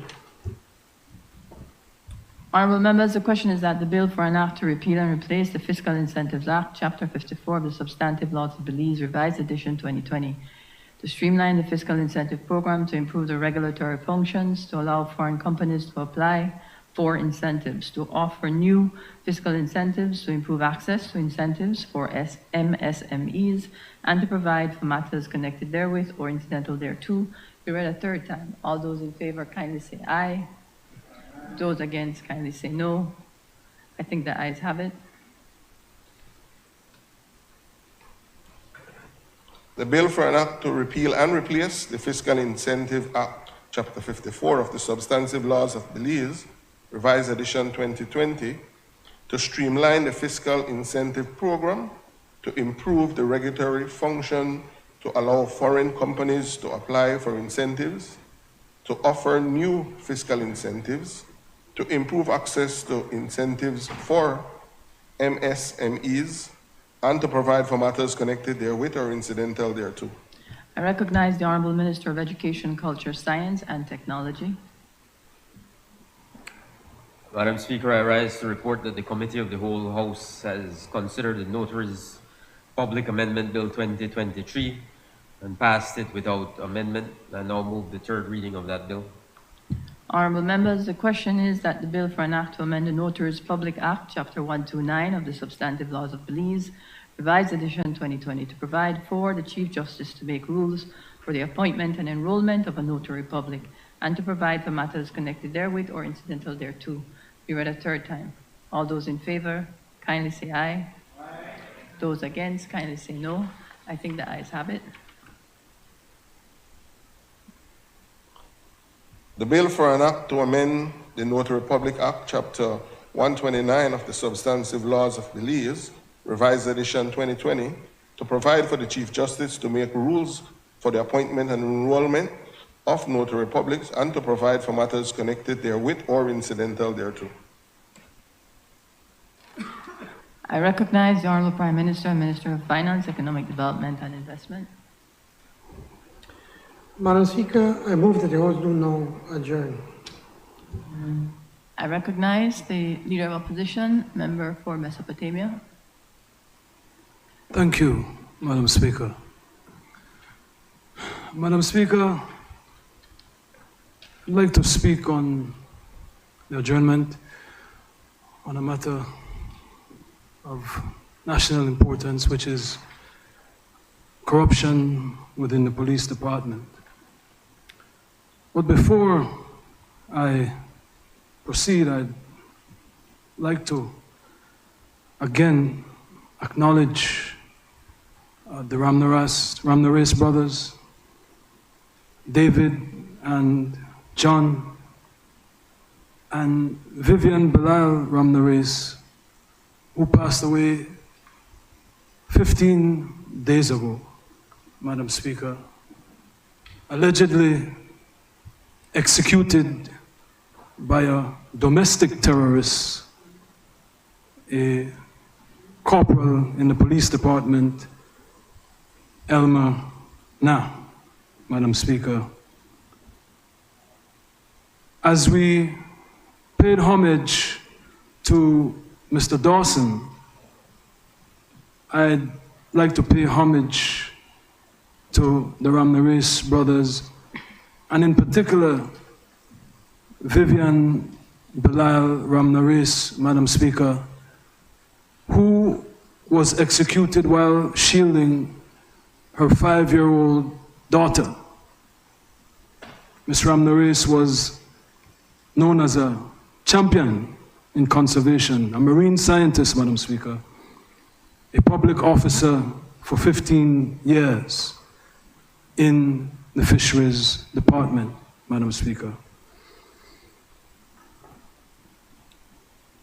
The execution of the Ramnareis brothers and Mrs. Bilal Ramnareis, Madam Speaker, has sent shockwaves through this nation, Madam Speaker.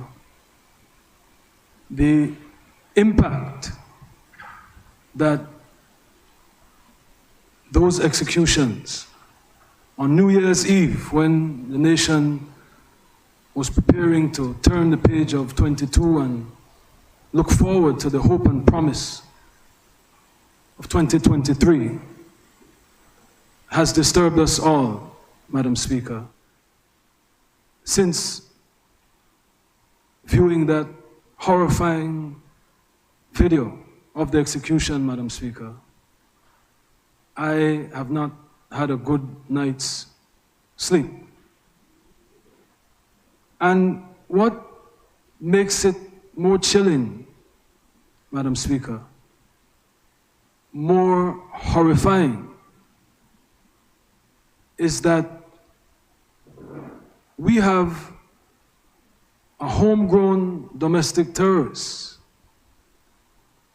from our police department, Madam Speaker. I am grateful that Mr. Na was apprehended.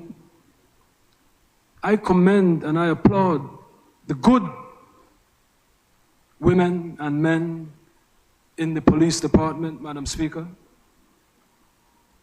But I urge this government, the Prime Minister, who is the chair of the National Security Council, to not treat this matter as if it is an isolated incident, Madam Speaker, because it is not. The matter of Police Corporal Elmer Na is a mere glimpse of the rampant corruption, systematic corruption that has existed for quite some time, Madam Speaker, in the Belize Police Department. And I don't hear enough from the government. We heard nothing from the Prime Minister, nothing that I recall. When he accepted his award for conservation, I would have hoped he would have done it in Mrs. Ramnarese's name, but it's never too late, Madam Speaker, to address this matter with the passion and intensity that it deserves. Because when we talk about national security, when we talk about quality of life, it is impossible to be able to enjoy the Belizean dream, to be able to enjoy a basic standard of living if the people that are trusted, that have given a sworn oath to protect and serve us, are not discharging their duties. But this is not just a failure to discharge duty, Madam Speaker. This is a culture, a system of corruption, Madam Speaker, a system in which police officers, again, not all police officers, Madam Speaker, but some in the department that act with impunity, that believe that they are above the law they swore to uphold, that they swore to protect and serve, Madam Speaker. And the government cannot solve the problem if it does not accept that there is a problem. When you look at the state of the nation, we are in a crisis when it comes to crime and violence, when it comes to citizen security.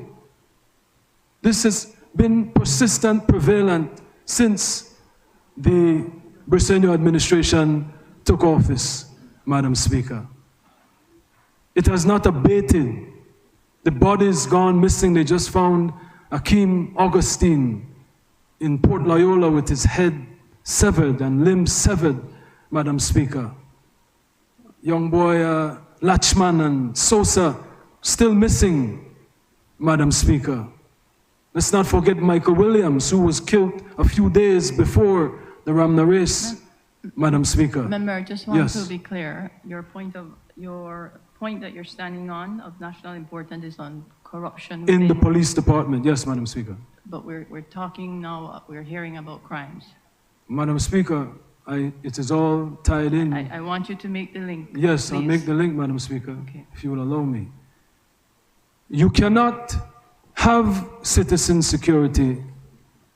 You cannot have accountability in the DPP with an improved conviction rate if the people that are sworn to protect, the people that are supposed to bring justice to families, police the criminals, are criminals themselves. This has to be addressed with urgency, Madam Speaker. And I have not heard the government say what they plan to do to address corruption within the department. It's not just Elmana. Let's not forget the drug plane landing in which Mr. Na was arrested with other police officers, Madam Speaker. Let us not forget that this is not the first time Elmana was accused of murder, Madam Speaker. He was accused by a fellow officer who was accused of executing Fareed Ahmad, Madam Speaker. And that conviction happened under the PUP administration. And though a fellow officer accused Corporal Na of executing Fareed Ahmad, nothing was done. 42, please. Please, Mr. One second. Member from Pickstock, please. Members. Comport yourself. Thank you, Madam Speaker. Thank you, Madam Speaker. Again, the truth hurts. The truth hurts, but this truth must be heard. It is not a laughing matter. Shame on all of you that have a smile on your face right now, because it could be your family. Politicians are not out of the platter. The way this country is going, it's a narco state. So smiling and laughing about this matter that has impacted families, devastated families, not just the Ramna race, but the people in Belmopan are devastated, and the people across this country. This is no laughing matter. This is something for you to consider. This is something for you to absorb and come with a plan to address it. The issue of police corruption, Madam Speaker, is a cancer that must be rooted out of the police department, Madam Speaker. And I appeal to the government of Belize. I appeal to the Prime Minister, who has a lot of mumbling right now, but didn't call a press conference when this horrifying act of terrorism happened on New Year's Eve. I appeal to you to set up a task force, to come up with a plan to deal with corruption in the police department. You have so much money, you claim you've rebounded the economy, you're taking all these loans. Borrow some money so that we could have this task force. Borrow some money so that we can pay our officers more. I believe that is one of the problems, Madam Speaker. Our officers live in deplorable living circumstances, Madam Speaker. I spoke to an officer who said she tried to go to the National Bank, couldn't even get a mortgage to try to build a house, Madam Speaker. Healthcare opportunities. We treat our citizen security officers, our police department, our soldiers, Madam Speaker, less than they should be treated, and the Deputy Prime Minister mentioned it at the BDF parade, Madam Speaker, and these things lead to our officers in the police department being compromised, Madam Speaker.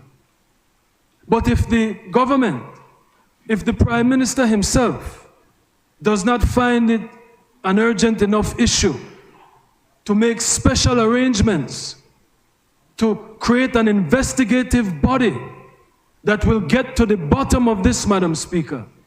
Who does Elmana work for, Madam Speaker?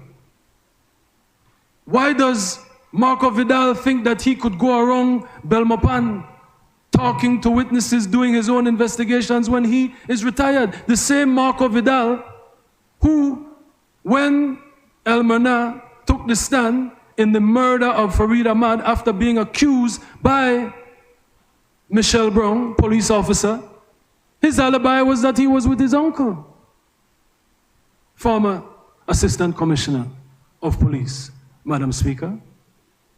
When Mr. Na was detained and arrested for the drug plane landing, who came to the police department or the station that his common law was being held to get her released? Marco Vidal, Madam Speaker. The point I'm trying to make, Madam Speaker, it is not enough that Elmana has been arrested. We await a conviction. But what I would like to see is a systematic approach to ensure that all the almonas that remain in the police department are rooted out, Madam Speaker. We have heard about multi-sectorial approaches to deal with the criminals and those that have fallen to the wayside and involved themselves in an unsavory way of life, Madam Speaker. But I have not heard any plan to address the systematic corruption that remains in the department, Madam Speaker. Again, not all officers do I paint with this brush, but there are enough of the Elmanas and the Marco Vidals that we should be alarmed. We should be in a state of crisis, and the Prime Minister needs to come to the Belizean people and tell us what is his plan to ensure that there is not another execution. There is not another act of terrorism by someone who has sworn to protect and serve us in the police department, Madam Speaker. Thank you. I recognize the Honorable Prime Minister. Thank you, Madam Speaker. I know that the leader of the opposition is very concerned about Jan Saldívar, winning the convention on Sunday. But to come to the House to talk bad about your own colleague, that's a new law. Because, Madam Speaker... Madam Speaker, on a point of order, Madam Speaker. Wait, no. I said nothing Minister, about Jan Saldívar, Minister. Madam Speaker. On a point of order. Let me hear where the Prime Minister is going. Thank you, Prime Minister. Madam Speaker, we all know who was the minister in charge of the police under the UDP. Who was it? Give me a name. Come, give me a name. Huh? Jan Saldívar. Jan Saldívar was in charge of the police. And now he is worried that Jan Saldívar has already said that he is no longer the leader. Because when they're going to have the convention, he's a dead man walking. The whole day right here, see him by himself. There are two members, they talk to the man, to the leader of the opposition. You talk to a leader. I mean, because when you come and talk about police corruption and you want to try to give the impression that this just happened. This not just happened, my brother. These some things are reflection of what the UDP stood for when they were in charge of the police. And the person in charge of the police was no other than Jan Saldívar. And guess what? The Prime Minister of the day at that time knew what was happening and did nothing about it. He only had to do something about it when he was embarrassed in the US court, when they had a recording where Jan Saldívar admitted of taking the tranche, the $25,000 a month tranche. The truth of the matter is that Mr. Na is a product of the UDP government. He was trained under the UDP. Marco Vidal was trained under the UDP for them to be able to set up a special unit that did not even report to the Commissioner of Police. He was unaccountable. And it was this government that once we got we were in charge of the government and we saw how corrupt the GSU was, we immediately shut it down. We never tried to hide it. That's a product of your government, my brother. It's a product of your government. You're supposed to be applauding us for doing something about it.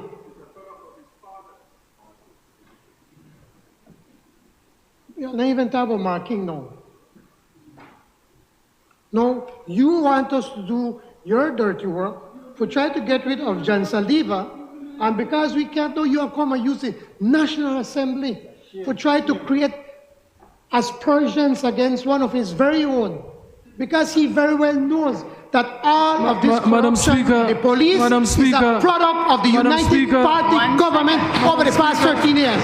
1 second. Madam Speaker, Prime Minister, may I have a seat? on a point What of is order, your point of on order? a point of order, Madam Speaker, is allowed to respond to what I said about police corruption, Madam Speaker. I said nothing about John Saldiva. He's accusing me of casting aspersions, Madam Speaker. He should not do that to a fellow member, Madam Speaker. It's in the No, he's not standing orders. casting aspersions against you. He said that I am casting What- aspersions. I will not get in a back and forth with you, member. Kindly have your seat. I've asked, Prime Minister, please, I started out with language. We can have the discussion and it can be robust, but let's respect the parliamentary decor. Prime Minister, I asked him to make the link, just as I did with you. He has made the link based on your intervention, and he has made the link to where it has started in his view.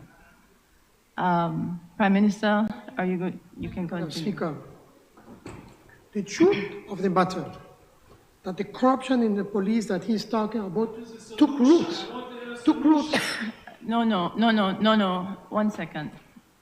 If this will continue, I will have to go to that section of the standing order under 44, and I'm going to have you excuse yourself for the balance. All I ask is respect the chair. Standing order 42B. Respect your rules, because it's your rules. Many across the aisles, and I tried to catch it. We will not do this. If you and I do this, I'm going to have to ask you to excuse. Thank you. Apology accepted. Prime Minister. Yes, Madam Speaker, the truth of the matter is that corruption in the police, and again, I want to put on record that not all police are corrupt. I want to make that very clear. But what the honorable gentleman from Mesopotamia is talking about is a reflection of what has taken place over the past 13 years under the UDP government, and that you can't run away from that.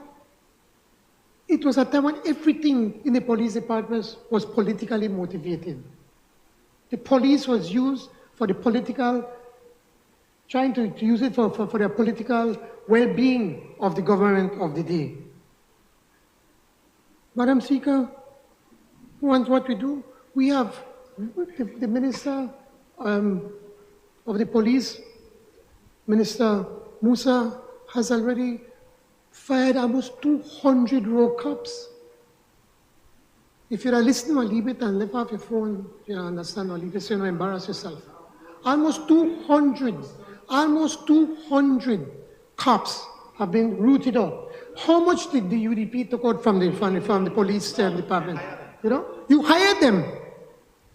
Every single recruitment done under the UDP was done politically.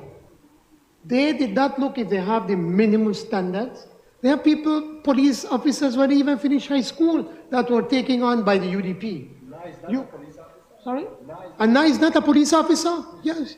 He has been interdicted from the police department. He's no longer a police officer. You had to get a letter from the UDP representative. They never asked you for no letter. I'm sure that the honorable member from Leka and Freetown and Kayasot could attest to that. At no time were we asked to give a letter to any person who wanted to get into the police department. Every one of them had to get a UDP letter. And then John Saldiva had to go through that list and say, if these people come from the people that support him to be leader, that how many chance you, my brother from Colette?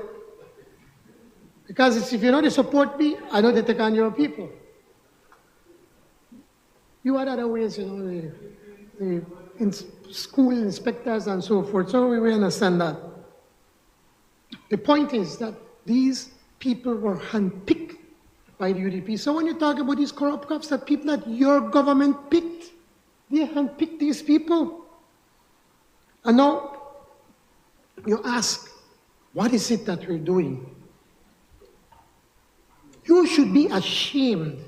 You should be ashamed of bringing that up. Under the UDP, in 2016, Madam Speaker, they got a loan from CABE for $30 million US for security. for the police, for the BDF, for the Coast Guard. You know how much money they use to be able to address the issues of the police and the BDF and the Coast Guard? Zero. Zero, not a single dollar. Presently, we are using that money because we have the skills to put it, and we have the heart to be able to knowing that there is an issue with crime in this country and that we have to address it. What is it that we're doing as it? First of all, these are some of the things. You want to know what we're doing? Could you shut up a minute? Leader of opposition. One second, Prime Minister. I have been patient. This is your warning. The Prime Minister is exactly addressing, as he is expected to do under the standing order on the right of reply from the Minister. And he is addressing that. And you spoke about a lot of things in your police corruption. Now you're going all over the place. And I never interrupted you. I did not. The point is I'm trying to make, Madam Speaker. He asked, what is it that you're doing? Well, I'm telling you what we do. We are now using that cabello for strengthening the police department. Not only for the police, we're getting police vehicles. We're going to get 5 police stations in San Ignacio, Santa Elena, Belmopan, Kikaga, and Belize City. We're setting up an electronic 911 system that will have cameras all over the country for facial and license plate identification. We're working with body cams. We're getting so that then we know the police what they're doing when they're out there. We're setting up a fully restructure of the forensic science lab. And for the Coast Guards to be able to fight, we're purchasing 2 vehicles that will be equipped with equipment to collect data for fisheries and the Met Office and go after the drug traffickers. We'll build a medical hospital for the BDF in PG. The medical hospital was neglected by the Barrow administration. The Contractor General has approved the building of 2 quarters for the BDF and modern and initialized kitchen for Price Barracks. It was a shame what we had for the BDF. I know you come here and talk about that.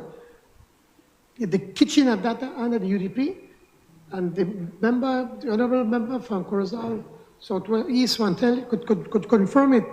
They had the kitchen, then built one septic in the middle of the kitchen, or the kitchen went on top of the septic tank. Construction will also be completed at the Belisario camp in Central Farm, whereby we want to be, and we put new buildings and equipment. You ask, what is the plan? Well, these are some of the things that we're doing. That you ask for the plan. We also have, they call the Belize, they have a comprehensive police plan. You're talking about the narco state, the plain land north police go in the opposite direction.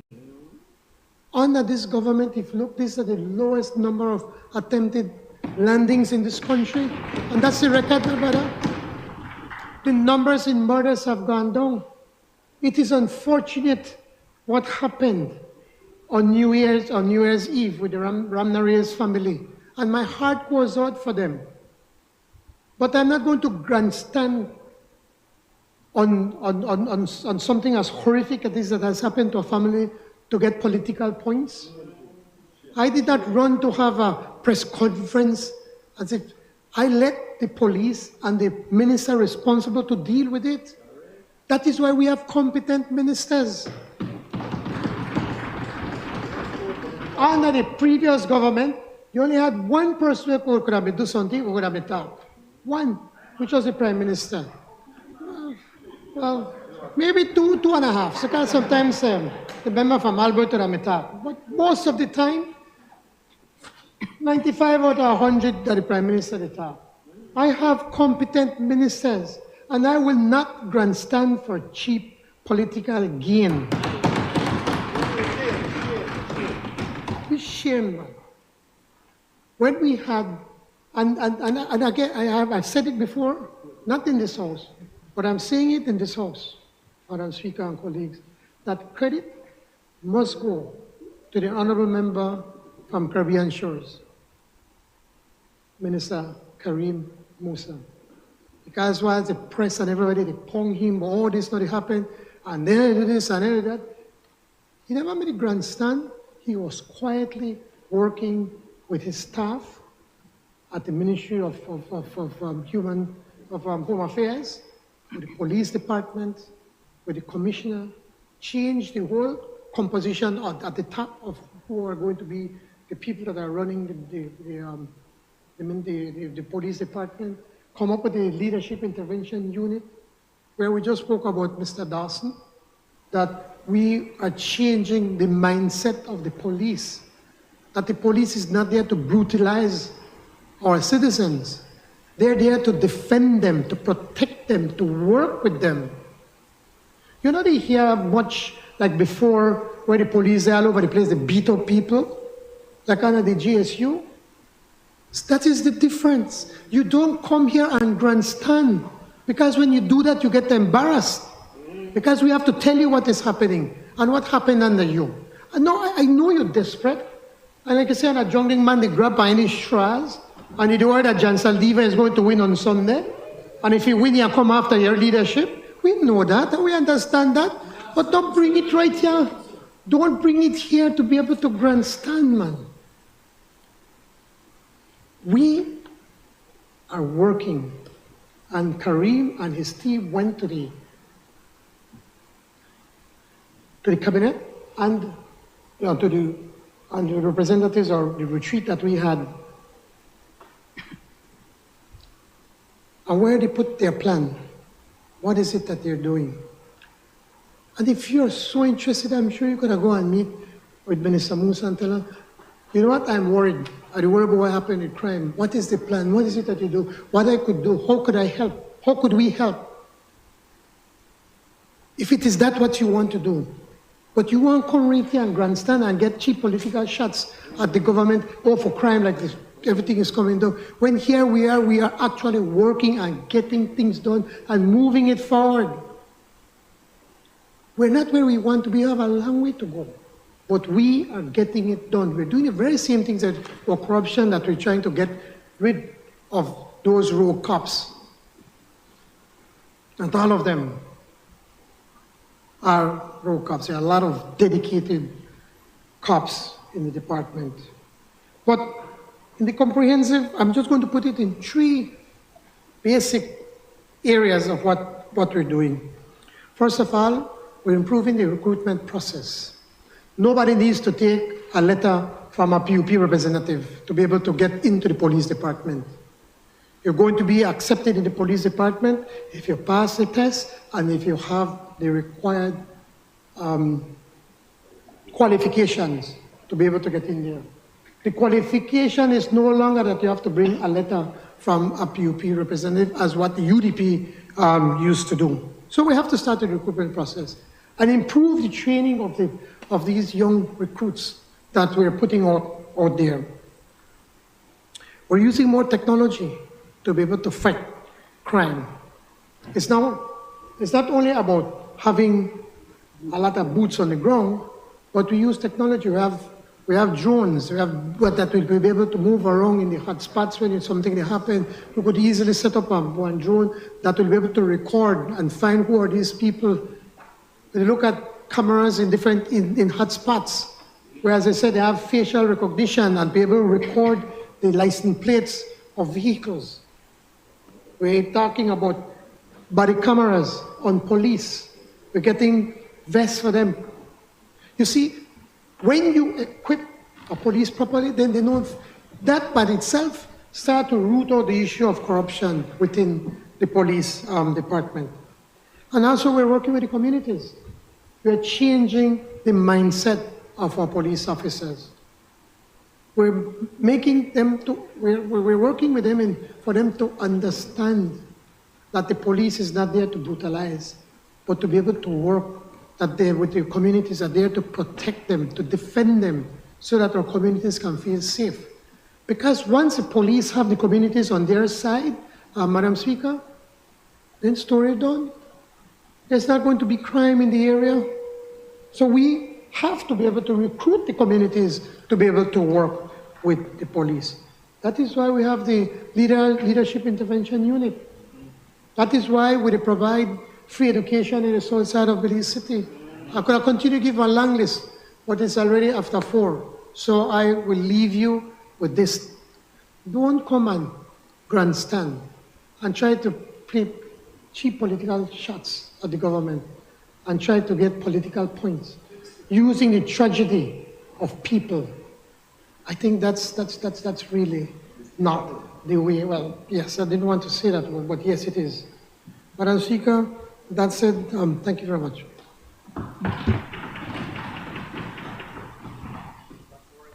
Before I recognize you, Member for College, I just want to do a reminder. When a member stands, it is disrespectful to interrupt the member incessantly, continually, and it's even more disrespectful when I brought it to the attention. I have seen a clip recently of, not of here, in another jurisdiction. It seems to be doing its wrongs. I would like to think that we're not operating like that in this House. Respect the chair, respect the rules. Thank you for your indulgence, Member for Colette. You thank me for indulging you. I hope that you will indulge me in adding to what the Prime Minister and the Leader of the Opposition did this morning in expressing gratitude to a great Belizean, Mr. William Dawson, who I'm not sure where he votes now or voted just up until the time of his death, but he comes from a good Colette stock. And so when you give him his accolades for being a good, decent Belizean citizen, I want to think it's because he came from a good, decent Colette Belizean home. And I would also wish to add my condolences, Madam Speaker, to the family of Vivian Belal, especially to her father, Mr. Bok Belal, who gave many years in the public service in the Ministry of Education, and probably in other areas of the public service. When I saw the picture of Vivian on the television, I searched. I knew that I knew her, but I could not, and I had engaged with her, but I could not recall exactly where until recently, when I came across a photograph of the two of us together when we were working, when she was a part of a committee to get us off the list of sites in danger of Barrier Reef for the UNESCO World Heritage situation that we were in. And in fact, she led the charge from the fisheries community and did a wonderful job at that. So I add my own condolences to the families of these notable Belizeans. I also want to add to that, Madam Speaker, the condolences for Mr. Dion, pardon my language, but this is the man's pussy, Flowers. Dion died in a motorcycle accident, I'm told, a few weeks ago. And anybody on the south side of Belize City knows Dion Pussy Flowers because he was a very, very hard advocate for helping our young people to better themselves through sports. He was tireless when it came to trying to seek funding for his football ventures for very young people. In fact, me and him quarrel all the time because the man, he operated on the periphery of Colette and Lekai. Basically, they would use the field by St. Martin's, which is now occupied by the Swift Hall. But he used to have his activities out there, and then he used to come to me for the finances from my constituency funds when, in fact, many of the children would come from across the street in Lekai, but we worked it out. But we place on record our gratitude for Dion's life, and that's another Belizean who we will definitely miss in this country. Madam Speaker, I rise to speak on a matter of national importance. And while there is no category for national security concern when we rise on these things, I guess it falls under something else. And I think that's bigger than just calling it a matter of national importance, but this is, of course, the matter that we learned about yesterday via a press conference from the Minister of Foreign Affairs and Immigration on Belize's acceptance of receiving convicted terrorists who had served his time in the United States territory of Guantanamo Bay, the prison in Guantanamo Bay. Madam Speaker, this matter, of course, is being received in the Belizean circles higher up and low below, everywhere, every corner, as something that is not good for Belize. And I don't want anybody to misinterpret my position. I am not here to quarrel with the United States, who, of course, is the entity or the country that has asked us to take this individual, Mr. Majid Khan, into our Belizean society. I don't think that there is no use in that quarrel. But we have to be very, very concerned about something like this happening. Firstly, Madam Speaker, we have to be concerned that there might be now a serious threat to our Belizean national security. This is a major issue. If you listen to the kinds of things that Mr. Khan did while he was actively involved in his acts of terrorism, these things will make you shudder. But I will only mention one. And we get this information, of course, from, I think many of you may have seen some video circulating where a former Brigadier General of the U.S. Army, who was, I believe, a prosecutor for this case, spoke about Mr. Khan's deeds. One in particular that he mentioned was that this man actually went to an event strapped with a bomb to assassinate the Pakistani president. This is not lightweight. This is not play. This man is a serious man. And while it is there, there are going to be many cries and explanations, as I'm sure. In fact, the minister who held the press conference yesterday went to great pains to say the man has been reformed and he's convinced of that. And others too are saying that they're convinced of that. I don't know, And is it that we are prepared to take on that responsibility of endangering the lives of not a few Belizeans, but many, many Belizeans, if not all our Belizeans, given the size of our country? We're talking some kind of bombing incident. Tonight we have a very big game. Where is Mr. Khan tonight? Do you know? We don't. We have an event at the Civic Center. The Hurricanes are playing the Tiger Sharks. But you're right. That's a stretch. But my point is, we don't know the extent of what his reformation is. Why can't he be asked to return? Why can't they return him to Pakistan? If that, I've seen conflicting reports that he was born in Pakistan, and then there was another report that said he was born in Saudi Arabia. I don't know, but why is it that he cannot be deported to the country of his birth?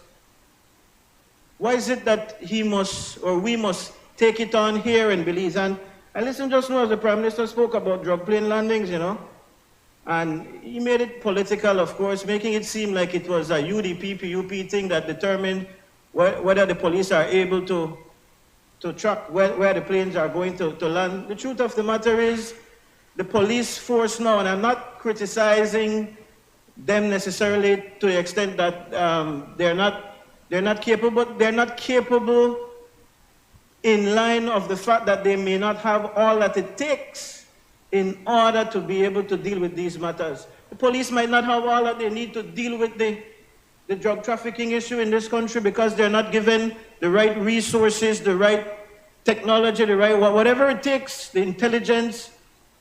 That might not be at the police's disposal. It might not be at their fingertips. The minister said that there was a vetting group made up of himself, the minister, and think he said the Belize police, the intelligence of the Belize police, there was a medical and there was some diplomatic personnel who did the vetting of this man, Mr. Khan, to determine that, yes, this is a man who we believe can come to Belize and live his life in a reformed way. Well, if the police can't even figure out on a drug play in the land, how can we lean on that expertise to determine whether this man is truly reformed? You know, Madam Speaker, there were some of the techniques or the strategies or I don't know what to call them, because in many areas of the world, these things are unspoken. They are not even admitted to. And in fact, I would imagine that Mr. Khan was held at Guantanamo Bay. In fact, if you're in Guantanamo Bay, because they already violated what many of us considered to be your usual rights. This was probably under the Patriot Act or some extreme form of legislation that the U.S. has to put you there. But there was some sharing of information that told you the kind of strategies that the U.S. used in order to get this man to talk or to confess. Some of that included waterboarding, forced enemas, starvation, sleep deprivation, violent assaults, mental torture, sexual violations. Can't see. These things are extreme. You put a human being through all of this and you expect him to be normal afterwards. That's a serious risk. I'm not saying that it can't happen, you know, but why is it that Belize is going to take on this risk? Why is it that we are going to do that? Can we not do without some level of that excitement? Any level of that excitement. The United States, you know, Madam Speaker, has a way of dealing with situations from time to time on various matters, but one of those issues is, of course, sexual offenders. When a sexual offender pays his time in the penitentiary, he comes out, and then what happens? You're put on a registry, and everybody in that neighborhood knows that you're a sexual offender. And everybody then takes their own precautions. That's in the United States. I don't think, if I remember correctly, we had made an attempt here, at least on the books, to create such an offenders list in Belize, but I don't think it ever panned out to where we had hoped it to go. But I raised that concern to just make a parallel. First, for an offense like that, everybody who is in that neighborhood will know that that person is an offender so that you can safeguard yourself. As I understand it, Mr. Khan landed yesterday morning. He's taken to some location where he will enjoy the luxuries of a home paid for by the United. If I'm not correct, please correct me when you get up, Prime Minister. But many Belizeans tonight don't know, or our Belizeans, I don't know, just the few who served on the committee, know exactly where Mr. Khan is located in this country tonight. He might be your next door neighbor and you don't know. And why is that important? Maybe not so much because Mr. Khan is dangerous, because if he is reformed, that's fine. But what about those persons who Mr. Khan turned his back on in the Al-Qaeda movement, who he had to, maybe he ratted out or he squealed on them or whatever the case may be, or who are not happy that he is now a reformed person or not in their movement anymore and might be seeking some kind of retaliation on him.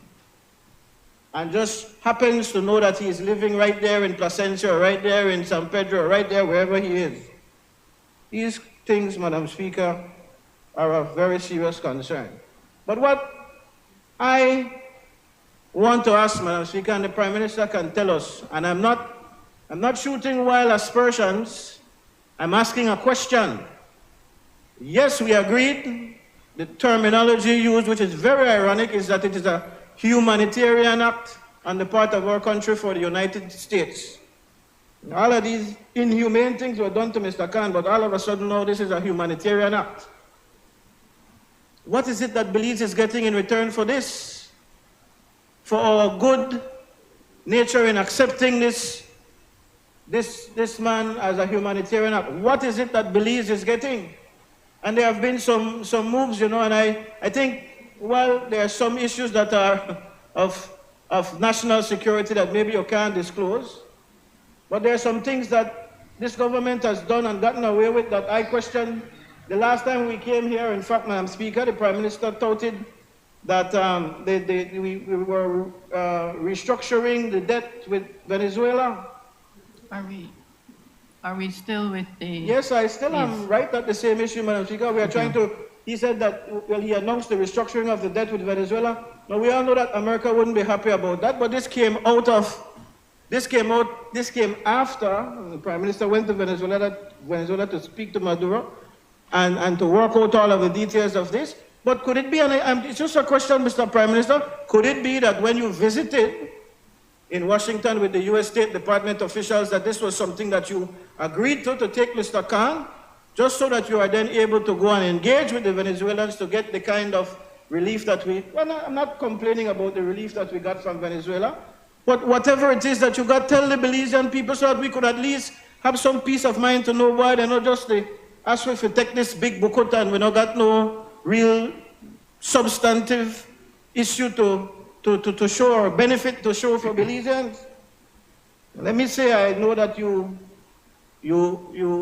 or the State Department directly of the United States, I don't know if it was the Ministry of Foreign Affairs who reached out to the leader of the opposition, but let me say for the record that members on this side of the House were not consulted about that, and while I cannot speak on behalf of the Greater United Democratic Party, who still have not discussed this issue in its detail and taken a position. I can tell you that there are many in my party who are railing, just like the Belizean people out there, who are not happy that this decision is made and who would want very much to see the matter rescinded. So that if a pronouncement was made on behalf of the UDP, it cannot be for all of us. And I make this point as well, Madam Speaker. I make this point as well, because in as much as they are jumping up for joy to hear me say that if there was a pronouncement made, it wasn't on behalf of all of us, they have also made a very big pronouncement on behalf of the Belizean people when you agreed to take Mr. Khan without any consultation with the Belizean people on this matter that is of big, big national security. And so, Madam Speaker, this matter could have been brought to the Parliament here. The Prime Minister, in his position as leader of the government side, could have brought that issue to light and could have asked the Belizean people what we think about this. But that was not done. You are elected to govern, but there are some matters that are so big. You're elected to govern, but that does not give you the right to bring a convicted terrorist who we don't know his capabilities in some secret corner of the country. That is not what people elected you to do. So I make the appeal, Madam Speaker, it's not too late. Like Mr. Khan could jump on a plane to Salvador tomorrow, if I understand you correctly. I would want to know, if I'm riding on a plane with Mr. Khan, is he being forced to keep his same name? Will he be allowed to change his name while he is here in the Belizean society? If the man free and able to do whatever, he can go get a deed poll and change his name or do whatever he needs to do. You know, for all I know, and then, you know, identity theft, my name not all that crystal clear, but, you know, I don't want it down there in the doldrums like that. All right? So, Madam Speaker, I urge the Prime Minister, I am desperately waiting for his response, but also know that the Belizean people are not happy with this. I looked at the comments on any of the media houses that announced this thing, and there is no win for this with the government, you know. No win, and I suspect if all of you who are in cabinet just sat there and accepted this without any kind, but maybe you knew something from the inside. That's why I'm asking, what did Belize get? Because if we get something grand where they allow us to take the Bokota, as I put it, Madam Speaker, then let us know. But if not, then shame on all of you. Thank you, Madam Speaker. I recognize Member for Freetown. Thank you, Madam Speaker. Madam Speaker, I respect all obviously the intervention from the honorable member on this very important matter. But, you know, this is a serious matter. This is a matter of international diplomacy. It's a matter of national security. This is not a matter to play politics with. And it's not a matter for you to engage in loose talk and irresponsible statements. That is not what we need. Trying to create unnecessary concerns among the people of Belize. You know, creating feel like somehow you are doing something good by creating panic among the Belizean people about a matter. Please, let's respect. I've asked for the silence. It was given So, when you were on. Madam Speaker, listen, the Ministry of Foreign Affairs, the Minister of Foreign Affairs held a comprehensive briefing on this matter yesterday morning. He was joined at that press briefing by both the ambassador, the U.S. ambassador to Belize, and a representative, an ambassadorial representative from the U.S. State Department, who is responsible for these matters. So I'm not going to engage in any loose talk in response to the irresponsible statements made by the member for Collett. I'm going to stick to and in responding, I'm going to stick to what the Ministry of Foreign Affairs has said. And I will repeat what they have said for the benefit of the member, but also for the benefit of the Belizean people.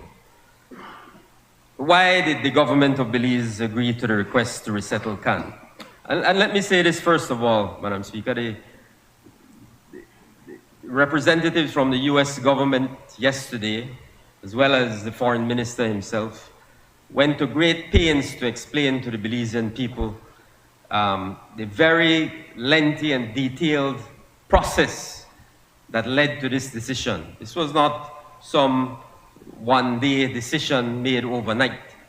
This was a lengthy, extensive process, carefully thought out, carefully discussed at the highest levels of our government, obviously in consultation with the national security forces, the experts, both US experts and our Belizean experts were involved in this comprehensive process that led to this decision. As the foreign minister stated yesterday, 3 requests were made of the Belize government. That deliberate process led to the government determining that we would not consider 2 of the other cases. All of this was disclosed yesterday by the foreign minister.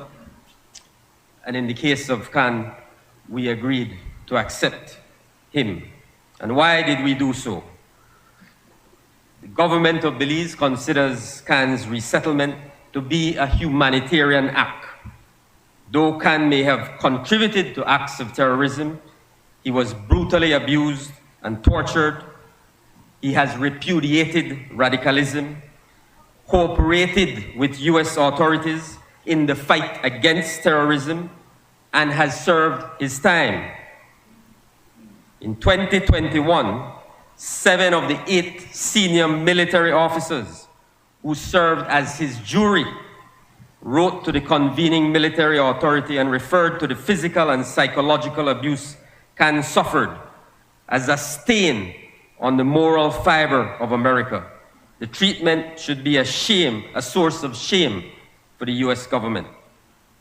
The government of Belize also views Can's resettlement as another step towards the permanent closure of the Guantanamo Bay detention camp in Cuba. Belize, post 9/11, has taken positions opposing the kidnapping, arbitrary detention, and torture of persons outside proper judicial safeguards.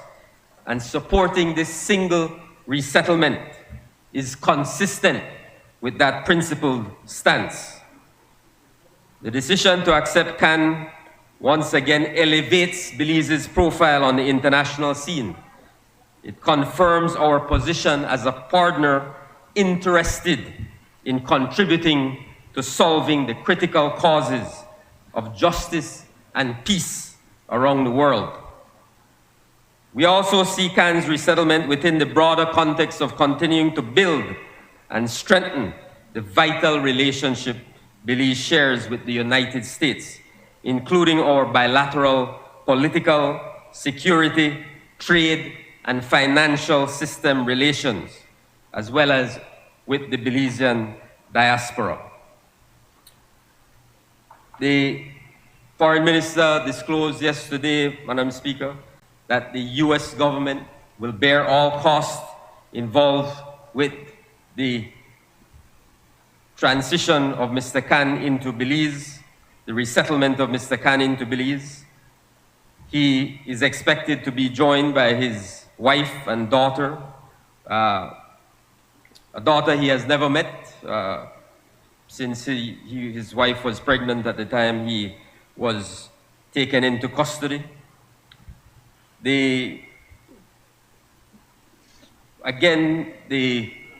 To allay some of these really ridiculous fears, the Foreign Minister as well as the US authorities went to great lengths yesterday to make it very clear that Mr. CAN is subject to the laws of Belize, to bilateral and multilateral treaties that Belize is a part of. And if Mr. CAN would ever become involved in terrorism or any criminal activities, appropriate measures are in place and would be taken by the authorities to address any risks that are detected. Mr. Childish attitude. Security risks. The government of Belize has determined that CAN does not pose a security risk to Belizeans. In making this determination, of course, we relied heavily on assessments prepared by the US officials who interviewed him over the years and are satisfied that he is fully remorseful for what he did, simply wants to move on with his life. As the Foreign Minister said again yesterday, a team of our people, headed by him, engaged, met, interviewed Mr. CAN. That included our National Security Advisor, representatives of the Belize Police Department, medical doctor, Dr. Fernando Cuellar. They all went, interviewed Mr. CAN at Guantanamo Bay and came to the same determination. The fact is that, you asked why the US, why didn't he go back to Pakistan? Mr. CAN was born in I believe in Saudi Arabia. His family then moved to Pakistan, but then he went, I think it was at the age of 6 or so, 6 or 9 maybe. His family moved to Baltimore, Maryland. So he grew up in the United States of America. He grew up, went to school there. And then in his very early 20s was when he was radicalized, I think around 22 or so, became involved in these activities. So because of his cooperation, as the Foreign Minister explained yesterday, because of his cooperation with the US government in fighting terrorism, it is not in their determination safe for him to return to those countries, to Pakistan, to any of those countries, Saudi Arabia or whatever. And in the case of the United States, it's there by law. They cannot take him back. Now, I want to make the point that, there are many countries that have taken in detainees.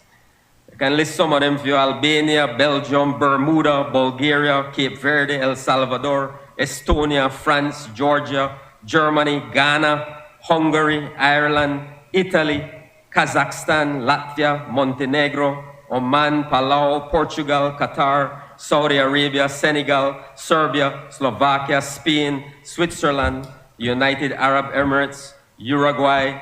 All of these countries have taken in detainees from Guantanamo Bay. The question was asked yesterday, what is the experience, what has been the experience of these detainees in those countries? And as the foreign minister again said, yes, we got a lot of information from the US government, but we did our own research as well. Our security advisors and security experts did their own investigation and research. And there have been no major incidents of these people returning to terrorism or causing problems in these countries. No major incidents. It's not to say there have not been some challenges, but no major incidents. So, Madam Speaker, I could, go on and on, but the bottom line is, as I have outlined, I want to stick to what the foreign minister has said and what was disclosed yesterday in the briefing. The bottom line is that the government of Belize, our experts, our security experts, are absolutely satisfied. We want to make this very clear to the Belizean people. We are absolutely satisfied that Mr. Khan poses no threat to the national security of Belize, no threat to the Belizean people. We would not have agreed to allow him to enter Belize, to resettle in Belize, if we felt there was evidence to support a contrary view. That is not the case. And that is fully supported by all of the expert analysis and advice we have received from the United States government, who we view as good faith partners in the development of our country. So we trust their good faith in this matter. And so I certainly want to make it very clear to the Belizean people that they should not fall prey to this, there's a lot of mischief and political games being played. That's what you want to see. That's how a lot of people view it. Your leader has taken one position, you all want to take another position.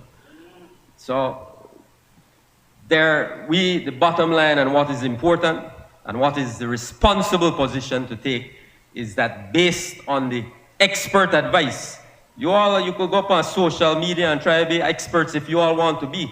The experts, the US-based experts, our local national security experts, are you saying you don't have any confidence in our experts? Here they are saying that this individual is not a threat to the national security of Belize, not a threat to the Belizean people.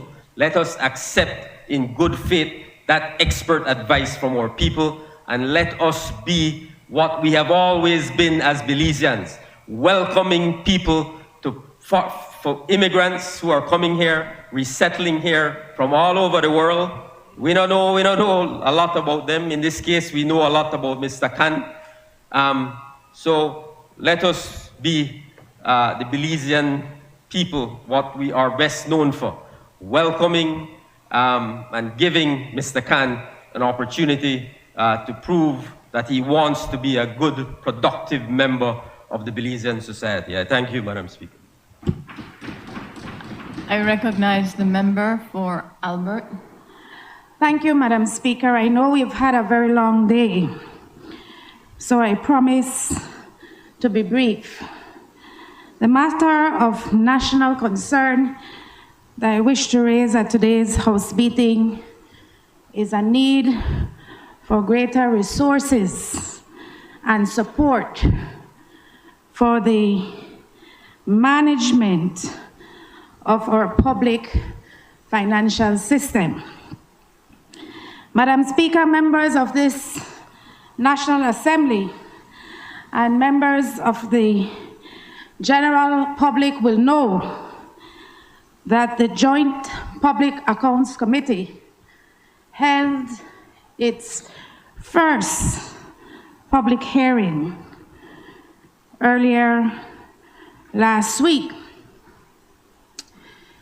I wish to acknowledge the relentless support and urging of the member from Kaya South, who has been at it for a while. But no sooner, Madam Speaker, that we had this first public hearing, which I had an opportunity to chair.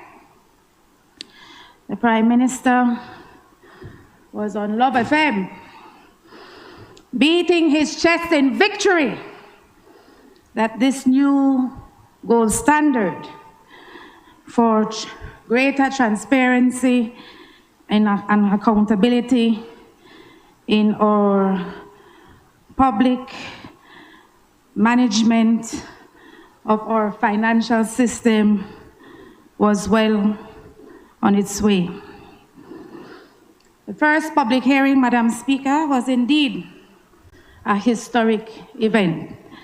So I don't want to underscore the importance that we finally were able to call and to question the new acting Auditor General, the Financial Secretary, and the newly appointed Accountant General to answer questions and concerns of the Joint Public Accounts Committee.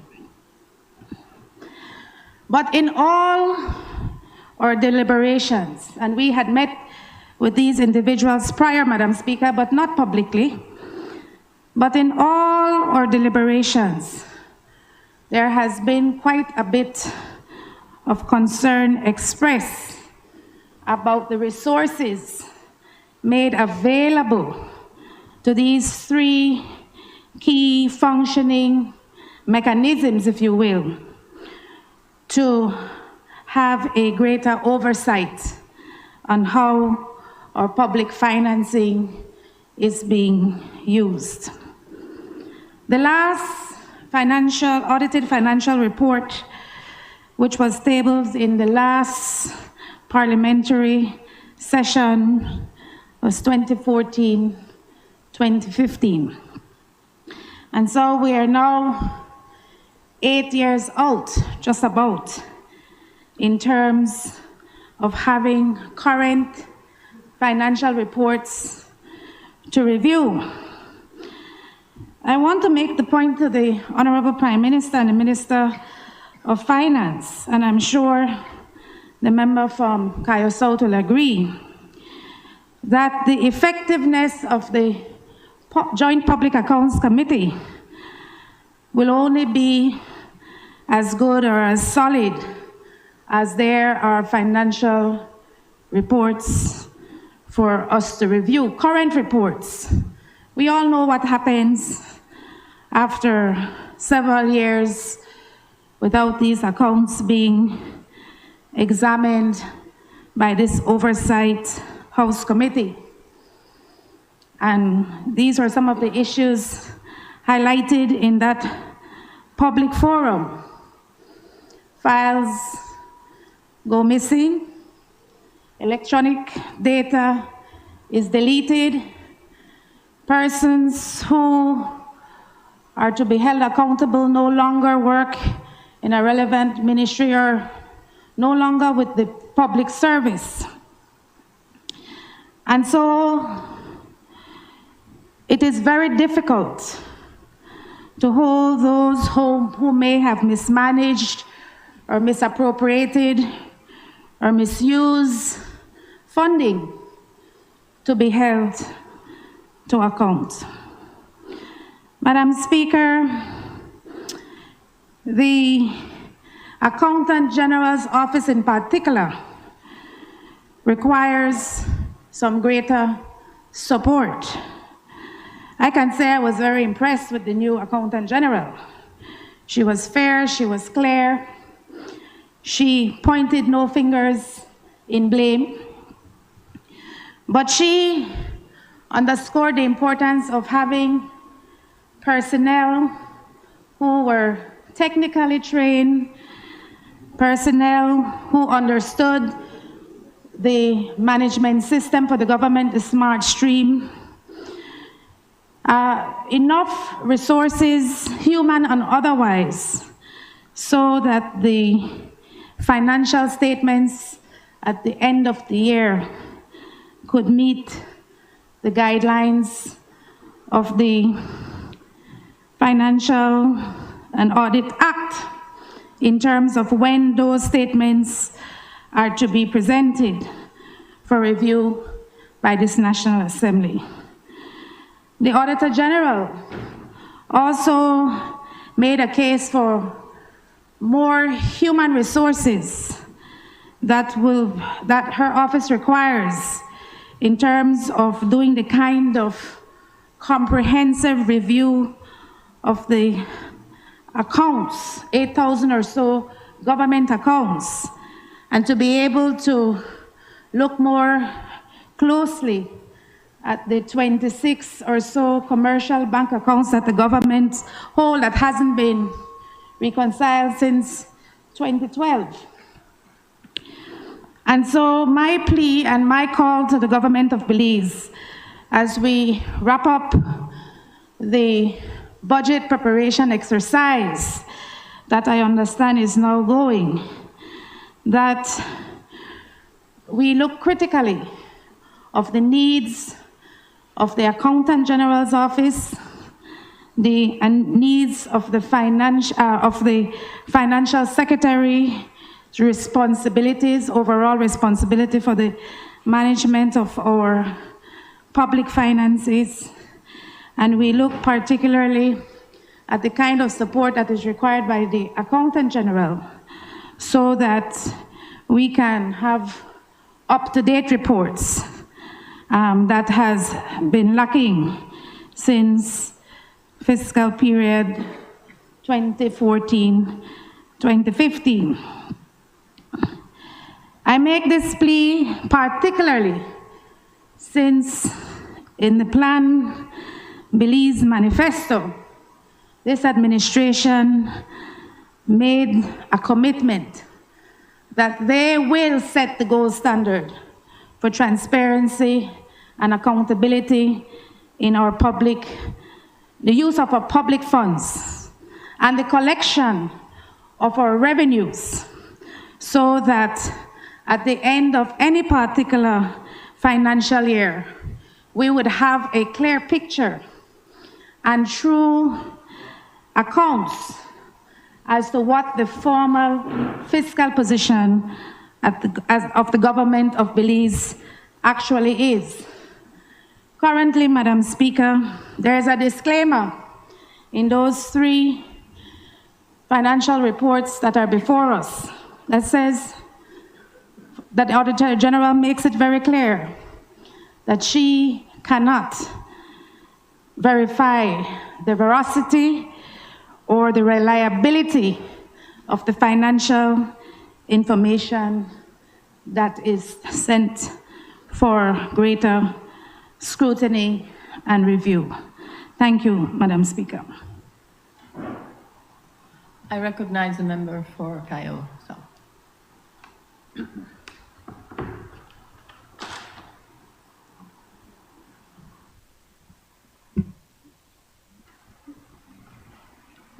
Good evening, Madam Speaker. It's getting a bit late.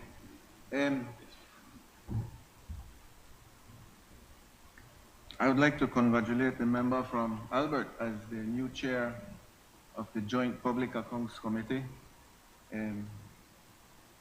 I don't envy her. She has a hard task ahead.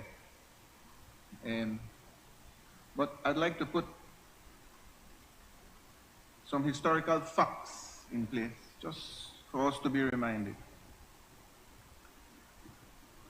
The struggle started from 2012, when I was elected as the chairman of the Public Accounts Committee, to bring all these issues to the table. part of the reason why I was ejected illegally out of the House was partially because of that. We wanted two things. We wanted to depoliticize the Public Accounts Committee because we thought that at the time government members were purposely not allowing the committee to function. We wanted also to have the public hearings be held, to have the hearings be held in public.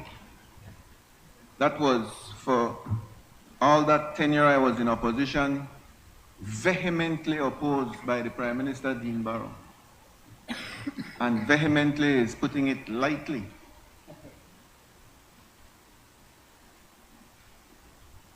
General elections came about. The Honorable John Briceño became the Prime Minister of Belize. The PUP formed the government.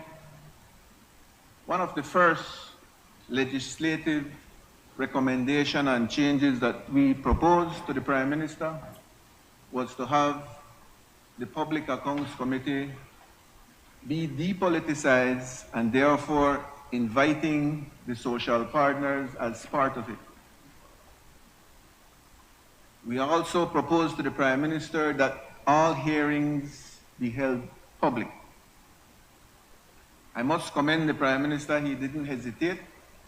It came to the House, Madam Speaker, you're aware, and it was passed. So that's why now it's not called the Public Accounts Committee, it's called the Joint Public Accounts Committee. We are now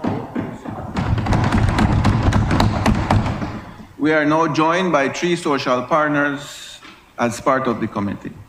The chair presently is the Honorable Member from Albert.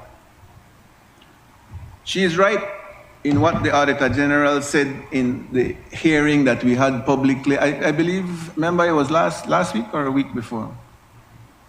Last week.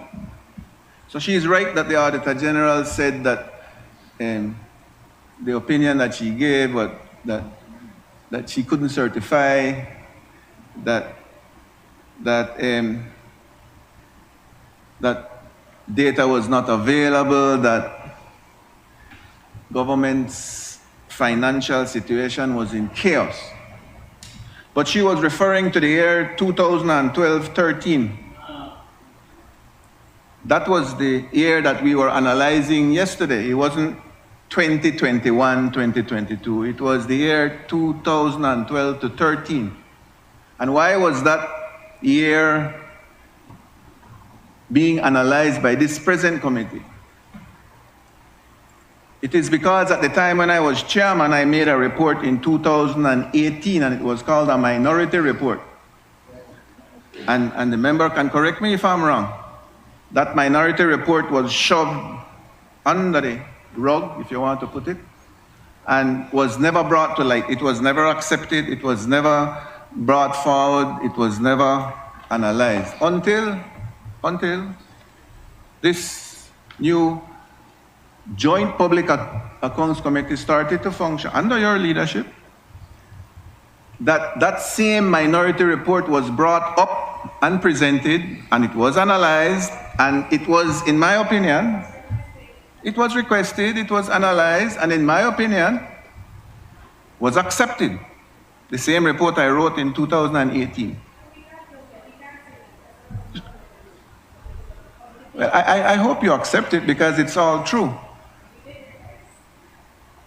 So 2 years since we have been in government and the chair has been the chair, we have analyzed a report from 2012. 2 years since we got elected and the Public Accounts Committee has been functioning, we had our first hearing publicly 2 years after the fact. I am speaking factual statements.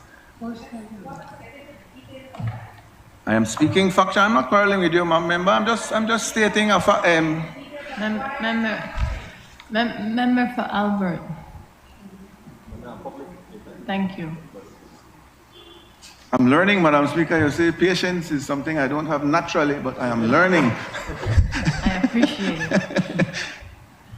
I'm not arguing with the chairman of the Public Accounts Committee.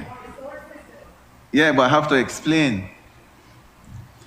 at the hearing that we had, the Auditor General did say everything that the member said. Agreed. But what the member did not mention was that the new Accountant General, Ms. Teresita Miranda, explained to the chair and us as the committee, and the clerk, I believe, were you there, clerk? The clerk was present. This is the same clerk that was in the UDP time, that is the same clerk that is with us today. So I just want to make that clear too. So he knows the facts just as well as I do. Yes. I remember once in a PAC meeting, I told the clerk I need a recording. Remember that, clerk? And then the clerk gave me a recording and he goes, shh, shh, shh, shh. I tell her, clerk, where can I recording this? He said, no resources. The electronic system never worked. Precisely when you were speaking. Clerk, you remember that?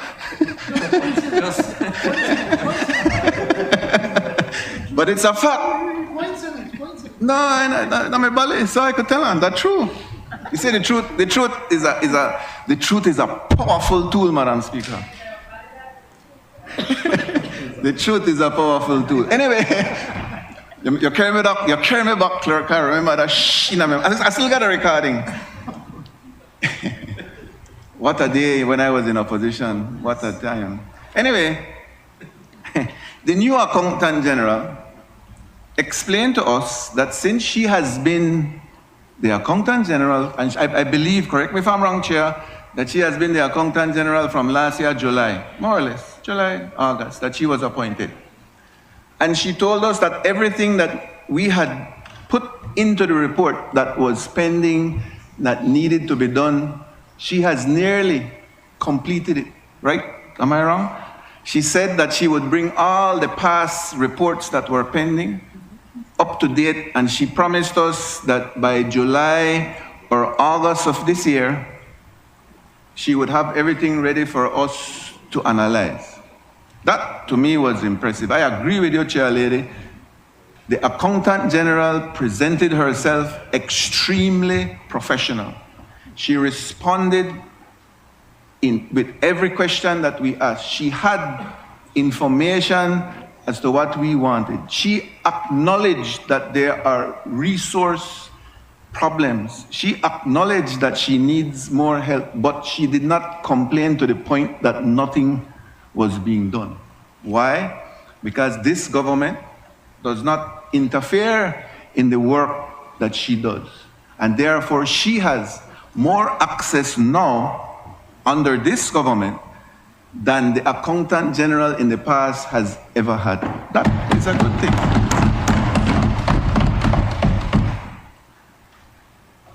Why is the public hearing extremely important for good governance? And I was explaining to the chair lady, you cannot automatically expect for a broken system to be fixed overnight. It is not only the politicians that have to mend the problems. The reason for having the hearings public is that it allows ventilation of the issues, just like how we are ventilating the issues here. It allows the media, it allows the NGOs, it allows the people of Belize to formalize in their minds what is happening. That, Madam Speaker, in a democracy is one of the most important structures and foundations that you can put, because then the media and the NGOs and the social partners that are a part of that committee can start raising awareness. I agree with the Honorable Chair Lady and member from Albert. The Accountant General deserves, and I mean her office, not the person, deserves more resources. We agree. The Auditor General's office deserves and needs more resources. We agree. The Public Accounts Committee needs more resources. We also agree on that. Why is it important for these institutions to have more resources? Well, in the case of the Auditor General's office. They need to be able to analyze contracts, for example. And therefore, they need legal minds within that organization to be able to analyze how contracts are formed and how contracts are executed. They need consultants, because at times they would go to the Ministry of Education, or at times they would go to the Ministry of Health.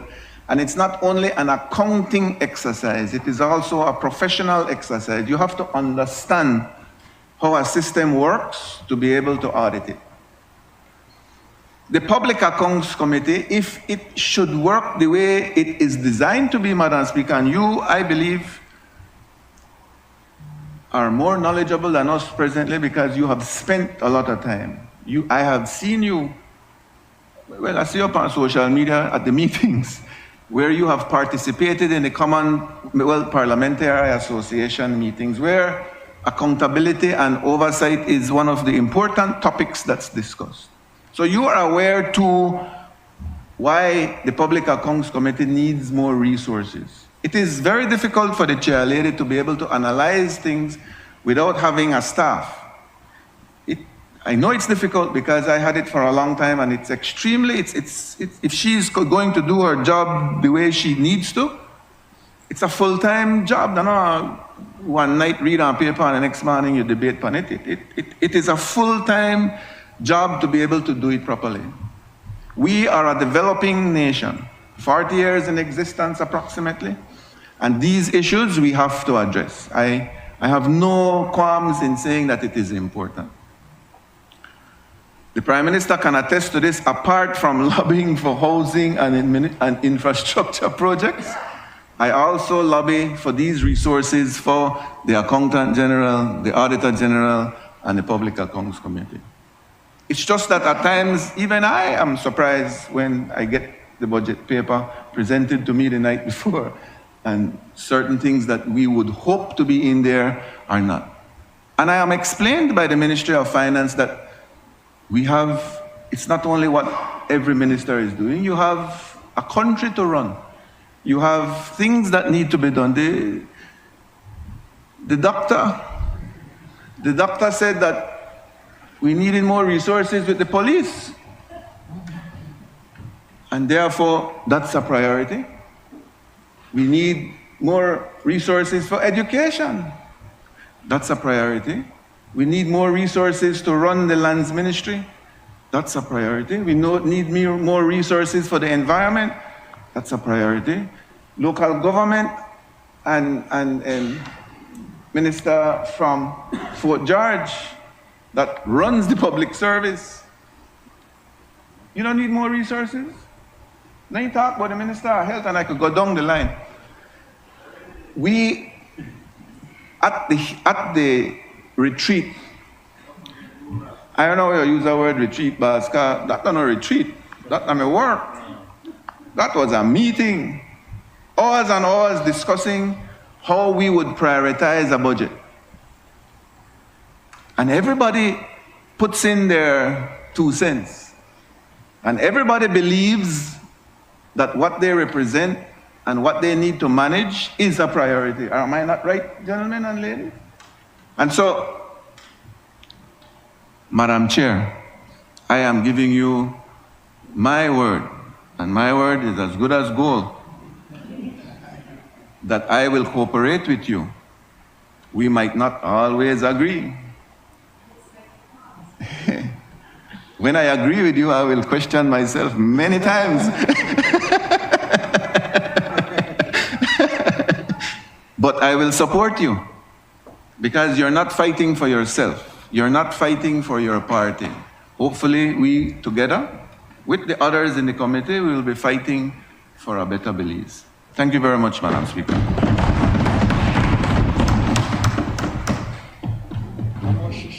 Madam Speaker, I move that the House do now adjourn, unless there's somebody from the side want to talk.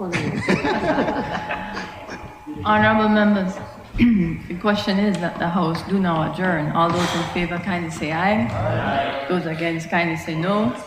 I think the ayes have it. I haven't adjourned yet, members. The House now stands adjourned.